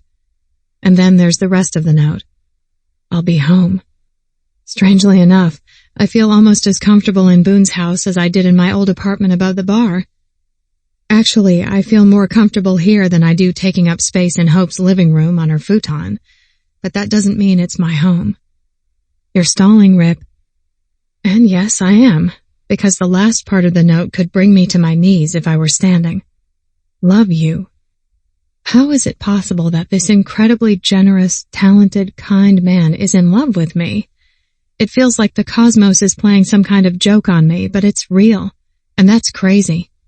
Crazy amazing, though. My phone vibrates from the nightstand, and I throw off the covers, shoot up in the bed, and reach for it. The number is one that I don't recognize, but I clear my throat and answer it in the most professional tone I can muster. Hello? Hi, is this Ripley Fisher? Yes, this is she. Wonderful. I'm Etta with Homegrown Records, and Ms. Wicks would like to schedule a meeting with you at your earliest convenience, preferably today, if possible. I know this is a little unorthodox, but she said you'd know what it pertains to. When would be the first available time in your schedule to come in?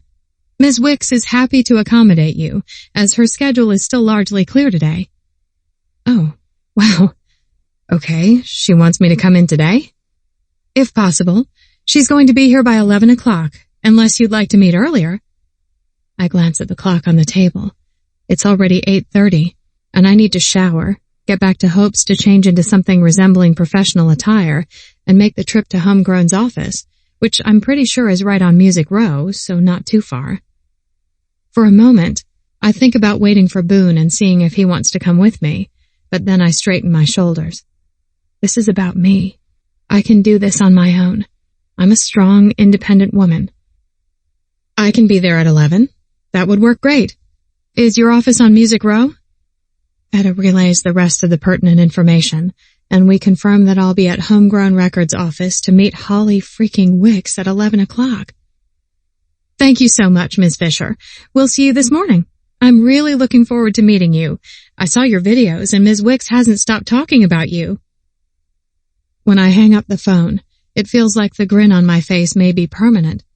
I run from the bed to Boone's shower and hop inside. The whole time I'm washing up, I can't stop thinking, holy crap, this is really happening. At 10:55, I step into the outer office of Homegrown Records, and I'm suddenly worried that I'm overdressed. The weathered wooden boards of the floor look like they were salvaged from an old barn somewhere, and the giant green shag rug under the brown leather furniture resembles grass you'd see in a barnyard. The reception desk also looks like it's made of the same reclaimed boards, and it's topped with a heavy live-edge slab of wood. Silver letters are mounted on the wall behind the desk in a whimsical arrangement. Homegrown Records. A woman with short blonde hair and an angular chin pops up from behind the desk. Hi, you're Ripley Fisher. I recognize you from the videos. I'm Etta. We spoke this morning. I nod. Thank you so much for setting this up. I know I'm a few minutes early. Not a problem. Ms. Wicks just came in with Princess Rose, so she's getting her settled in the nursery. And then she'll be ready to talk to you. We're really excited you were able to make it. Can I get you anything? Coffee, soda, water, tea, smoothie, espresso drink? We have the most amazing coffee maker, so if there's anything you want, I can get it for you. Her solicitous attitude almost throws me off my game, because I'm used to being the one who's serving up drinks and making sure people are comfortable. To be on the receiving end of that treatment is completely different. Water would be great. Thank you. Of course. She ducks down and produces a bottle of water with the Homegrown Records label on it from what must be a mini fridge beneath the desk. Please have a seat. Ms. Wicks shouldn't be but a few minutes. I make my way over to the seating area, and my boots sink into the plush green shag carpet. I didn't exactly know what to wear for this meeting, so I went with black slacks, a white blouse, and a black jacket that is as close to a blazer as I own. It zips up at an asymmetrical angle, and the cuffs sport thick silver buttons. My boots were the only footwear that looked remotely right with the outfit, so that's what I picked. I haven't had a lot of excess funds lately, so shoe shopping has been at the bottom of my priority list, not that it was ever near the top. I'm so sorry to keep you waiting. Holly's familiar voice fills the reception area as she crosses the room. I'm glad I didn't go any fancier, because Holly's outfit is purely Nashville casual. A cream-colored sweater cinched at her waist with a thick brown belt, and skinny jeans tucked into brown-heeled leather boots that come up to her knee. Gold earrings dangle to her shoulders, peeking in and out of her blonde mane that looks just as good as it does on TV. Not at all, I say, finding my voice. I was early. Thank you for meeting with me. It's my pleasure. I appreciate you coming in today. I can't tell you how happy it makes me to have you here. Come on back. We can get comfortable and talk. I follow her through a door to the left of the reception desk and find the inner offices of Homegrown are just as rustic as the outer. Creighton had the entire place redesigned and remodeled while I was out on maternity leave. I have no idea how in the hell he managed it, but he did. I wondered why he wouldn't let me come back to Nashville for weeks, but as always, that diabolical man had bigger plans. He knew once I got in this town, I'd find a way to get into my office. The rough wood, heavy silver accents, and pops of red weren't what I'd expect with Creighton Karras heading up the project, but Holly continues. Would you believe he found my dream office Pinterest board that had all the pictures for inspiration? Seriously, I swear he must have worked for the CIA at some point. That board was secret, and still he managed to sniff it out and make it real, right down to the rose accents for our baby girl. While her words would suggest she was marginally annoyed, the giant smile on her face belies them. It's clear she loves her new digs, and her husband, very much. He's freaking terrifying if you ask me, but then again, no one did. We reach her corner office, where 3 of the 4 walls are solid glass. 2 look out over Nashville, and the third into a nursery, where a woman sits in the corner watching a tiny pink bundle sleep. That's Rose. Her daddy made her a princess nursery where I could watch over her while I work. The glass will frost at the touch of a button, but Cray knew I'd want to have her with me as much as possible. Wow, that's amazing. He's incredibly sweet, but don't tell him I told you. He prefers people be scared of him. Mission accomplished, I think, but keep that to myself. Have a seat and we'll get down to business. She motions to a small seating area with a distressed leather love seat and 2 chairs. Thank you. Holly grabs a file off the desk and takes the love seat, which makes me glad I picked one of the chairs. I know this seems kind of sudden, but that's the way this business goes. So many people become stars overnight when they've actually been playing the bars and small venues for a decade. Still, when it does happen, it moves fast. So, first things first. She pins me with a direct look. Do you want to be an overnight star? Because that's what we're fixing to do for you. Now, I have to say there are no guarantees, but in reality, with the money Homegrown is prepared to invest in you and your brand, you will be everywhere. Since Cray acquired the label, I haven't been focused on adding new talent, but more shoring up everything else. You're my first, and I refuse to have you be anything less than a major success. Get me? Even with her drawl, she's still talking fast enough that my brain is stumbling to keep up. My brand? Without waiting for an answer, Holly continues.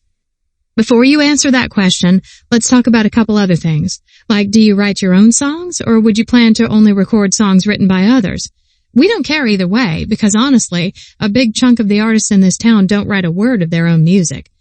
But if you do write your own songs, I want to hear some of them, and we'll probably set you up with a seasoned songwriter so we can make sure they're all top-notch and sort out which ones could go on an album.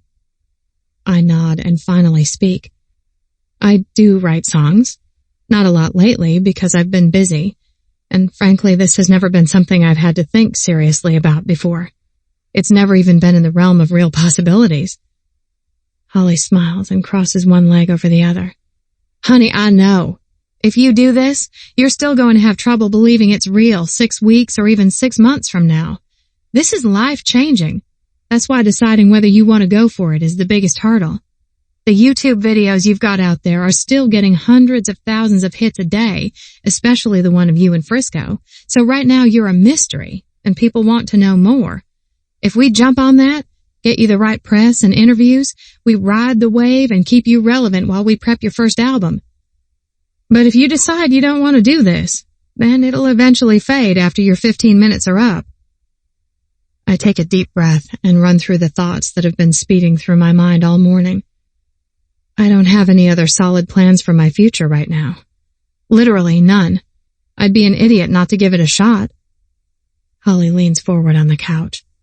It may seem hard to believe, but I know some of what you're feeling right now. Before I went on Country Dreams for my shot at a recording contract, I was deep frying pickles in a bowling alley in Kentucky. There's not a damn thing wrong with that because it's honest work, but I was going nowhere fast. I knew I needed one shot to get out and make something of my life, so when that chance came around, I took it. From what I understand, you've been working in a bar so long you probably don't remember what it's like to do anything else.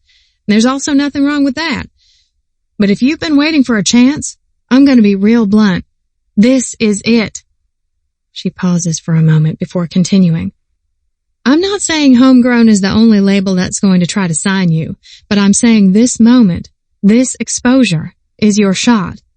The other labels may not be as generous or as driven to make you a success as we are, though. I'm not trying to pressure you into choosing Homegrown, but I would be making you my personal project. And Ripley, I don't fail when I set out to prove myself. You don't have to buy into anything I'm saying, but it's the truth. Homegrown Records will soon be a major force in this industry, and it will be my mission to take you to the top. I wrap my arms around my middle, not sure why I feel the need to protect myself. Probably because this level of vulnerability isn't something I often show to strangers.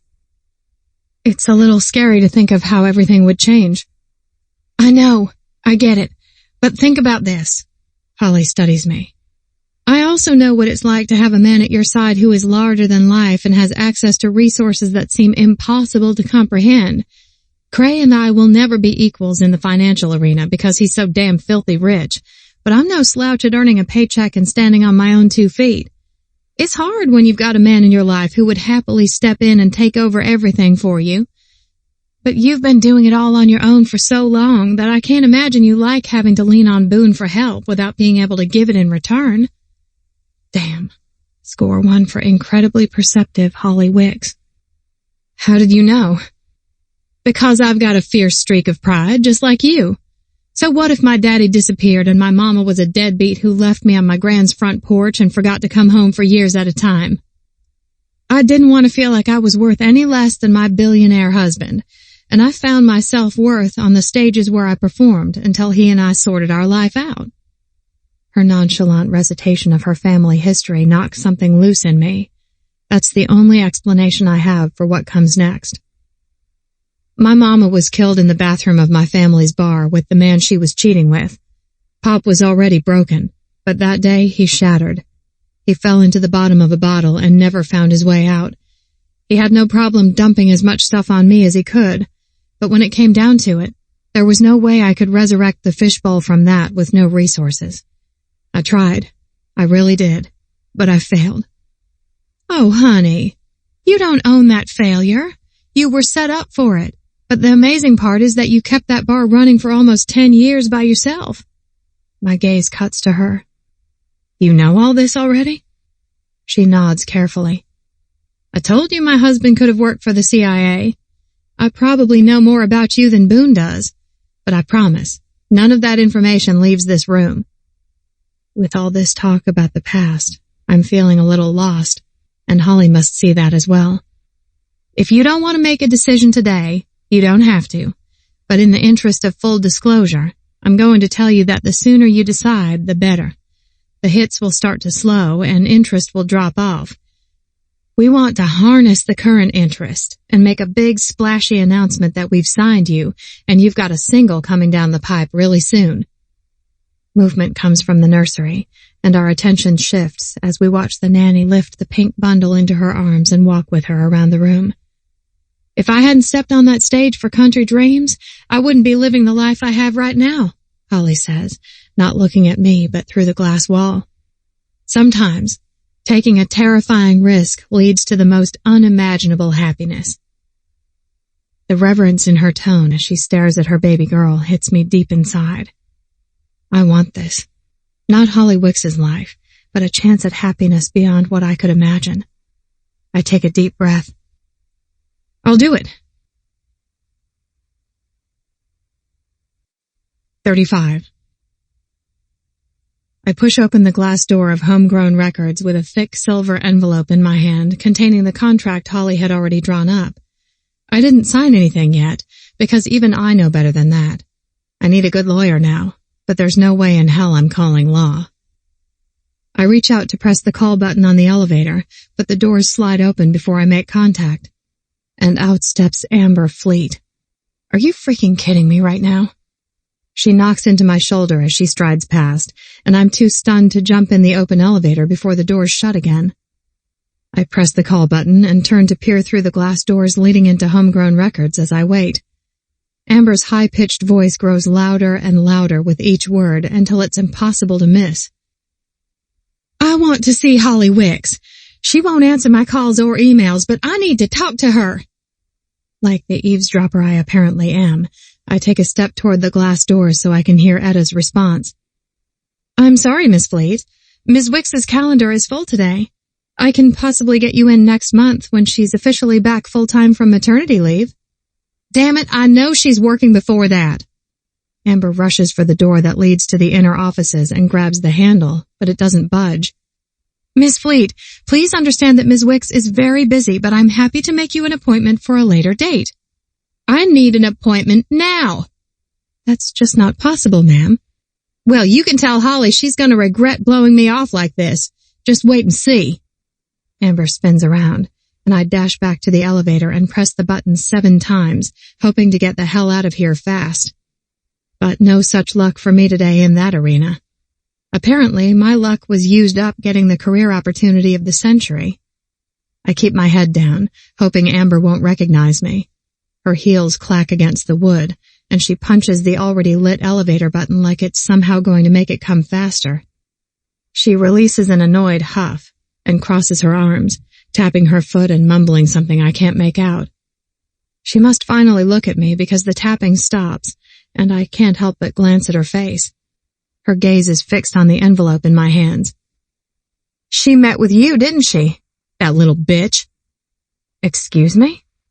It's not until I speak that Amber's gaze lands on my face, and when it does, her features contort into an ugly mask. You've got to be fucking kidding me. She met with you. Her words aren't so different from the thoughts I had earlier, but at least mine were missing the thick layer of malice. She did not just sign you. No fucking way. I don't believe it. I'm not about to give her any kind of affirmative response, so I decide to go with a benign, excuse me? When the elevator doors open, I step toward them, hoping Amber is too pissed and stays behind. She doesn't. If this is some kind of ploy to try to keep Boone, you're going in the wrong direction. He can't handle a woman whose career is more successful than his. He'll scrape you off as soon as he finds out you were even here. I knew I was going to get him back, but this just seals the deal. Excuse me? I repeat, this time not playing dumb, but seriously confused by what she's saying. Do you need me to break it down into smaller words for you? You and that dumb redneck, I swear. And I've officially heard all I need to hear. I hold up my hand. First, shut your face. If you want to talk shit about Boone, you're not going to do it around me. I've thrown men 3 times your size out of my bar, and I guarantee I'll have no problem kicking your skinny little ass.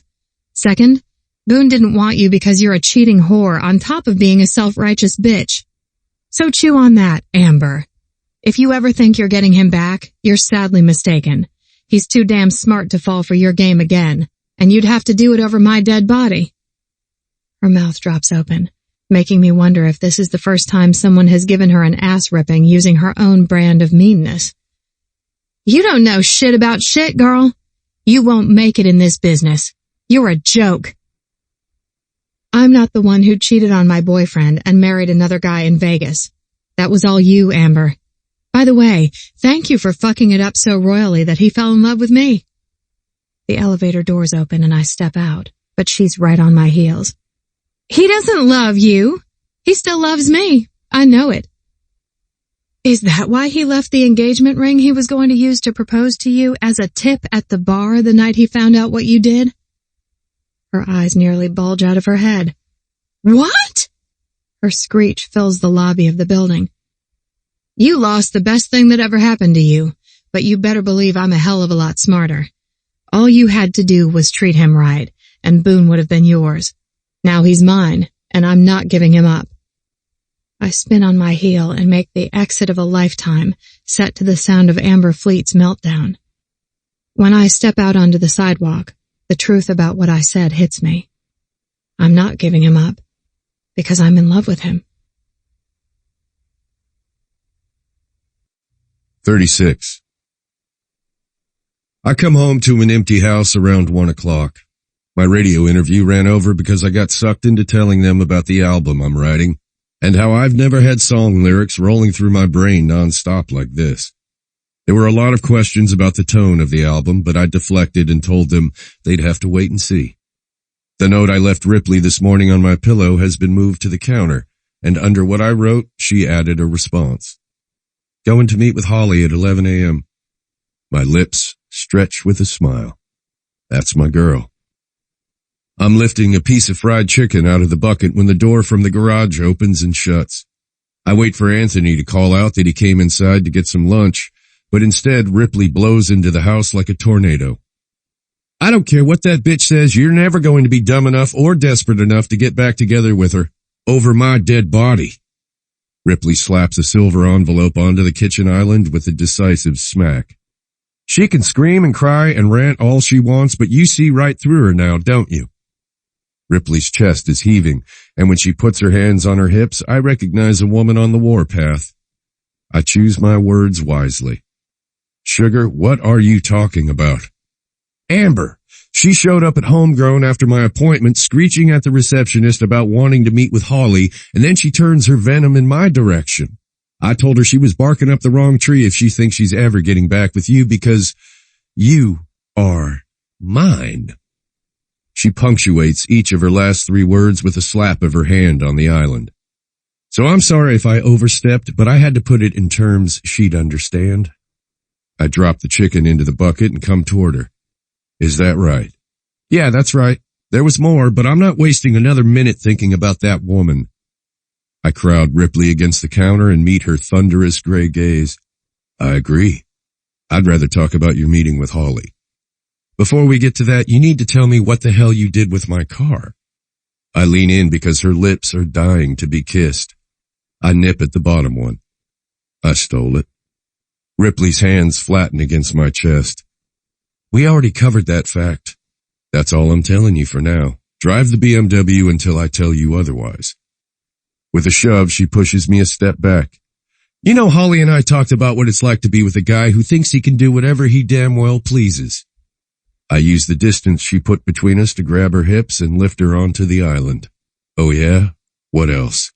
I tug at her lip again with my teeth, and Ripley's fingertips dig into my shoulders as she presses against me.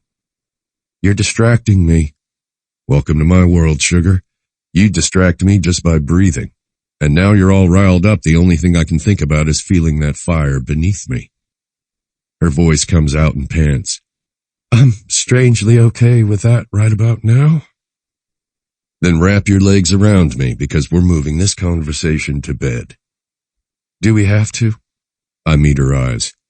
The first time I fuck that tight little ass of yours isn't going to be on the kitchen counter. We can save that for the second time.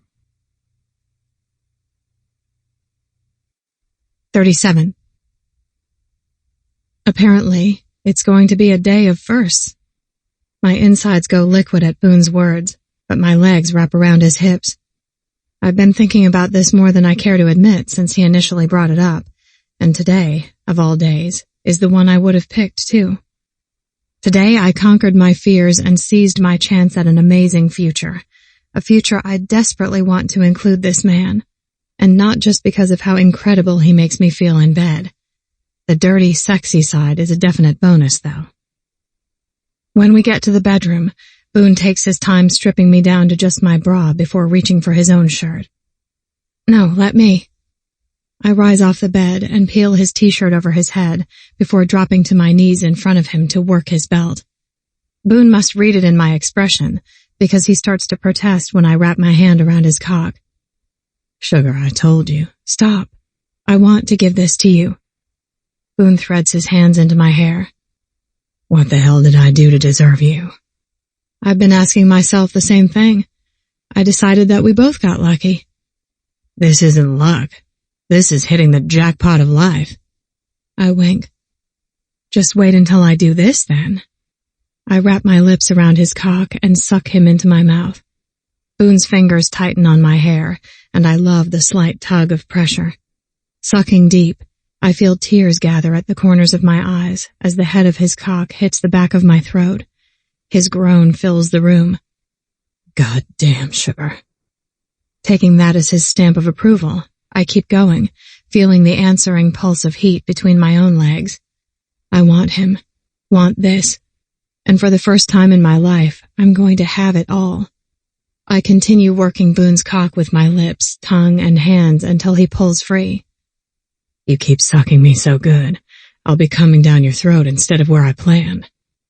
His gaze is heavy on mine. You trying to distract me? You change your mind? I shake my head. No, I was just setting out to prove I'm no quitter. The smile that spreads over Boone's face is everything. Sugar, I could have told you that from day one. And guess what? I'm not either. You and I are in this together, every step of the way. He pulls me up to my feet and takes my lips, making even more silent promises. When we break apart, Boone spins me around and presses a hand to my shoulders. I bend over the bed, my ass in the air. Sweet Jesus, woman. Your curves never quit. He lands a heavy hand on my right ass cheek with a smack. Heat shimmers in the shape of a handprint on my skin. Oh God, this is going to be intense. But today, right now, none of the boundaries that I'd put around my life and my dreams matter. Today, there's nothing stopping me from reaching higher and taking more. Life won't smack me down this time. Boone drops to his knees between my legs, spreading them wider with his broad shoulders. What are you? Hush. I'm gonna play. And that's exactly what he does. Boone's tongue darts out as he licks me from behind, setting my nerve endings on red alert. I press up on my toes, not trying to escape, but to give him more room. So fucking sweet. I need more. Boone rises to his feet and flips me over on my back after unhooking my bra and leaving me completely naked. Before I can catch my breath, he's on his knees, his head between my thighs, sucking my clit between his lips and sending me over the edge. All my inhibitions are swept away by the second orgasm that slams into me after he plunges 2 fingers inside, teasing my G-spot until I scream. Soaked, sugar. Fucking soaked. My eyes flutter open to see Boone licking his fingers clean. Oh my God. I'll never get used to that. After he fists his cock, he thrusts inside me, fucking my pussy with long, hard strokes. You're too damn tempting. I had to, he says on ragged breaths. But don't worry, we're getting there. Boone winks and lifts my hips higher, hitting exactly the right spot. While I'm coming apart, he pulls free, yanks open the door to the nightstand, and pulls out the lube. I start to roll to my stomach, but Boone stops me. I want to see your face when we do this. How? This goes to show just how much I don't know. Bring your knees up. It sounds obscene, but I do it anyway. When Boone's blue eyes turn flame hot, I know the indecent position is perfect. No one has ever looked at me like he does. No one has ever treated me like I mattered. No one has ever put me first. He's it. He's the one. The knowledge sweeps through me, coinciding with Boone's thumb lubing me up and coating his cock before he fits the head against the hole that was previously a no-go zone. You ready, sugar? We'll take it slow. You want to stop? You say the word, and we stop. I'm done stopping. I'm done taking it slow. I want this, Boone. I want you. He leans down to take my mouth in a deep kiss at the same time he presses inside me. I suck in a breath as he keeps his forehead resting against mine. Oh my God, oh my God, oh my God. You okay? I nod, even though okay isn't the word for what I'm feeling. Exhilarated and one step from losing my ever-loving mind would be more accurate. Holy hell, why did I put this off so long? Boone continues forward until his balls touch my ass. Sweet fucking Christ. This may not last long. You're so goddamn tight. Strain marks his forehead, and sweat beads on mine. Gotta move now, sugar. Do it, please. Boone reaches between us to press his thumb against my clit as he pulls out and then surges back in. My scream takes us both by surprise, and so does my almost instant orgasm. Boone! His name echoes off the ceiling, and I don't care who hears it. I lose myself to the sensation as he continues to thrust while teasing my clit. Oh, my God. Within minutes, I'm limp, and Boone empties himself inside me with a hoarse shout of my name. My eyelids flutter closed, and I'm boneless, floating on a cloud of pleasure I never knew possible. When he finally pulls free of my body and returns with a damp towel to clean us up, I'm still without words. Come on, let's get you in the shower. Boone lifts me into his arms and carries me into the bathroom, not setting me on my feet until we're in the glass enclosure with the water beating down. My limbs are unsteady, but I have Boone to lean on, and I finally let myself do exactly that. 38. With Ripley in one of my t-shirts and a pair of boxer shorts, we make our way back to the kitchen. I'm starving, she says over the rumble of her stomach. Then let's get you fed. I snag the bucket of chicken from where I left it and offer it to her. Oh, hell yes. She tears into a piece and shoves the silver envelope on the counter toward me with her free hand. I said yes. Well, technically I said I'd say yes after a lawyer gives me the all clear. Only Ripley would be so casual about signing a record deal. This calls for champagne, sugar. I spin around and yank open the fridge to grab my just-in-case bottle of Dom from beside the ketchup. When I pull it out, Ripley laughs. It's such a cliche that you keep bottles of Dom handy in your fridge. You never know when you're going to need to celebrate. Plus, Ma loves this stuff, and I keep it on hand for her when she comes. Ripley shakes her head at me, but watches as I produce 2 glasses, pop the cork, and pour. It's like you've done this before. A time or two. Life's too short not to celebrate every chance you get. And today, this is all about you. I'm really fucking proud of you, sugar. I think you're making the right move. Cheers to you and an amazing future. She accepts a glass of champagne and lifts it to clink against mine. Cheers to us. Because I wouldn't be in this position if not for you. She pauses. But I don't want you to ever think that me falling in love with you has a damn thing to do with this, because it doesn't. I freeze with my glass to my lips. What did you say? Her face goes soft, losing that guarded edge she's always had.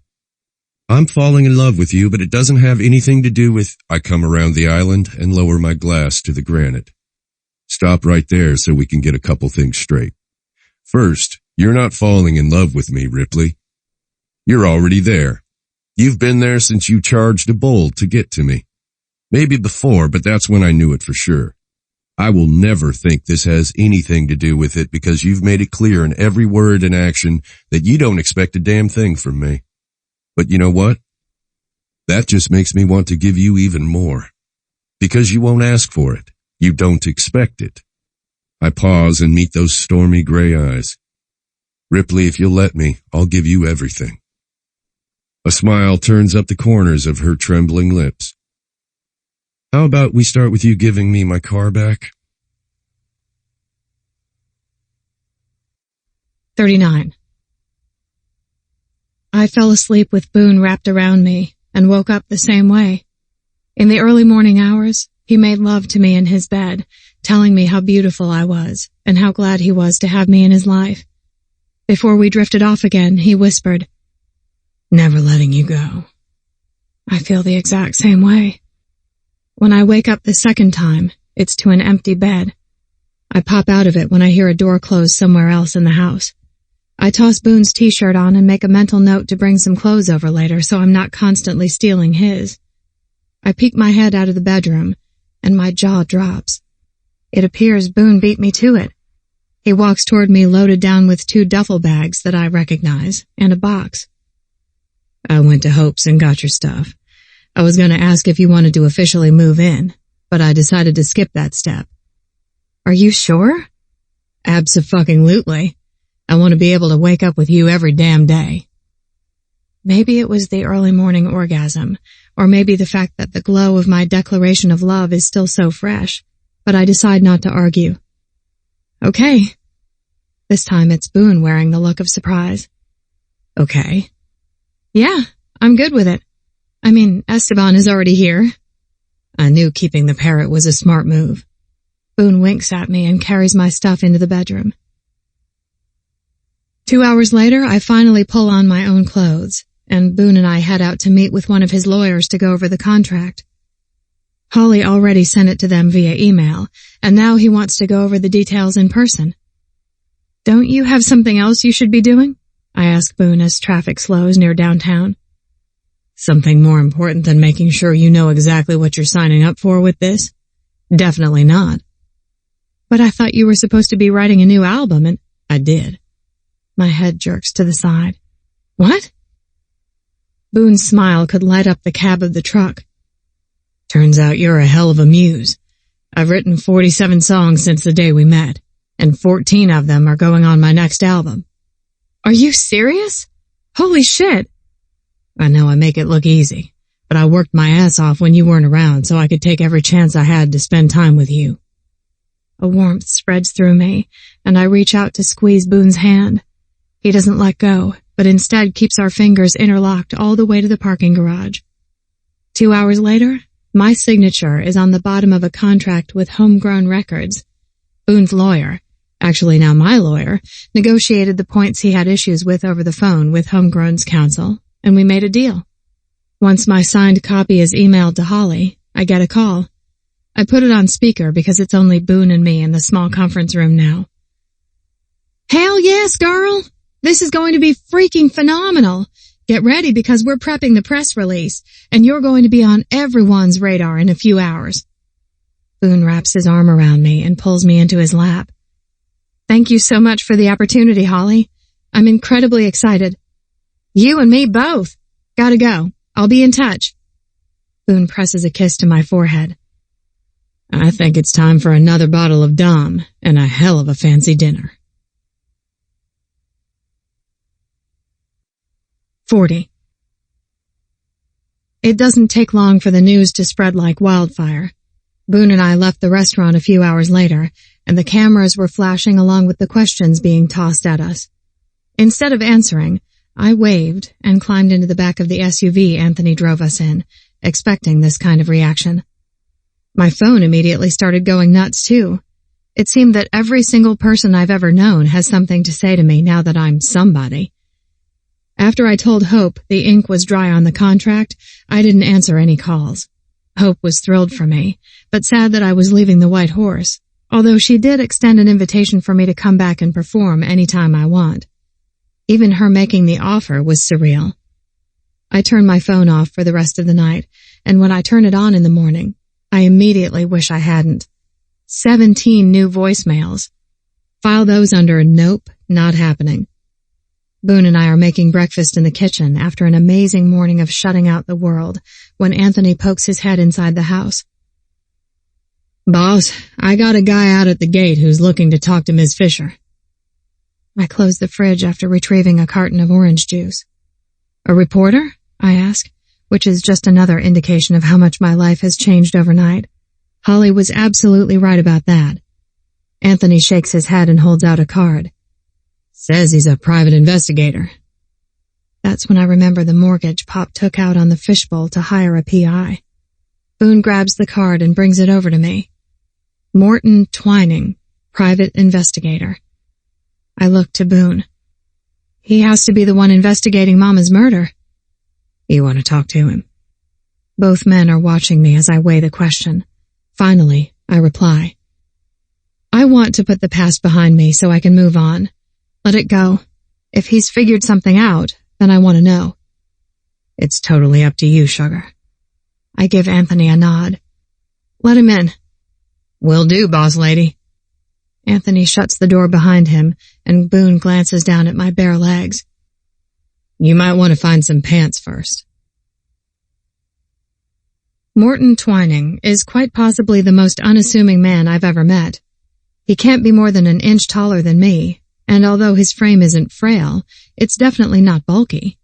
His light brown hair is thin on top, and his khaki-colored jacket conceals a red and blue plaid shirt tucked into khaki pants. He's very blah. Once we're seated in the living room, introductions out of the way, Mr. Twining asks his first question. "Did you publish any songs under your name about 20 years ago, Ms. Fisher?" What the hell? "Excuse me?" Boone stiffens on the couch beside me.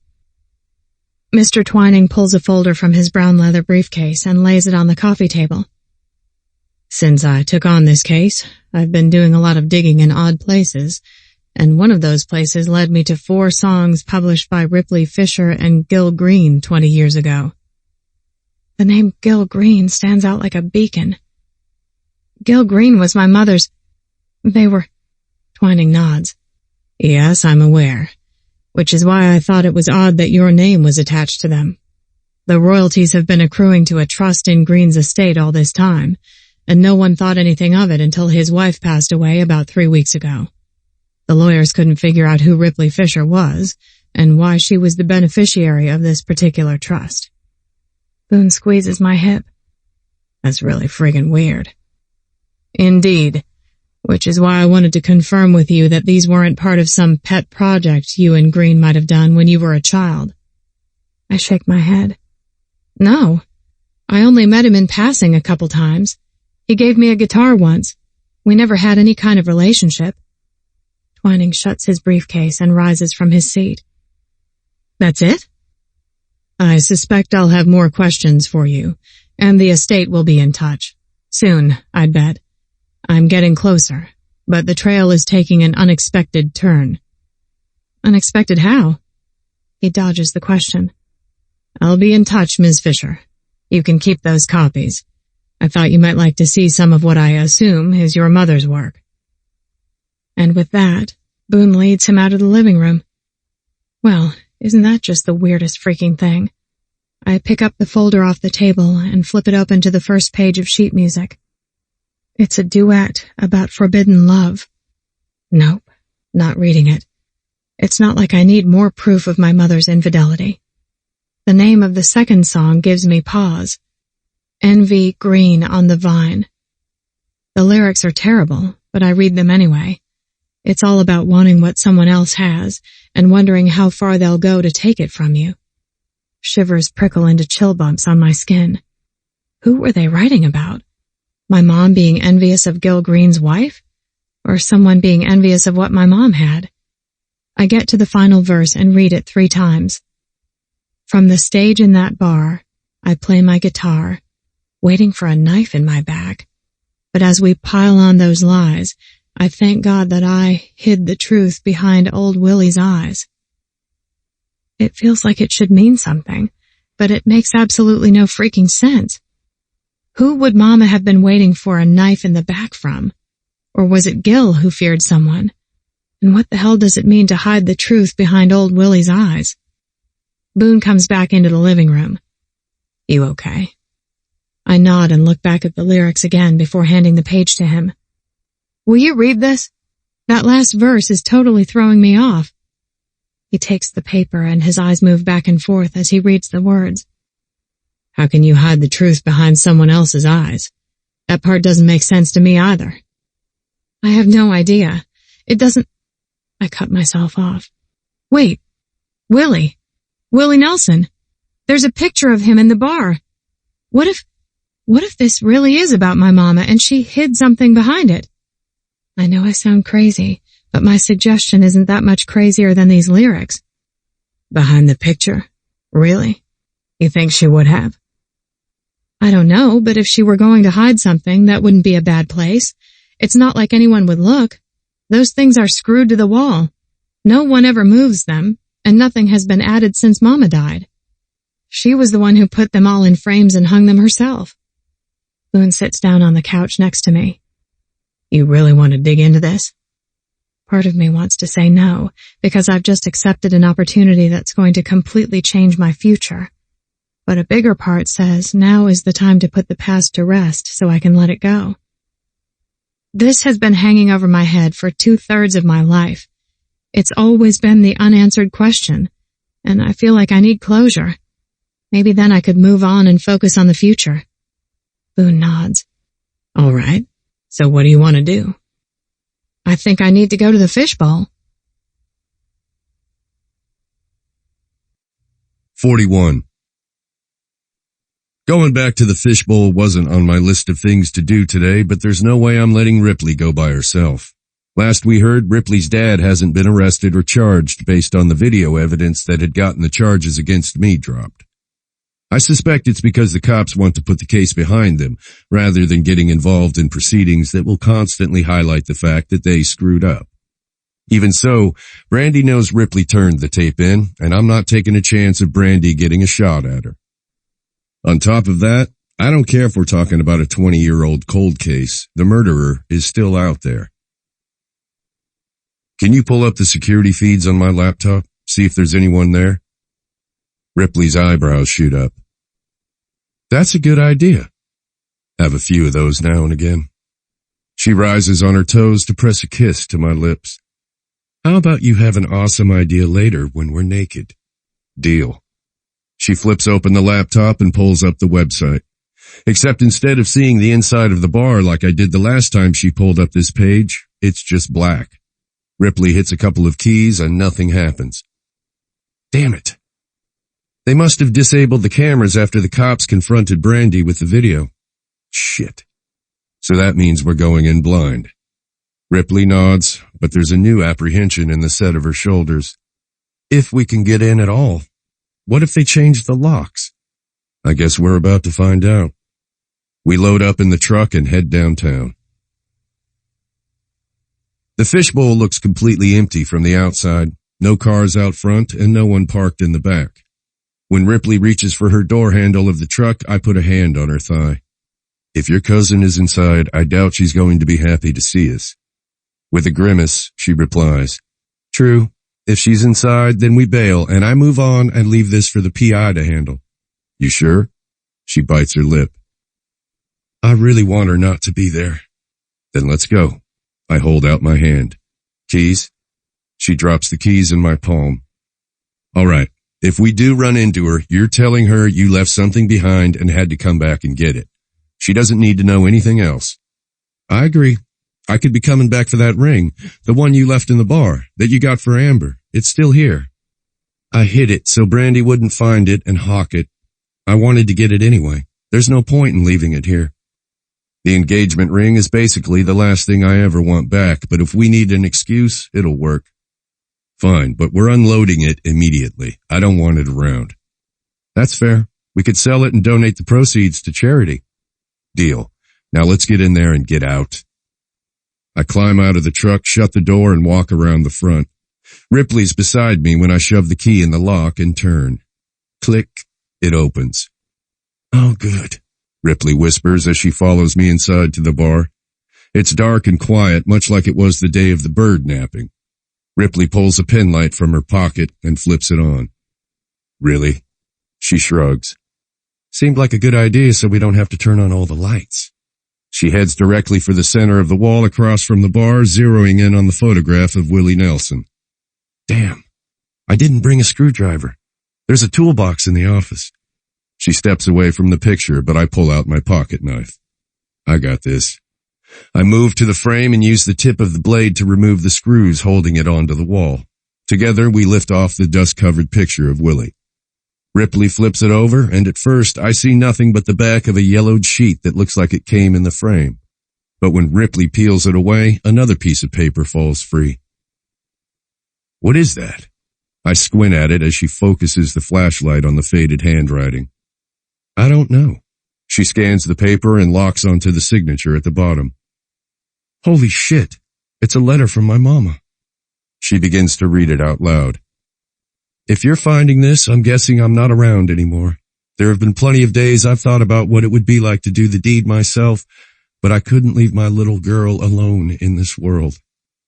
Ripley blinks, tears shimmering in her eyes. Oh my God. She deserves better than this life, and I'm trying to give it to her. I know everything's thinking the worst, but sometimes you have to let them smear you if there's a bigger purpose down the road. I've never cheated on my husband, not with anyone, including Gil. Despite what everyone's saying, I'm not pining away hoping he'll leave his wife. I don't feel that way about him. He's just a nice customer who saw me with bruises one too many times and finally forced me to tell him what was going on. It takes a lot out of a woman's pride to admit she hasn't walked out on the man who hits her. Gil wanted to help me make a future outside this bar, and I've been hoping that's what my songs will do. I figured if anything happened to me, at least the money would end up going to my baby girl. Who's ever reading this letter, can you make sure she knows I did it for her? Who knows? Maybe one of them will end up a #1 hit, and she'll never have to worry about money for the rest of her life. All she has to do is talk to Gil, and he'll make sure she gets what's coming to her. He set up a fancy trust so Frank can never get his hands on a dime of it. He's gotten enough from me. Blood, sweat, tears. I'm done with it. My bag is packed, and tomorrow I'm finally doing it. I'm leaving my husband, and I'm taking my baby girl with me. I don't know what's going to happen, but the feeling in my gut tells me that having a backup plan might be smart. I just hope I don't lose my nerve. Either way, I'd be really grateful if you'd make sure this letter gets to Ripley Fisher. She always deserved better than everyone calling her mama a whore, but at least this way she'll know it wasn't true. I'm not the type to be unfaithful. I'm better than that.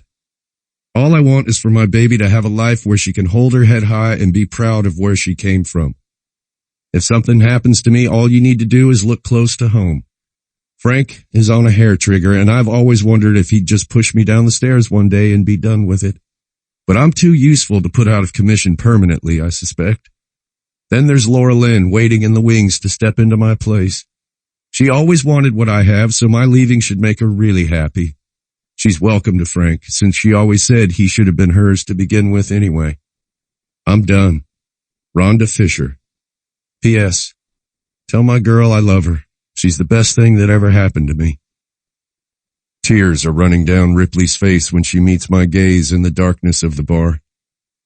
She wasn't... Her words are interrupted by a hiccup.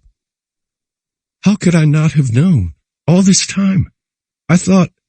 The lights to the bar flip on, momentarily blinding us both.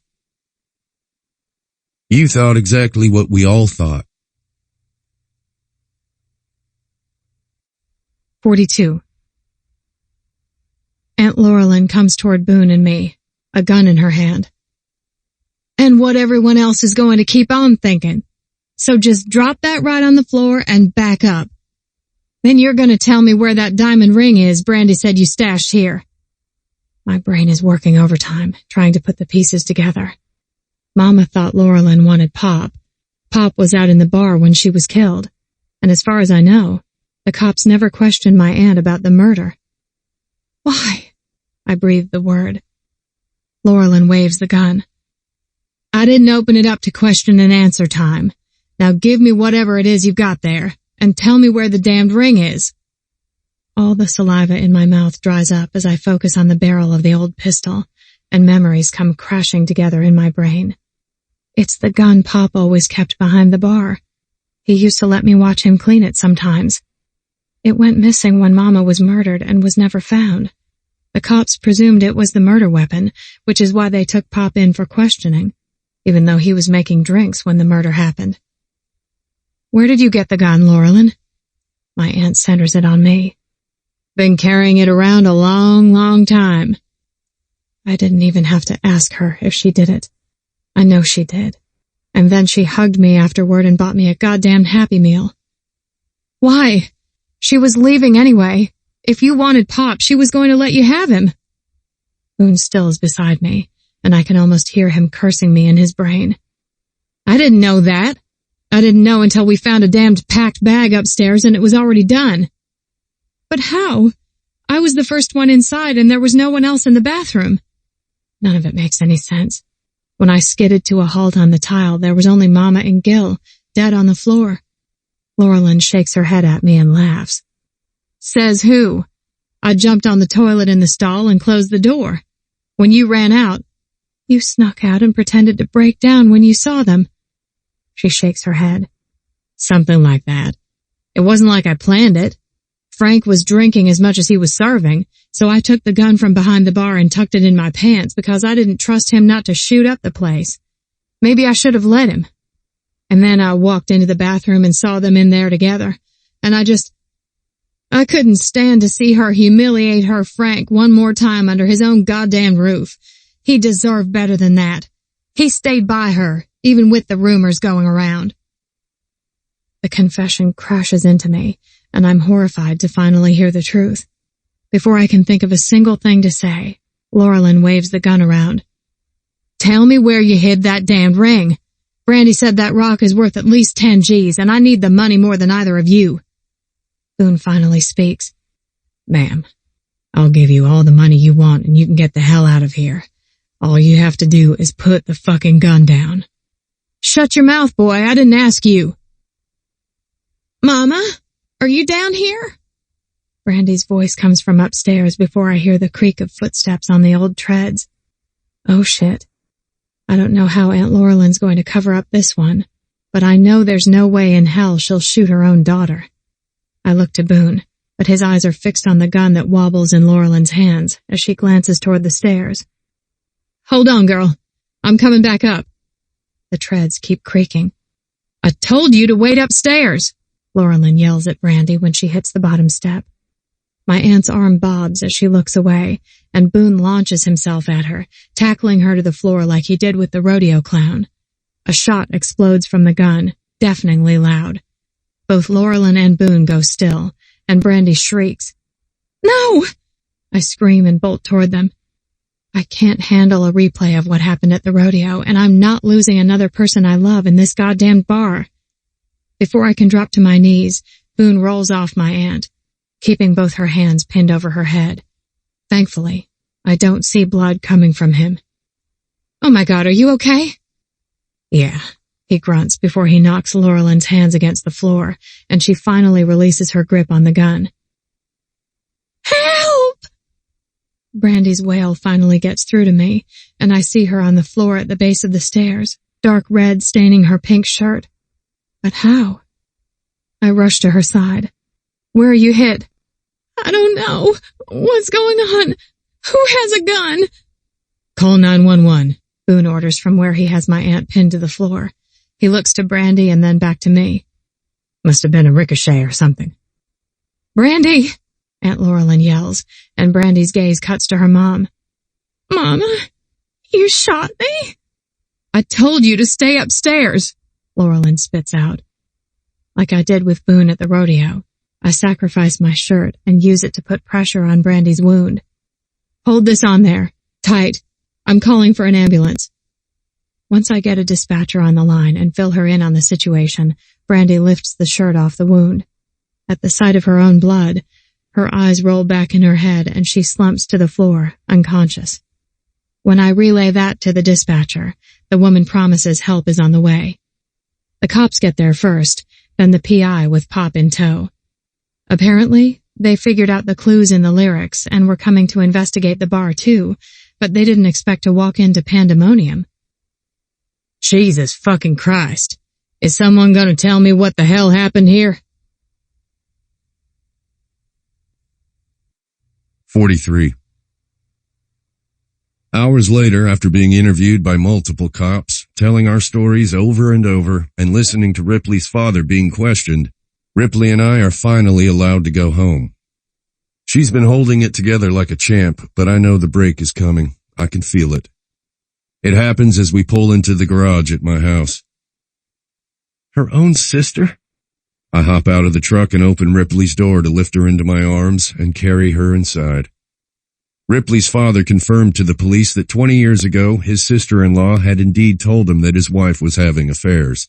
Since the man apparently doesn't know how to handle anything head-on, his solution was to drown himself in the bottle and take out his anger on his wife and daughter.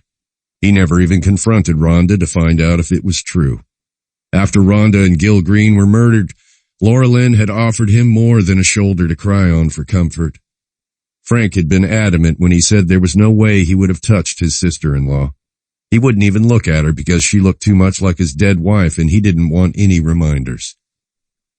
He never realized that by telling Laura Lynn to pack her shit up and leave, he was giving her the perfect out to escape the consequences of her actions. Brandy wasn't shot. The bullet had gone wild and shattered a picture across the room, sending a piece of glass flying that sliced into her like shrapnel. Physically, she was fine after being patched up with a butterfly bandage, but watching her mother being led away in handcuffs had left her unhinged. I can still hear her screaming at her mama that she always knew she didn't love her enough. Laura Lynn hit back, telling Brandy she would never have come back to Nashville if it weren't for the bar and Frank. We could hear Brandy's hysterical screeching even as we left the building. Now, Ripley's tears soak my shoulder as she sobs. I sit down on the couch in the living room where the sheet music still lies on the table and hold her on my lap. She snuffles and hiccups before lifting her head. I've thought the worst of her all these years. I never once thought there was a chance that she didn't cheat. What kind of daughter am I? Sugar, you can't blame yourself for that. You thought exactly what you were told to think as a kid. Why would you have questioned it? The evidence was all right there, supporting everything you were told. But they were wrong and, God, I feel like I don't even know who I am right now. I'll tell you who you are, the strongest, most incredible woman I've ever met. She rocks against me. That's not true. I never once thought, and the truth was right there. And you saw it. You found it. You put the pieces together and now you can tell the world what really happened if you want. If Laura Lynn had just stayed away. I glance at the sheet music on the table. I suspect the private investigator probably shook her loose and had her starting to worry, plus she said she couldn't pass up the chance to make some easy money at the bar. Coming back to the scene of the crime let her keep an eye on things, just in case the PI was getting too close. Ripley nods. What happens now? They charge her, and hopefully she pleads guilty. If she doesn't, then we've got a whole public circus of a trial. My shoulders tense at the thought. That's the last thing she needs right now, and I hope like hell the confession from Laura Lynn and our statements will be enough.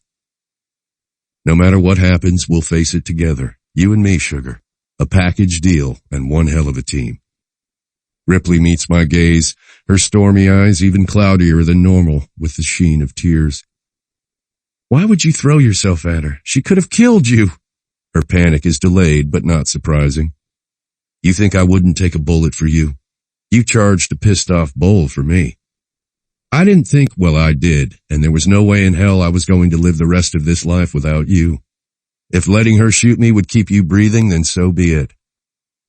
You really do love me, Ripley says, her tone hushed. You're just figuring this out. She shakes her head and wraps her arms around my neck. No, but don't you dare ever do anything like that again.